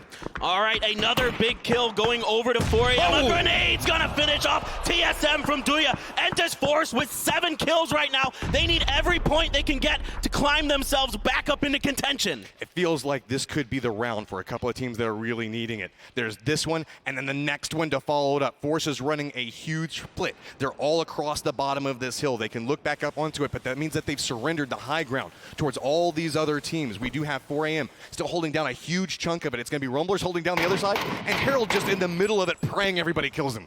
Yeah, Loss almost landing some shots onto an OG and Entis Force member. Gonna back them down off that hill a little bit. And here it's Harold's perspective as he just looks out. Please don't come. Please keep fighting don't each other. Keep fighting each other. I don't want to move. This is my home now. All right, new circle's gonna pop. I'm venturing to say Harold's probably gonna be in it. And yes, he does manage to stay in. So now, Rumblers, they're gonna have to make a little bit of a rotation through, but it's starting to shift away from that deuce center at the top of the hill. And you can see 4AM looking off to the side of this. They do have sights back over towards Force. This could get really dicey really fast for Entis Force. Both the Rumblers and 4AM are starting to encroach on their positions. You've got Doya up in the middle, guarding the high ground for them, but Sungjong, Kale, and Indigo lag behind in this 3-1 split they've got going, and you can see the Rumblers are very hungry to get down on top of Entis Force. This is a scary as hell place to be if you're Force right now. Rumblers and 4AM, they do not care. They just see everything as potential points, and they will push towards it. You can see just slowly and steadily being sandwiched. Shots come out from 4AM. That's going to be 2 members of Force already down. Now it's starting to come apart for Force. Shots do start coming back out, but it's actually going to be the Rumblers protecting Force. The Rumblers are buying a little bit of time for Force, but I'm not sure if they have any hope of getting to Kale and Indigo. There is a lot of teams that can kind of see that area, so let's see what Sungjong and Duya have left. This is going to back Forever and ZG off a little bit, but man, tell you what, Forever is going nuts. There he goes. He is going to get the flush on on to Indigo. Look at the movement differences from what we're seeing right now. Force is just trying to get towards the center. Meanwhile, these really aggressive teams are just running all around the edges of the circle, just trying to hunt down every kill that they can get. Grenade really close back over towards Songyang. Next grenade's going to come back for it. Is that going to be a little bit closer? A little bit more damage? It's okay. It's okay. He's still alive inside of this position, but next one's going to land right on him. Right off the tree branch into Songjang's face. What a grenade from Lost. A little bit of luck there, but some nice stuff. Xiaolu does find Herald, so W-click out and forth. This is looking very good for the 4 Angry Men. It looks like it's 4 Angry Men on one side and the Rumblers on the other, as alas, poor Force is just caught in the middle. One member up. Shots starting to go back and forth between the two of them. Cherry Poppins managed to make it back around. We're still sitting on 13 kills from the Rumblers, and you can see Duya is just cowering right now, being like, just start fighting each other off of these angles. So, look at the mini-map. See the separation that's starting to happen. There's still this hill that's kind of dividing everything as people are starting to vie for different positions on it. Oh, Duya is in a lot of trouble here. If any of these teams step just a little bit closer to him, the circle's going to head the Rumblers' direction just a little bit, but all of these teams still have some real estate available for them here. Duya's going to put down some stuff in front of him, but now somebody spotted him out. A shot hits the tree right next to him. Could just be some pre-fire as well. Sees ZGG, but is not going to pull the trigger, of course. He could be huge from this position since everything's just kind of going over him at the time. If he decides to step up, take some shots, he could weaken one of these teams, immediately allowing the other one to just step up and pounce the position. Rumblers still moving back around the southern part of the circle on the hunt. They know that one member of Force is still in this position. 4 AM still just trying to get a little bit more information, but they're moving up towards the top of the hill instead.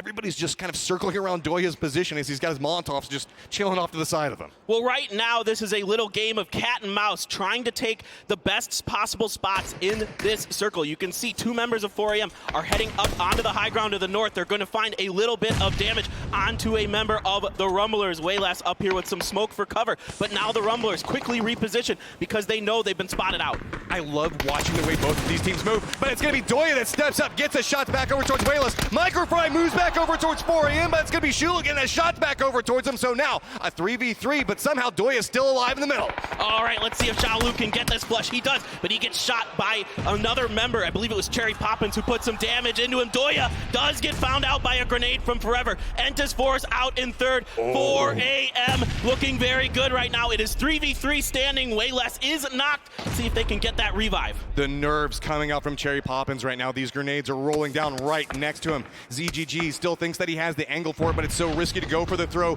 The angle looks like it might be good, and it's going to roll right back behind Cherry Poppins, but it's not going to do any damage towards him. The angle's still being held. ZGG's on peak with one side, and there's Cherry Poppins on the other, and it's going to be ZGG that gets him down, but he has to be cautious. He's taking a lot of damage. Waldo's down on the other side, and there we go. It's all turning up. 4 AM with 11 kills. And you can listen to this crowd erupt. The Chinese fans are pumped for the second win of the day for 4 AM.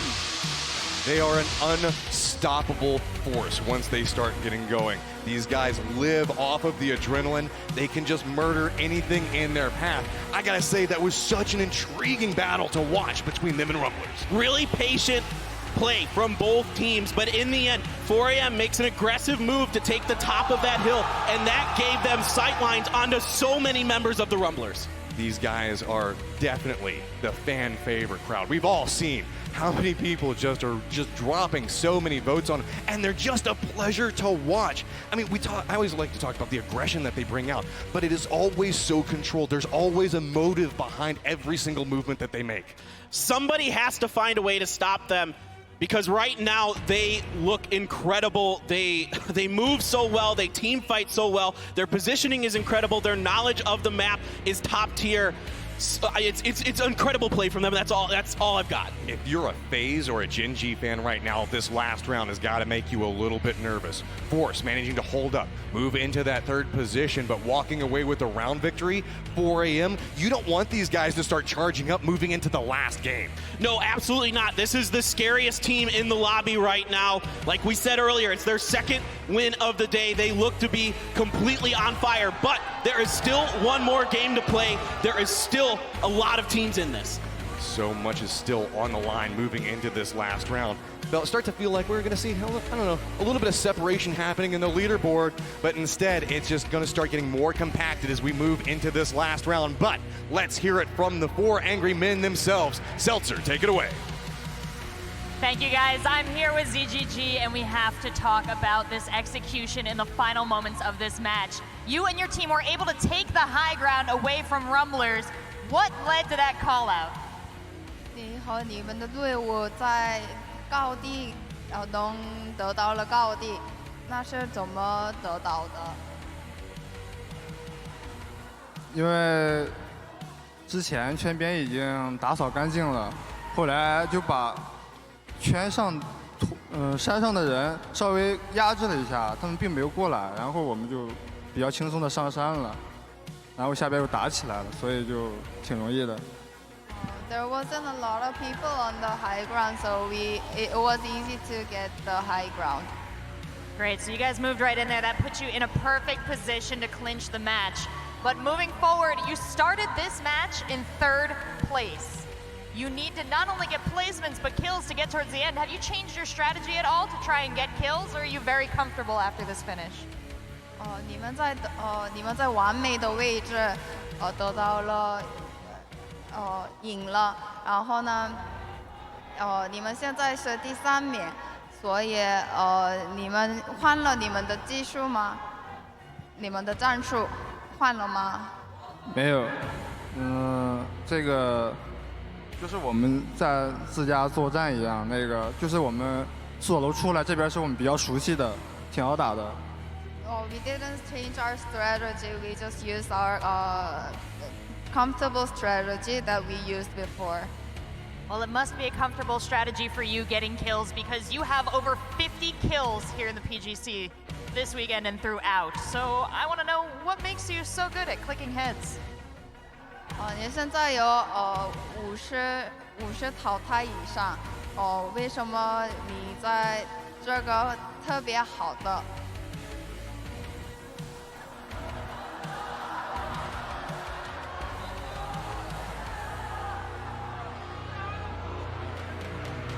现在你有50以上淘汰，让你有这么多的淘汰是什么原因？第一肯定是指挥的好，后来是圈好，再后来就是打得好。The circle was great, and then I also did great. Well, whatever it is, it's working for you guys. So I'm going to send you back to your seat so you can get in this last game here at PGC. And I'm going to give it back over to the analysts to take us through one more.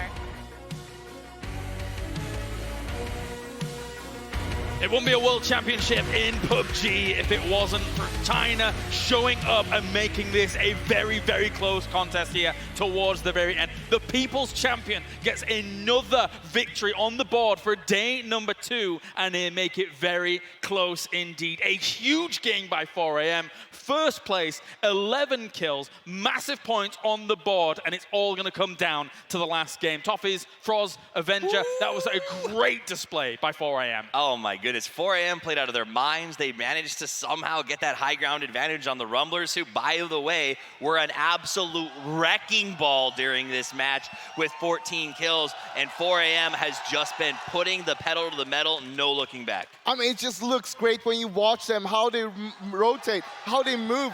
They started on in the apps there. They took it very passive, but also how they were moving up towards the other teams. There were so many teams up towards Potato Hill already, but they fought one by one and just took them down. Second last game of the day, highlights time here as we start things off. Na'Vi picking up massive kills onto T1. They tried to crash this compound Avenger. It was very unsuccessful. This compound ended up being an absolute slaughterhouse. I didn't expect it to be that. Na'Vi's managed to survive for a long time. Tempo then managed to crash them, and there's a lot of third party. There's a lot of so much map awareness and so much micro plays that really made this match one of a kind. I mean, as we get to the end of these highlights, you're going to notice that FaZe is not in it and Gen G is not in it. And I think they played too defensive too passive. They left the door open for 4AM to slip in and try to steal this away from them. And as we get to the final breakdown here, you can see them doing it. ZGG01, just a masterclass in getting that peak and getting the kills. And Rumblers, they just didn't stand a chance once that high ground was taken over. 4AM with another victory under their belt here for the last day of the tournament. Let's look at those points coming in, of course, as we do have 4AM at the very, very top there, getting themselves a big chunk of points to be able to propel them up the board. Once again, the Rumblers getting big points on the board here to try and propel them up the ladder. You know, we talked earlier, I was like, man, they're playing for like $60,000. I don't think so. I think they're playing for like possibly top 4 at this point, and we're talking 6 figures. Like, that's the passion you want to see as they play these games. This is the Rumblers we know. They can be super explosive, and they showed us on Sanhok, the last game there. They don't even know how to play Sanhok, but they managed to get a bunch of kills, and now once again, they promised us a top 5 today, and I'm happy to see them step up. They're potentially going to take that in the last game, guys. Absolutely. So a few other points coming in here or there. It's not making too many shifts. Obviously, we're keeping a very close eye on FaZe Clan. We're keeping a very close eye on Gen G. And for Gen G, in these last couple of games, things are slipping away from them. They are not putting up the points here, as of course they are at the top. Ladies and gentlemen, in case you are unaware, the People's Champions 4AM have now taken the lead as they have found themselves 99 points up at the top. Gen G is no longer in first place. This now makes it a 3-horse race. This now makes it a 3-region race up towards the top. I mean, it took 5 games to take the lead away from them, but finally it falls. It is anybody's game with like 7 points in the differentiation and 3 teams who have all fireworks waiting to go off in the last round. China, Korea, EU, who's gonna bring it home? I mean, this is gonna be down to the last game, and it's gonna be super close here. This is truly the global championship. Oh, yes. I did not expect it to be this close. 7 points. 3-horse race, guys, to the last game. Unexpected, to be honest. I pray and hope these 3 teams are the last 3 teams surviving. Oh my God. That would be insane. But also, ladies and gentlemen, we should announce that because of everybody's contributions out there, because of everybody purchasing in-game to be able to contribute to the prize pool, not only is the prize pool at $4 million plus for the entirety of the tournament, there is also $2 million going to all of the players here across the board via the Pick'em Challenge as well. So congratulations to everybody for contributing here to PGC. It has been a momentous occasion already, and we have 1 game remaining between these 3 titans of PUBG esports at the very top. Say that again. 3 titans, 1 game, $2 million. Literally, 16 teams dropped. Those 3 are playing for $1 million. That just, or $2 million. That blows my mind. And you might see me smiling a little bit extra, but it's because these 3 top teams, I got them on my pickings. So I'm really happy. I am really happy. And you contributed as well? You contributed. We all contributed. 7 times. Fantastic. 7 times. Absolutely fantastic stuff. Guys, I don't even know what to say about the last potential match coming up here. What are your thoughts, Roz? I mean, it's going to come down to where we're going to see them drop and stuff. There is so much that is going on in my mind right now. I don't know where to even start, but let's be honest. 4AM, Gen G, and FaZe, all 3 of them have put up enormous amount. And I mean, the game they've been playing, it's just phenomenal. They've left blood, they've left sweat on the battlefield, but there's a big difference in these 3 teams for me. FaZe and Gen G both tend to default to these long, outside, meandering rotations very defensively. 4AM doesn't care. They smash into the middle, they take out whoever they have to. So if 4AM plays their game and doesn't get knocked out in those first 2 or 3 circles, then I think FaZe and Gen G have to be very stressed out. Let's take a look at how things did develop when it came to rotations and the drops. One thing that really did stick out, whilst probably not shown here, is that Gen G's rotation was very, very wide. They were, once again, trying to find a way in where it was very difficult. Actually, is that Gen G there? No, they went up on Everest. They had PO scouting on Everest as per usual. Then they went on the north side going towards the east, but PO, he ran out of gas. That's how long they rotated, and it didn't work out because they had to go for a close entry into the circle after that. Oh, they managed to find a gas can last game because I want to see them fully gassed up for this match, guys. Absolutely. Hopefully, these 3 teams, as you said, if we get a dream scenario, a 3-way, 4v4 fight, that would be absolutely fantastic for me. I'll tell you this, so far in the finals, we have 3 teams that have won 2 games each. Those teams are 4AM, Gen G, and FaZe.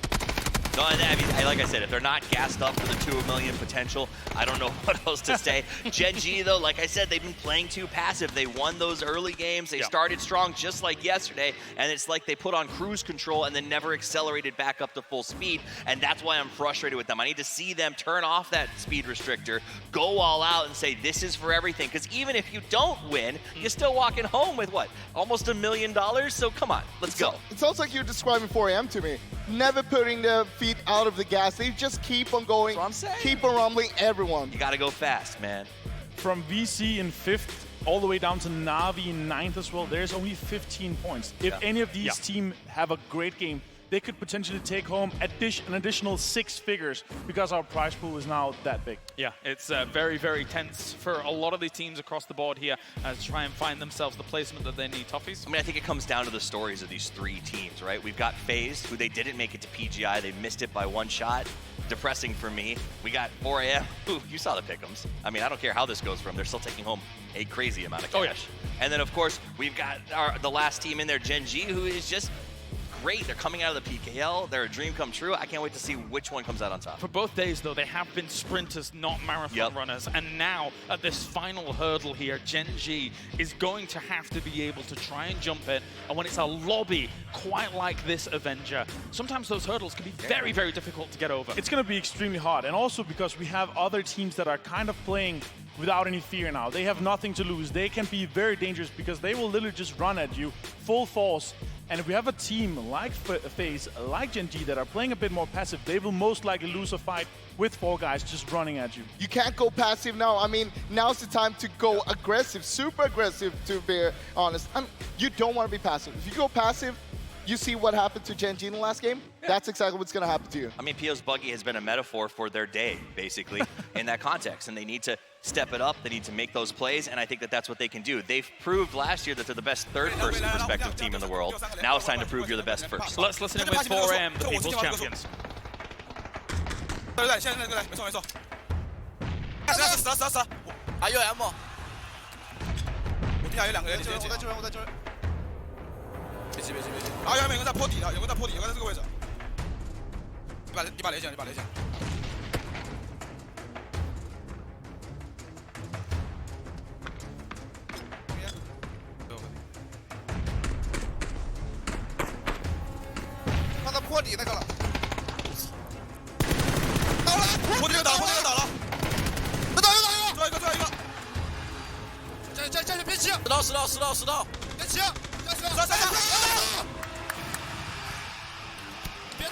Yet another chicken dinner under their belt. Amazing scenes here, but all of these scenes, everything here at the PGC is not possible without some of our title sponsors. So a big thank you to NVIDIA, GeForce, and Zowie by BenQ.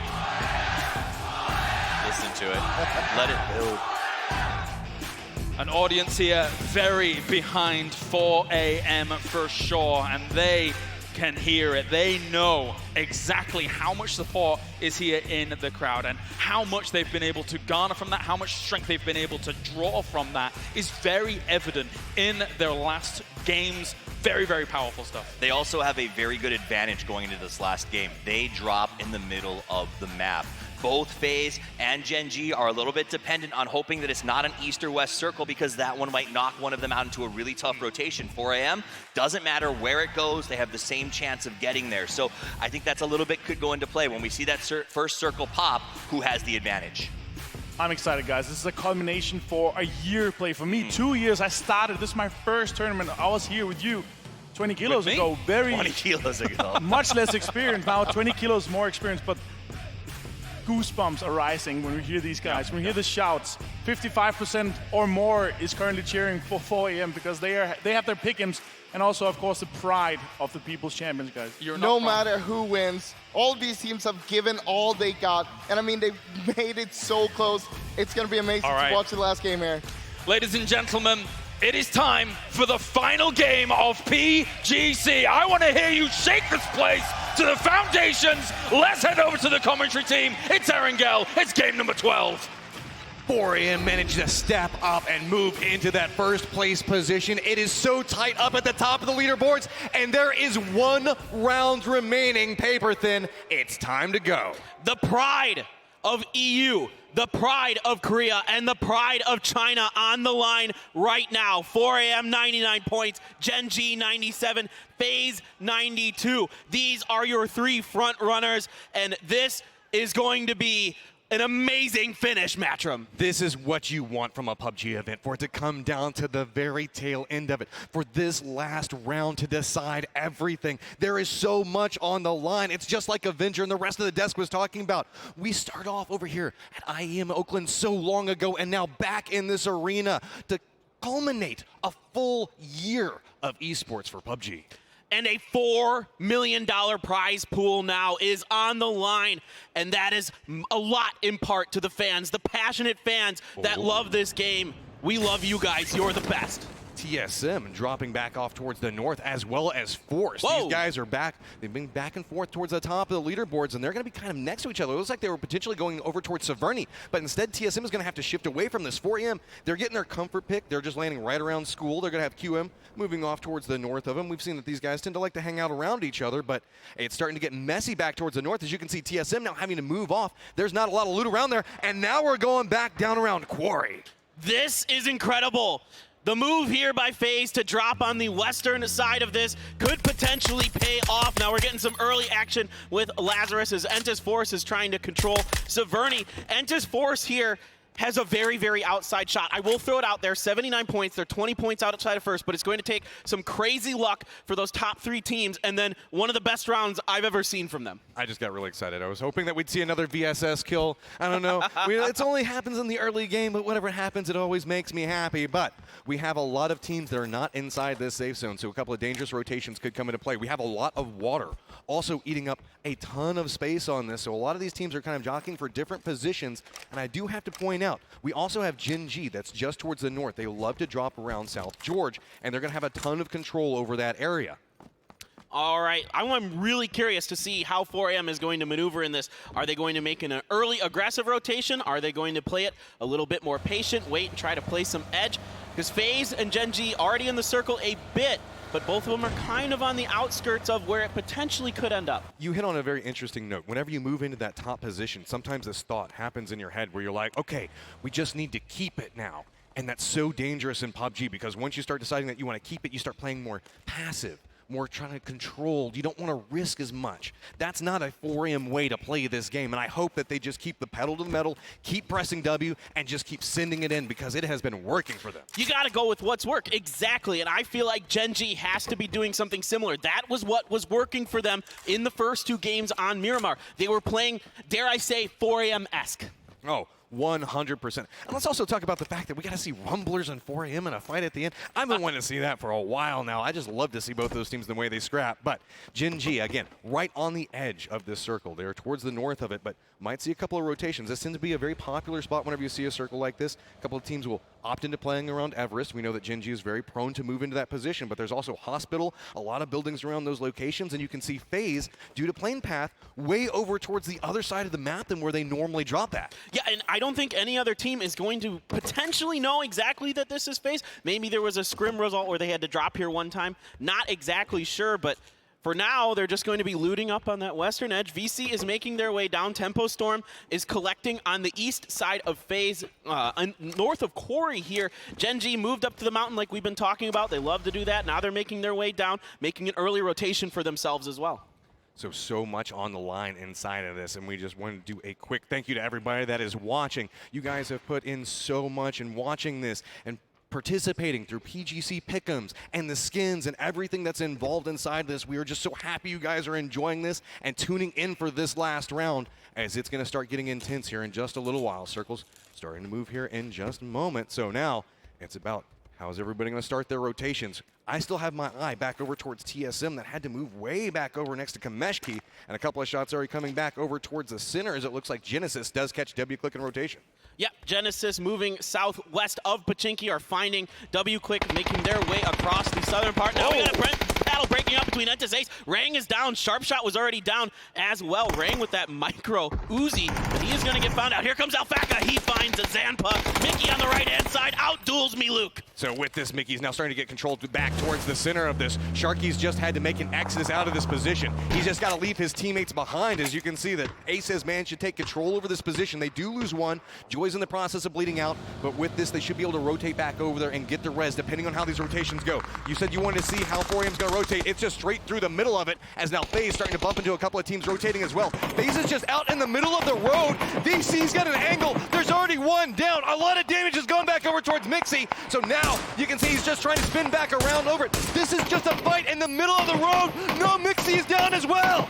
VC surrounds FaZe and gets two of them out the gate. A huge loss for our EU team here. Fuzzface and Uba, the only two left, and that is going to keep them pinned in that compound more west of all of this fighting. How did that fight even start off towards the beginning of it? It looks like they just bumped into each other and decided to go for a fight back towards it, and it ends up taking a lot of damage back over towards FaZe. So FaZe losing too early. They can still potentially scrap it together, but 4AM coming in with that aggression that we know that they love to do. Look at the sight lines. They're picking these buildings where they can go for these shots at, and 4AM going to take a quick look at their looting. And if you were looking in the bottom right-hand corner, you might have just been able to catch who the team next to them is. It's Gen G right next to 4AM.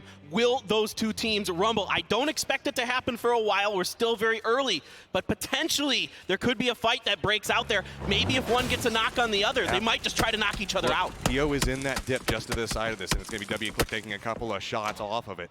So that's going to potentially pin them back over. PO's just trying to get a little bit more information back over towards it. Now it's just a matter of playing with information, paying attention to the kill feed, knowing who's around you is very important. And woo, ZGG just hops in the UAZ, pushing it back over, and we've seen that back over on this angle is where that ace fight was happening just a second ago.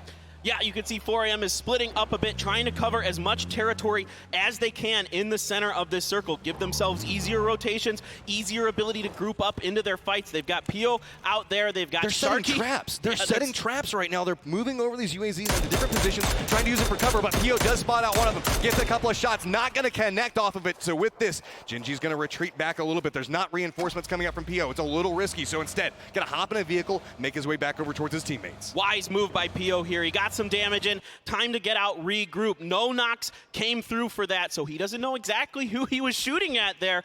But now it's going to go back with Esther, and they're going to do a 2-2 split. Look at the cover angles back. ZGG is looking back up that hillside, protecting his team that's at the top of the hill, and they can look back down towards him. Really, it's got this kind of kill box that they have set up for themselves, depending on how teams path through this. Looks like Forever is going to kind of make their way back down on this angle as well. This is a very interesting play coming out from 4AM. We were kind of curious. Do they get in their own heads, or do they play aggression?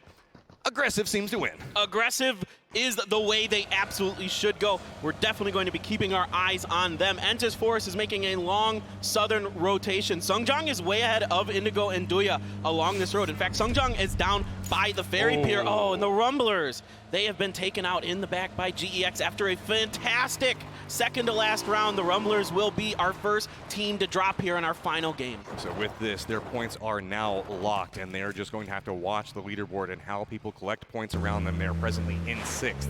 So now, rotation still coming in play. Forest is kind of the outlier inside of this. Back behind them, they do have TSM, and in front of them as well, as it's going to be a little mixed up in rotation as these guys are just kind of riding along next to each other. They're both moving over to different points, but at the direct time, they're just kind of like honking the horn at each other, kind of saying hello, being friendly.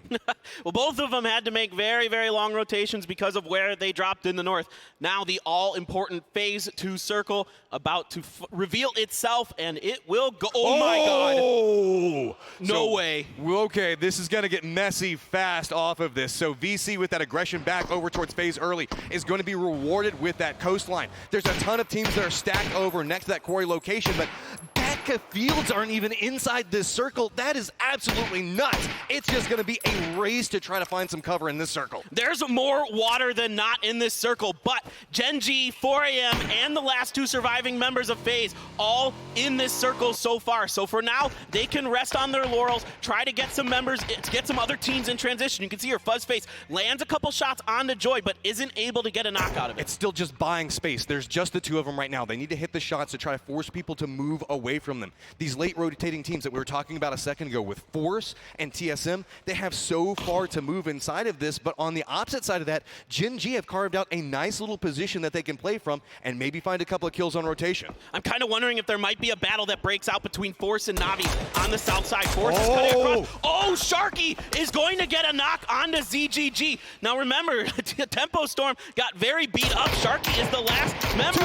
Silton's got an angle on this as well. He is putting some damage into them. Can 4AM survive this? There is nowhere for them to go. You can see it's just bullets raining down on top of them. Somehow Forever is still alive. He's got a little bit of a divot to play in. Two different teams shooting back over towards 4AM right now, and it's just constantly raining death and destruction. And 4AM, they're going to have another member knocked. This is disaster for 4AM. Forever tried to get out there quickly, but he is knocked as well, and he will be taken down by Silzen. Another team in our top 3 is 2 members less. So now 4AM sitting on 2, FaZe on 2, Gen G in a good position right now, still all 4 members up, but all the violence is happening away from them right now. They haven't been able to net a lot of kills in this position. They only need a few at this point, but 4AM, FaZe, we know these teams can be so scrappy. They can somehow salvage what looks to be disaster and turn it around. Don't count these guys out yet. Absolutely not counting either team out. We saw what Forever could do on his own on Miramar, and no way I'm counting FaZe out either. Those 2 members, they're scrappy. They'll find a way in. You can see GYY putting some shots onto Lazarus. There's a bit of damage done to Luke, but he's able to get back inside the house. So Lazarus, they do have control towards the center of the circle right now. Can kind of gatekeep out QM. They have a little bit of a foothold inside the safe zone. QM's just trying to get a little bit of more of a feel of what's happening around them. Back down towards the south of this, we do have GEX that's managed to make it inside the safe zone around this. But really, it's just about how QM is going to opt into playing this. With so much water inside of this circle, there's not a lot of clean paths to make it down here. So you can see a lot of these teams are struggling, going, okay, what's the safest route whenever there's 48 people alive in this small position? Right. There's actually quite a few compounds to work with over here, surprisingly. So there's a lot of room for these teams to maneuver right now. But as this circle tightens up, now most likely it's going to move away from the water. So there's going to be kind of about the same situation going forward, most likely. So with this, we need to kind of note where the shift could come out. It's about 13 seconds away from revealing itself. It's going to move away from the coastline here in just a bit. It's going to be QM and Lazarus just taking a couple of shots back towards each other, but the position that FaZe is playing right now could be extremely powerful depending on how we see these circles shift away. And there you go. It's just going to move up a little bit closer towards the coast. Nothing crazy right now, but a lot of these teams already firmly cemented as QM does have one of their members get knocked. All right, the battle rages on between Lazarus and QM. There is a grenade coming over. You can see these are the 2 members. The tire is out on that Dacia for 4AM on the very eastern part of the circle. So this makes it even more difficult for them to get where they want to go. They still have a UAZ and a buggy, it looks like, but like we saw in the last round, the buggy's not the ideal vehicle. Oh, well, it looks like they just decide, let's just do up inside of this, both of us, so that way we've got one guy on the back taking the shots. It is going to be very hazardous to make this push back over. It feels like they just want to send it back towards the center. Live how you die right now. These guys are just charging in. They know exactly where they want to go, and they're going to commit towards it. They have their buggy slip off to the side. It's fine. It's righted up, but it's going to slow them down. The shots are going to come through from Tempo Storm, but not connect. The push continues from 4AM. They're going to run back over next to FaZe Clan. A couple of shots going to go through, and I think 4AM is just going to find this little bit of a dip up towards the top and try to sell it. Oh! That's one more down off of this. Wayless is the last one alive. Mickey has the angle for it. The shots are coming through, but somehow Wayless manages to dodge the first one. His angle's a bird. 4AM is out. 4AM is done. They're only 2 points ahead of Gen G, 6 ahead of FaZe as they pick up another point, killing that member of 4AM. Tragedy is struck here for the Chinese team. The wreckage rolls down the hillside. 2 points back behind them is going to be Gen G. Still, all of their members alive, but it's been so quiet around them. Like, they're just kind of posted up over here. All the violence is happening in different parts of the map. That could lead to be a little bit of a problem, as there's still 14 teams alive. If something bad happens to them, there's still a chance that 4AM could hold this, because FaZe has already lost 2 as well. Yeah, Gen G, I think right now knows full well that we've lost 4AM out of this lobby. So Loki sees that drop, potentially going to look and go for it. Sungjung pushing ahead for Entis Force as they're going to try to regroup and get a little bit more center circle for themselves. This is a really nice situation for Gen G right now. Can they hold on? They've still got 4 strong. They've got a decent position inside of the circle. It's going to come down to their teamwork and their aggressiveness at the end. So with this, you can see Gen G, let's just stack up more things in their favor as they're going to walk over and get a crate to play with as well. But no teams really next to them. It's just Lazarus who looks like they're making a push back over towards GEX right now. They have a lot of control over this situation, but they're also kind of down in a dip. They can play along these little bit of ridges, take a couple of pot shots at what goes on around them, but also not a lot of information that they can gather off of this position. Right, exactly correct. Because of all the hills here, there isn't a lot of sight lines for them to utilize. This is a team that likes to get up high, find the angles, get the information, but right now they're going to be playing without it for a bit, relying on their visual and sound cues that they have, which isn't going to be a ton. Now, yeah, there's a flat field out there, but nobody's really going to be going on it. As you can see, Lazarus just bypassing it. Circle heads directly south. So with this, Gen G not inside the circle. They're going to have to figure out how they want to make their push back over towards it. Navi, TSM, Force, all back down towards the south of the circle right now. It's all about how Gen G tries to move this. If they go a little bit too risky, we could see already 4AM has felt that detriment on what can happen to you, but Gen G tends to be a little bit more controlled. Here comes the start of the rotation, starting to send one of the members out. You can see a couple on foot, trying to gather a little bit more information right now off of it, but so much of the circle already kind of controlled at this point and becomes very, very hazardous. Yeah, there is some room to maneuver up there, and Sharky is going to push up towards FaZe. So Sharky's already played a bit of a spoiler for 4AM. Is he going to do it to FaZe Clan as well? This guy is the lone ranger right now for NA. He's trying to put some hurt on some of these other regions. So with this, Gen G starts to make their push back over towards the circle. They can hear the fight off to the side. It's going to be GEX and Lazarus getting caught up in a little bit of a skirmish. Pio hops out, immediately looks that direction, trying to see if there's anything that they can pick up, any angles that they can find. GEX is trying to retreat off of the situation right now as it looks like Lazarus has an angle back over towards them, but there's no clean sight lines for Gen G to play with. Well, right now they're just going to try to set up a contain. That battle is going to have to resolve itself one way or another between Lazarus and GEX. Now moving over to T1, they're pretty well and out of it, but there is a potential big battle between Entis Force and them that could erupt here. Entis Force needs all the kills in the world and a chicken dinner. Now 4AM is already out, and neither FaZe nor Gen G has done anything, so the door is open for them, Matcham. See the point that Lazarus is playing off right now, taking a couple of shots back over towards GEX. Meanwhile, Gen G is just praying that the fight starts to move over to a different side, seeing if they can try to get anything out of this. This is a very aggressive position coming out of them. They've got their vehicles along the slope of this, just trying to see if they can get any shots, connect with anything to get any downs. FaZe also still on the hunt. Remember, they're right up there towards the top of this. There is still a chance for FaZe to come away. If they manage to walk away with some kills or a first place position, they can make their way up towards the top of the leaderboard. 4AM already locked in position, and it looks like Lazarus on the motorcycle starting to send it. Might have a side flank off to the side of Gen G.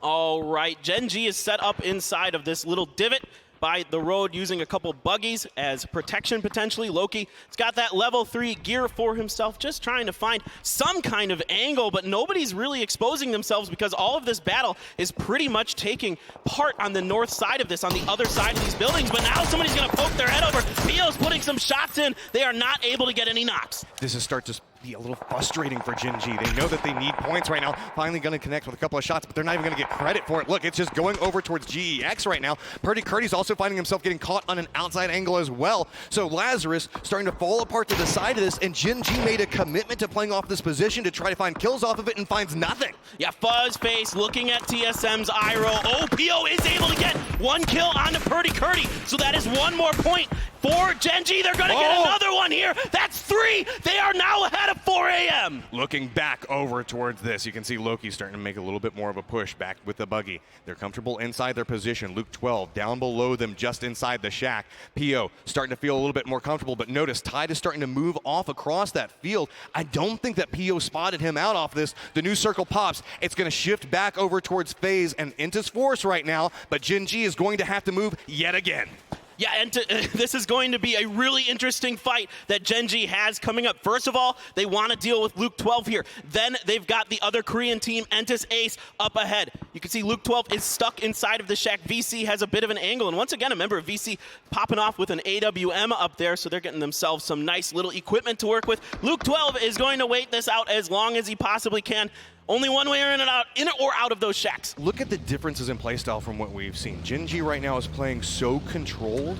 They know exactly where Lazarus' last member is, instead going to opt into rotating around. But this is going to put them in the path of FaZe. It looks like they've opted to make the push back over right next to FaZe's complex. There's only 2 members of FaZe posted up. The full push did not come through. We didn't see the send it, but just on the other side of this little bit of a ridge, you can see that's where FaZe is sitting in wait. This could be the tournament right here. If Gen G can bust FaZe out of here, they could potentially put themselves in the winning position, assuming something completely nutty doesn't happen from Entis Force or somebody else. You see Luke 12 leaving, but I tell you what, Matchroom, this is getting really intense. Pay attention to the kill feed. The moment that we see FaZe get a down off of this position, you might just see Gen G rise up and run to those buildings, knowing the fact that there's the potential for them to get the win off of it. So now, Gen G still holding that angle off to the side of it. They are now in first place, but it's FaZe that's just nipping on the heels back behind them. They're just a couple 100 meters apart right now, as TSM also has a little bit of an oversight position to the side of them. All right, Gen G's got to be careful. Entis Ace is rolling up along the north side. Gen G is repositioning to try to block this flank. They know that the team in the building in front of them probably isn't going to be leaving, so they got to make this fight work. That is a really nice grenade. Almost takes down Mickey, but Pio is also going to find joy. It is Pio once again popping off for Gen G. Magnificent awareness coming off of that. They knew where the threat was approaching from and instantly destroys it. Ace was thinking about making the push off to the side of that. Mickey's now down in cover. He had a potential point where he could push from, and now Pio is starting to feel it. You can see he's starting to step up, try to make his push off to the side of it. Mickey's still playing inside this dip. They know exactly where he is, and now they just got to spot which hump of grass is he behind, as I don't think that they know exactly with it, and now gonna have to step back. This could be bad for Gen G, depending on when Ace decides to take the shot. Gonna spot him out. The spray's gonna go through, but Pio's down. Pio gets out-dueled here, but other members, TSM is now shooting into Gen G. Pio is confirmed dead, so there's only 3 standing for Gen G. And look at this, Uba now spots them out, putting some shots into them. Loki moving forward, and now the circle is on top of FaZe and Entis Force. So now FaZe knows who their neighbors are. That's why they started spin back over on this. They know that they need to eliminate these guys. Gen G sitting on 5 kills. Uba manages to hit a little bit of damage back over towards Taman, but he drops down, trying to play off of a little bit of cover, but notice Loki slowly starting to creep off to the side of this. Loki might have managed to find an angle back towards it, but I don't think he has a clean sight line, as TSM is looking back over towards him, and really it's Rory holding the angle and kind of containing back Gen G's push.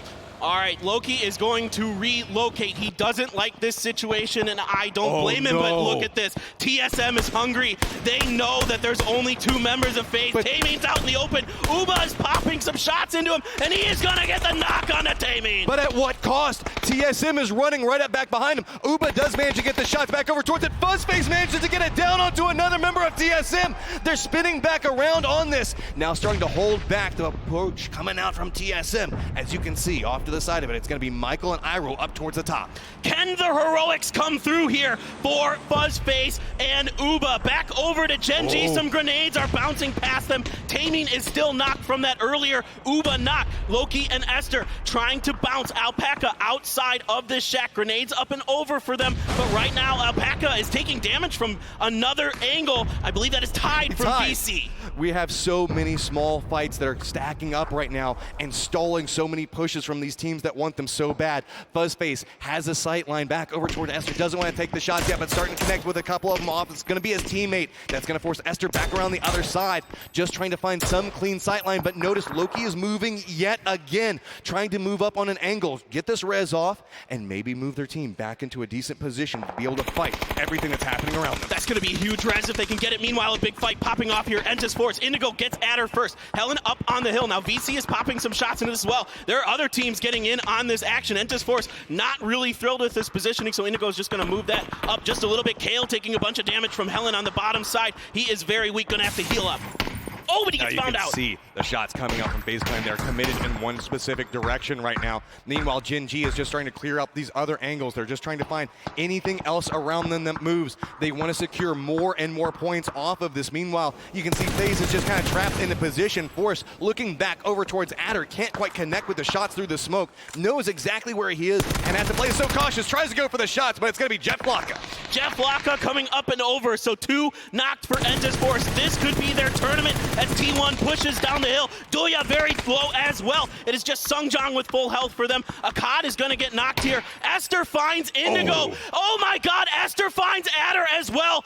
8 kills for Gen G. Starting to get a little bit more space on the leaderboard. They managed to control inside this dip. The circle has shifted away from both Gen G and FaZe. All these guys are going to have to move, and it's actually going to be Na'Vi and Inta's Force that are in a decent position. This is huge. FaZe needs to get some points, and they need to start getting them because Gen G continues to tear through everyone in their path. Sungjong is knocked by Taemin. He is looking over towards FaZe. Fuzzface is down. Fuzzface is down and out, and now there's just one member of FaZe. It's a Herculean task ahead of him. As you can see, Gen G is just accumulating more and more points. He has no angle that he can really work with, and Gen G is just taking more and more control over this game. All right, Uba has finally abandoned this compound and is going to try to get something done.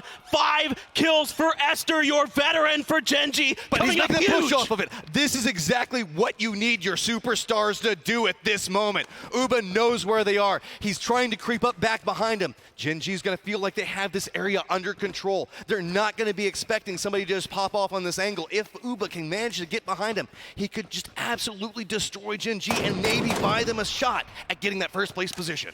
All right, they are completely in control of the western edge. Somehow, some way, Sungjong is back up. Doya does find him, but Loki, I believe Solomon is going to get the knock. Now can he get the finish onto Doya and get 2 more points for Gen G, separating themselves even farther. But ooh, Esther is going to get found by that SLR from Doya.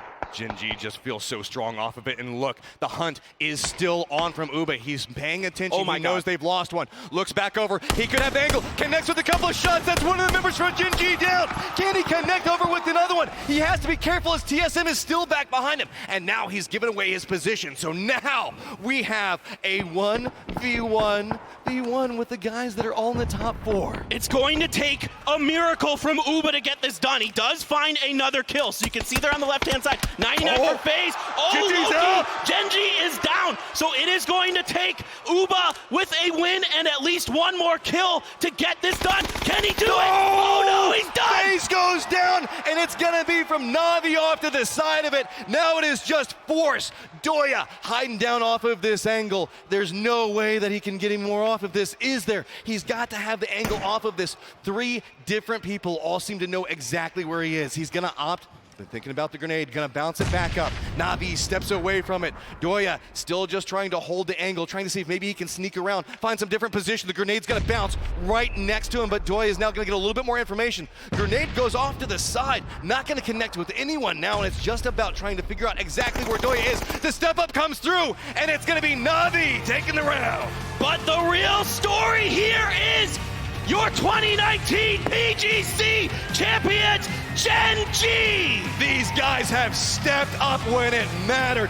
That was one hell of a game to close us out, as it was just so back and forth towards the tail end of it. It was, you could see so many teams just trying their hearts out, but at the end, it's gonna be Gen G that stands on top. PO kicking things off for Gen G. He gets found out, then the other 3 members get it going. Loki with that huge pickup on that crate, taking advantage of that MK14, picking up some big kills. Esther as well with a ton for himself. What a final performance for this Korean team. Gen G, these guys fought their way up through this. They had a little bit of a rough start at different points, but now they stand here full, content, glorious as they've managed to win this, and they are the PGC champions!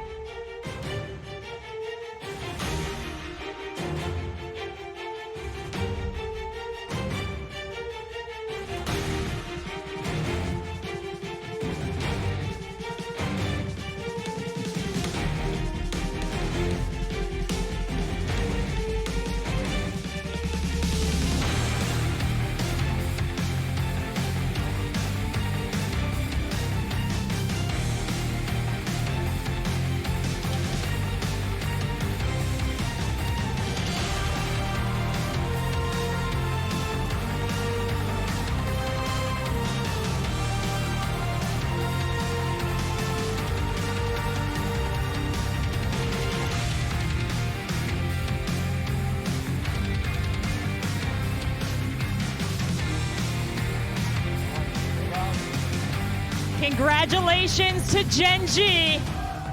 They are your winners from South Korea, and they are taking home more than $2 million thanks to the incredible PUBG community. So now you've got your trophy, you've got your flag. It is time to give you our medals. And presenting these medals, we have Chang-Han Kim, our CEO of PUBG Corporation, to distribute your gold medals.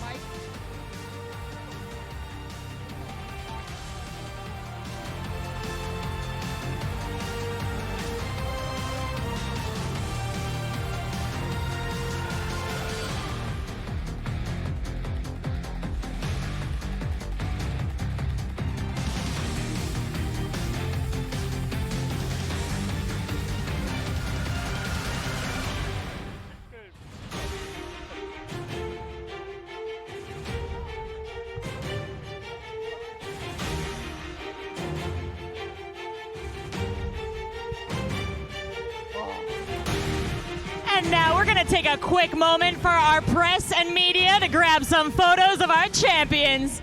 So players, please hold your trophy and flag high. I invite you all to take your photos.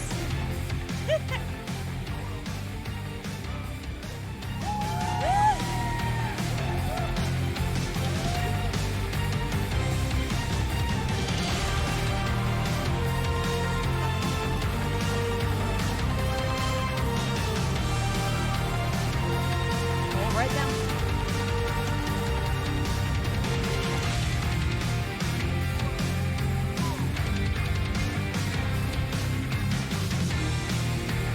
All right, thank you so much. Congratulations to our team, and thank you once again to Chang-Han Kim. I appreciate it. And now let's have a few words with our winning team. First and foremost, I would love to know what your experience has been like in the PGC as part of Genji. 젠지로서 그 PGC에서의 경험이 어떠했는지 한번 말씀해 주실 수 있나요? 팀 젠지로서 PGC에서의 경험이 어땠는지 한번 말씀해 주실 수 있나요? 일단 지금 많이 믿기지가 않네요. 많이 믿기지가 않아요. It's an unbelievable moment right now.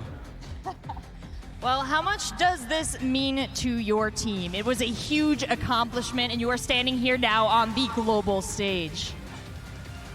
지금 현재 can you just repeat that again once again?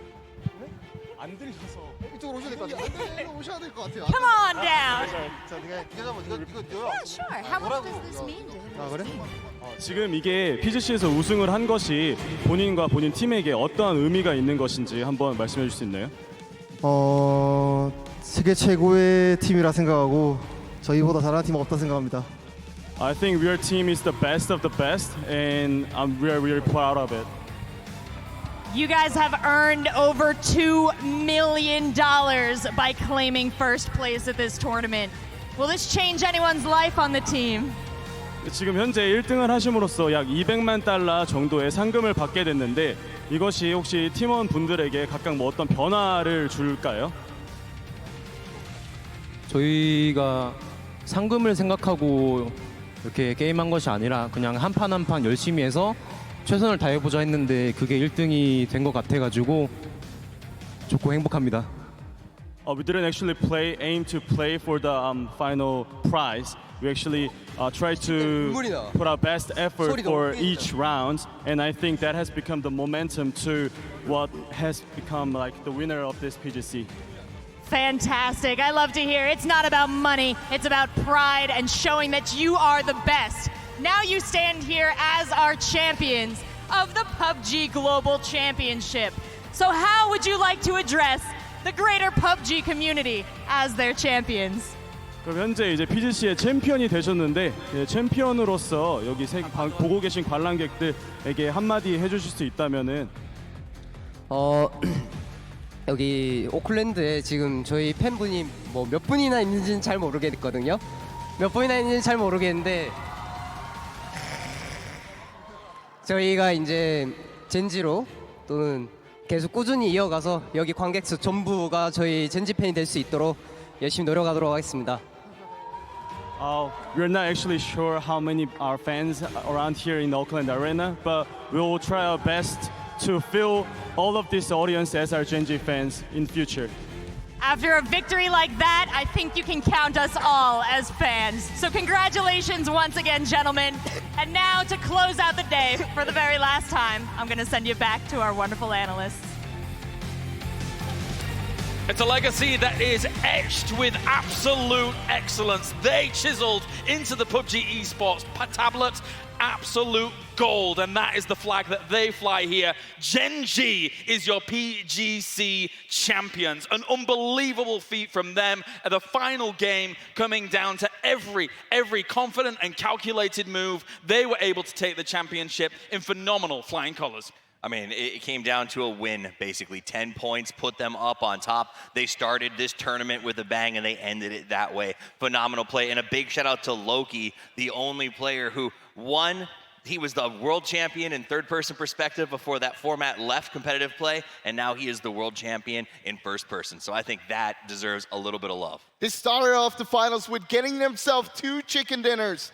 And coming in today, they got themselves 2 second places, gathering a lot of points. They ended up with 111 points and 69 kills, most of all of the teams here. Last year at PGI, I was extremely excited to see how they were able to play. They absolutely smashed third person, and showing now that they're also the best at first person a year later, more than a year later, is absolutely stunning to see. I mean, after the second game of this series, Martin put his book down and said, that's it, Gen G is going to win this thing. And turns out he was right. Absolutely, only one commentator. Wow. Congratulations for getting the prediction correct. A big round of applause there. Fantastic stuff. Gen G, a name in esports, in Korean esports as well, that is even a newer name in Korean esports, but has already completely been able to dominate a scene after a scene. And here for PUBG esports for 2019, who can deliberate with them getting the victory here after effectively 4 massive games, 2 at the start of the first day, 2 at the start of the second day, and some great consistent performances throughout. And also how they played this last game. Yeah. They were so aware, their map awareness, their positional awareness. They played this game to perfection, considering how 4AM lost out early, how FaZe, they lost 2 players early. They managed to play this to perfection. I mean, the story of their victory comes down to the kill counts on that last match. They stepped on the gas. 4AM finished with 0. FaZe finishes with 4. But Gen G pulls the trigger, says, we're not going to play comfortable, and they take home a 10 to make sure that this is their big day. And you got to respect that kind of passion and aggression. The best thing about it, it was so tense in that final game, with Circles favoring a little bit of FaZe Clan, with 4AM going out very early, and unfortunately for them, losing out on that first place position. But FaZe Clan getting themselves the kills. We'll talk about that in a moment. We're still on Gen G here for a second. 111 points. Fantastic stuff by them. Fully deserving of the championship. Esther got himself 16 kills in total during the finals. 5 of those during the last game here. He's the support, but he shows that even a support player can do a lot of impact here. Absolutely so. An amazing trophy, an amazing result here for Gen G, an amazing result for PKL as well, as they're able to attain this trophy. And it does make you wonder with how competitive things were with the top 3 regions here being able to take that 1, 2, 3 spot.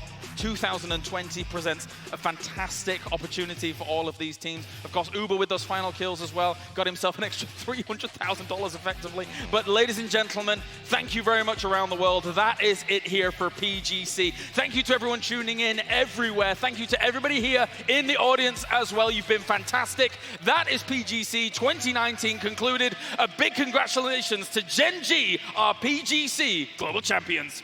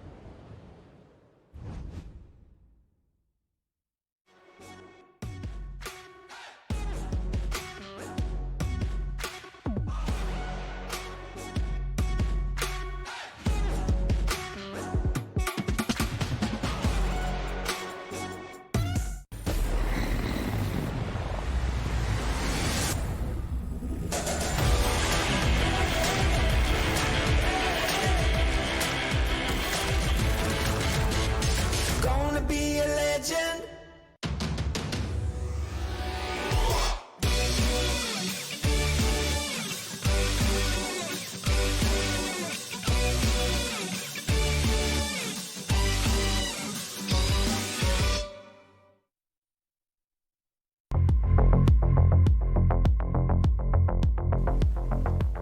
I'm holding right. That's it. Nice. Is it enough? How many kills? I have 8. How many kills? 4. I got 4. 14. Did we do it? Did we? Did we?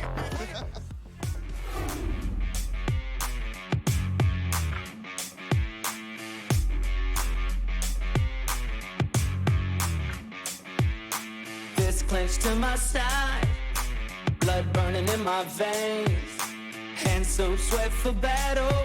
This is more than just a game. Breaking through the silence, it's time to stand up, face up to the fear. It's time to rise up. Now is the moment. Now is the time to win or die. To win or die. To win or die. To win or die. This is the moment you want, so yeah. Stand united. Undivided. Stand united. Undivided.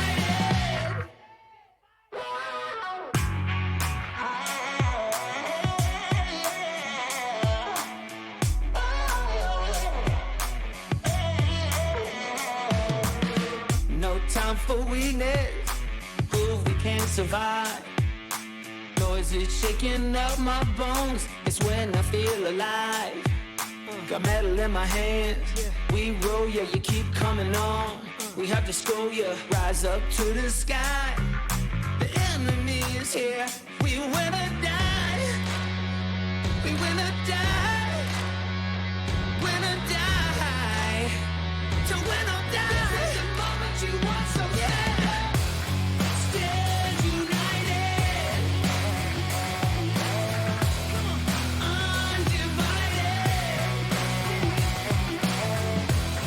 Stand united. Undivided. Live for this. Die for this. Try for this, I'll rise to this. Live for this, die for this. Try for this, I'll rise to this. I'll live for this, die for this. Try for this, I'll rise to this. I'll live for this, die for this. Try for this. This is the moment you want, so stand up. Stand united. I live for this. Undivided. Stand united. Undivided. This moment is all that you got, so rise up. Stand united. Time is now. Undivided.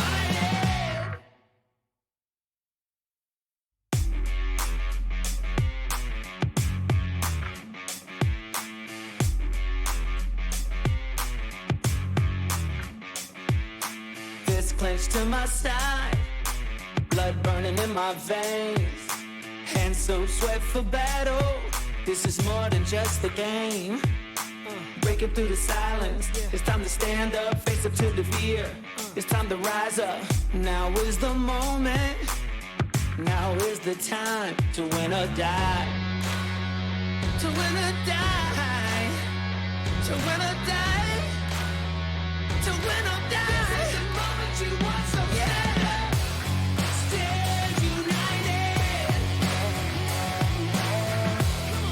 Undivided. Stand united. Undivided.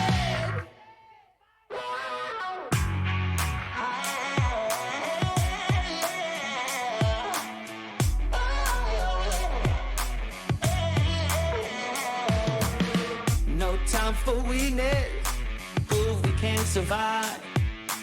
Noise is shaking up my bones. It's when I feel alive. Got metal in my hands. We roll ya, you keep coming on. We have to school ya, rise up to the sky. The enemy is here. We win or die. We win or die. Win or die. To win or die. This is the moment you want, so stand up. Stand united. Undivided. Stand united. Undivided. Live for this. Die for this. Try for this. I'll rise to this. Live for this. Die for this. Try for this. I'll rise to this. I'll live for this. Die for this. Try for this. I'll rise to this. I'll live for this. Die for this. Try for this. This is the moment you want, so stand up. Stand united. I'll live for this. Undivided. Stand united.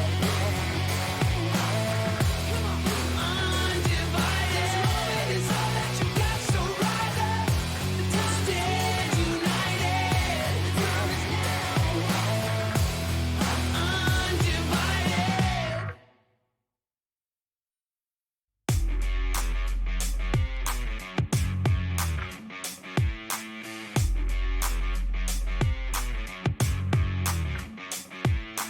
Fist clenched to my side, blood burning in my veins, hands so sweat for battle.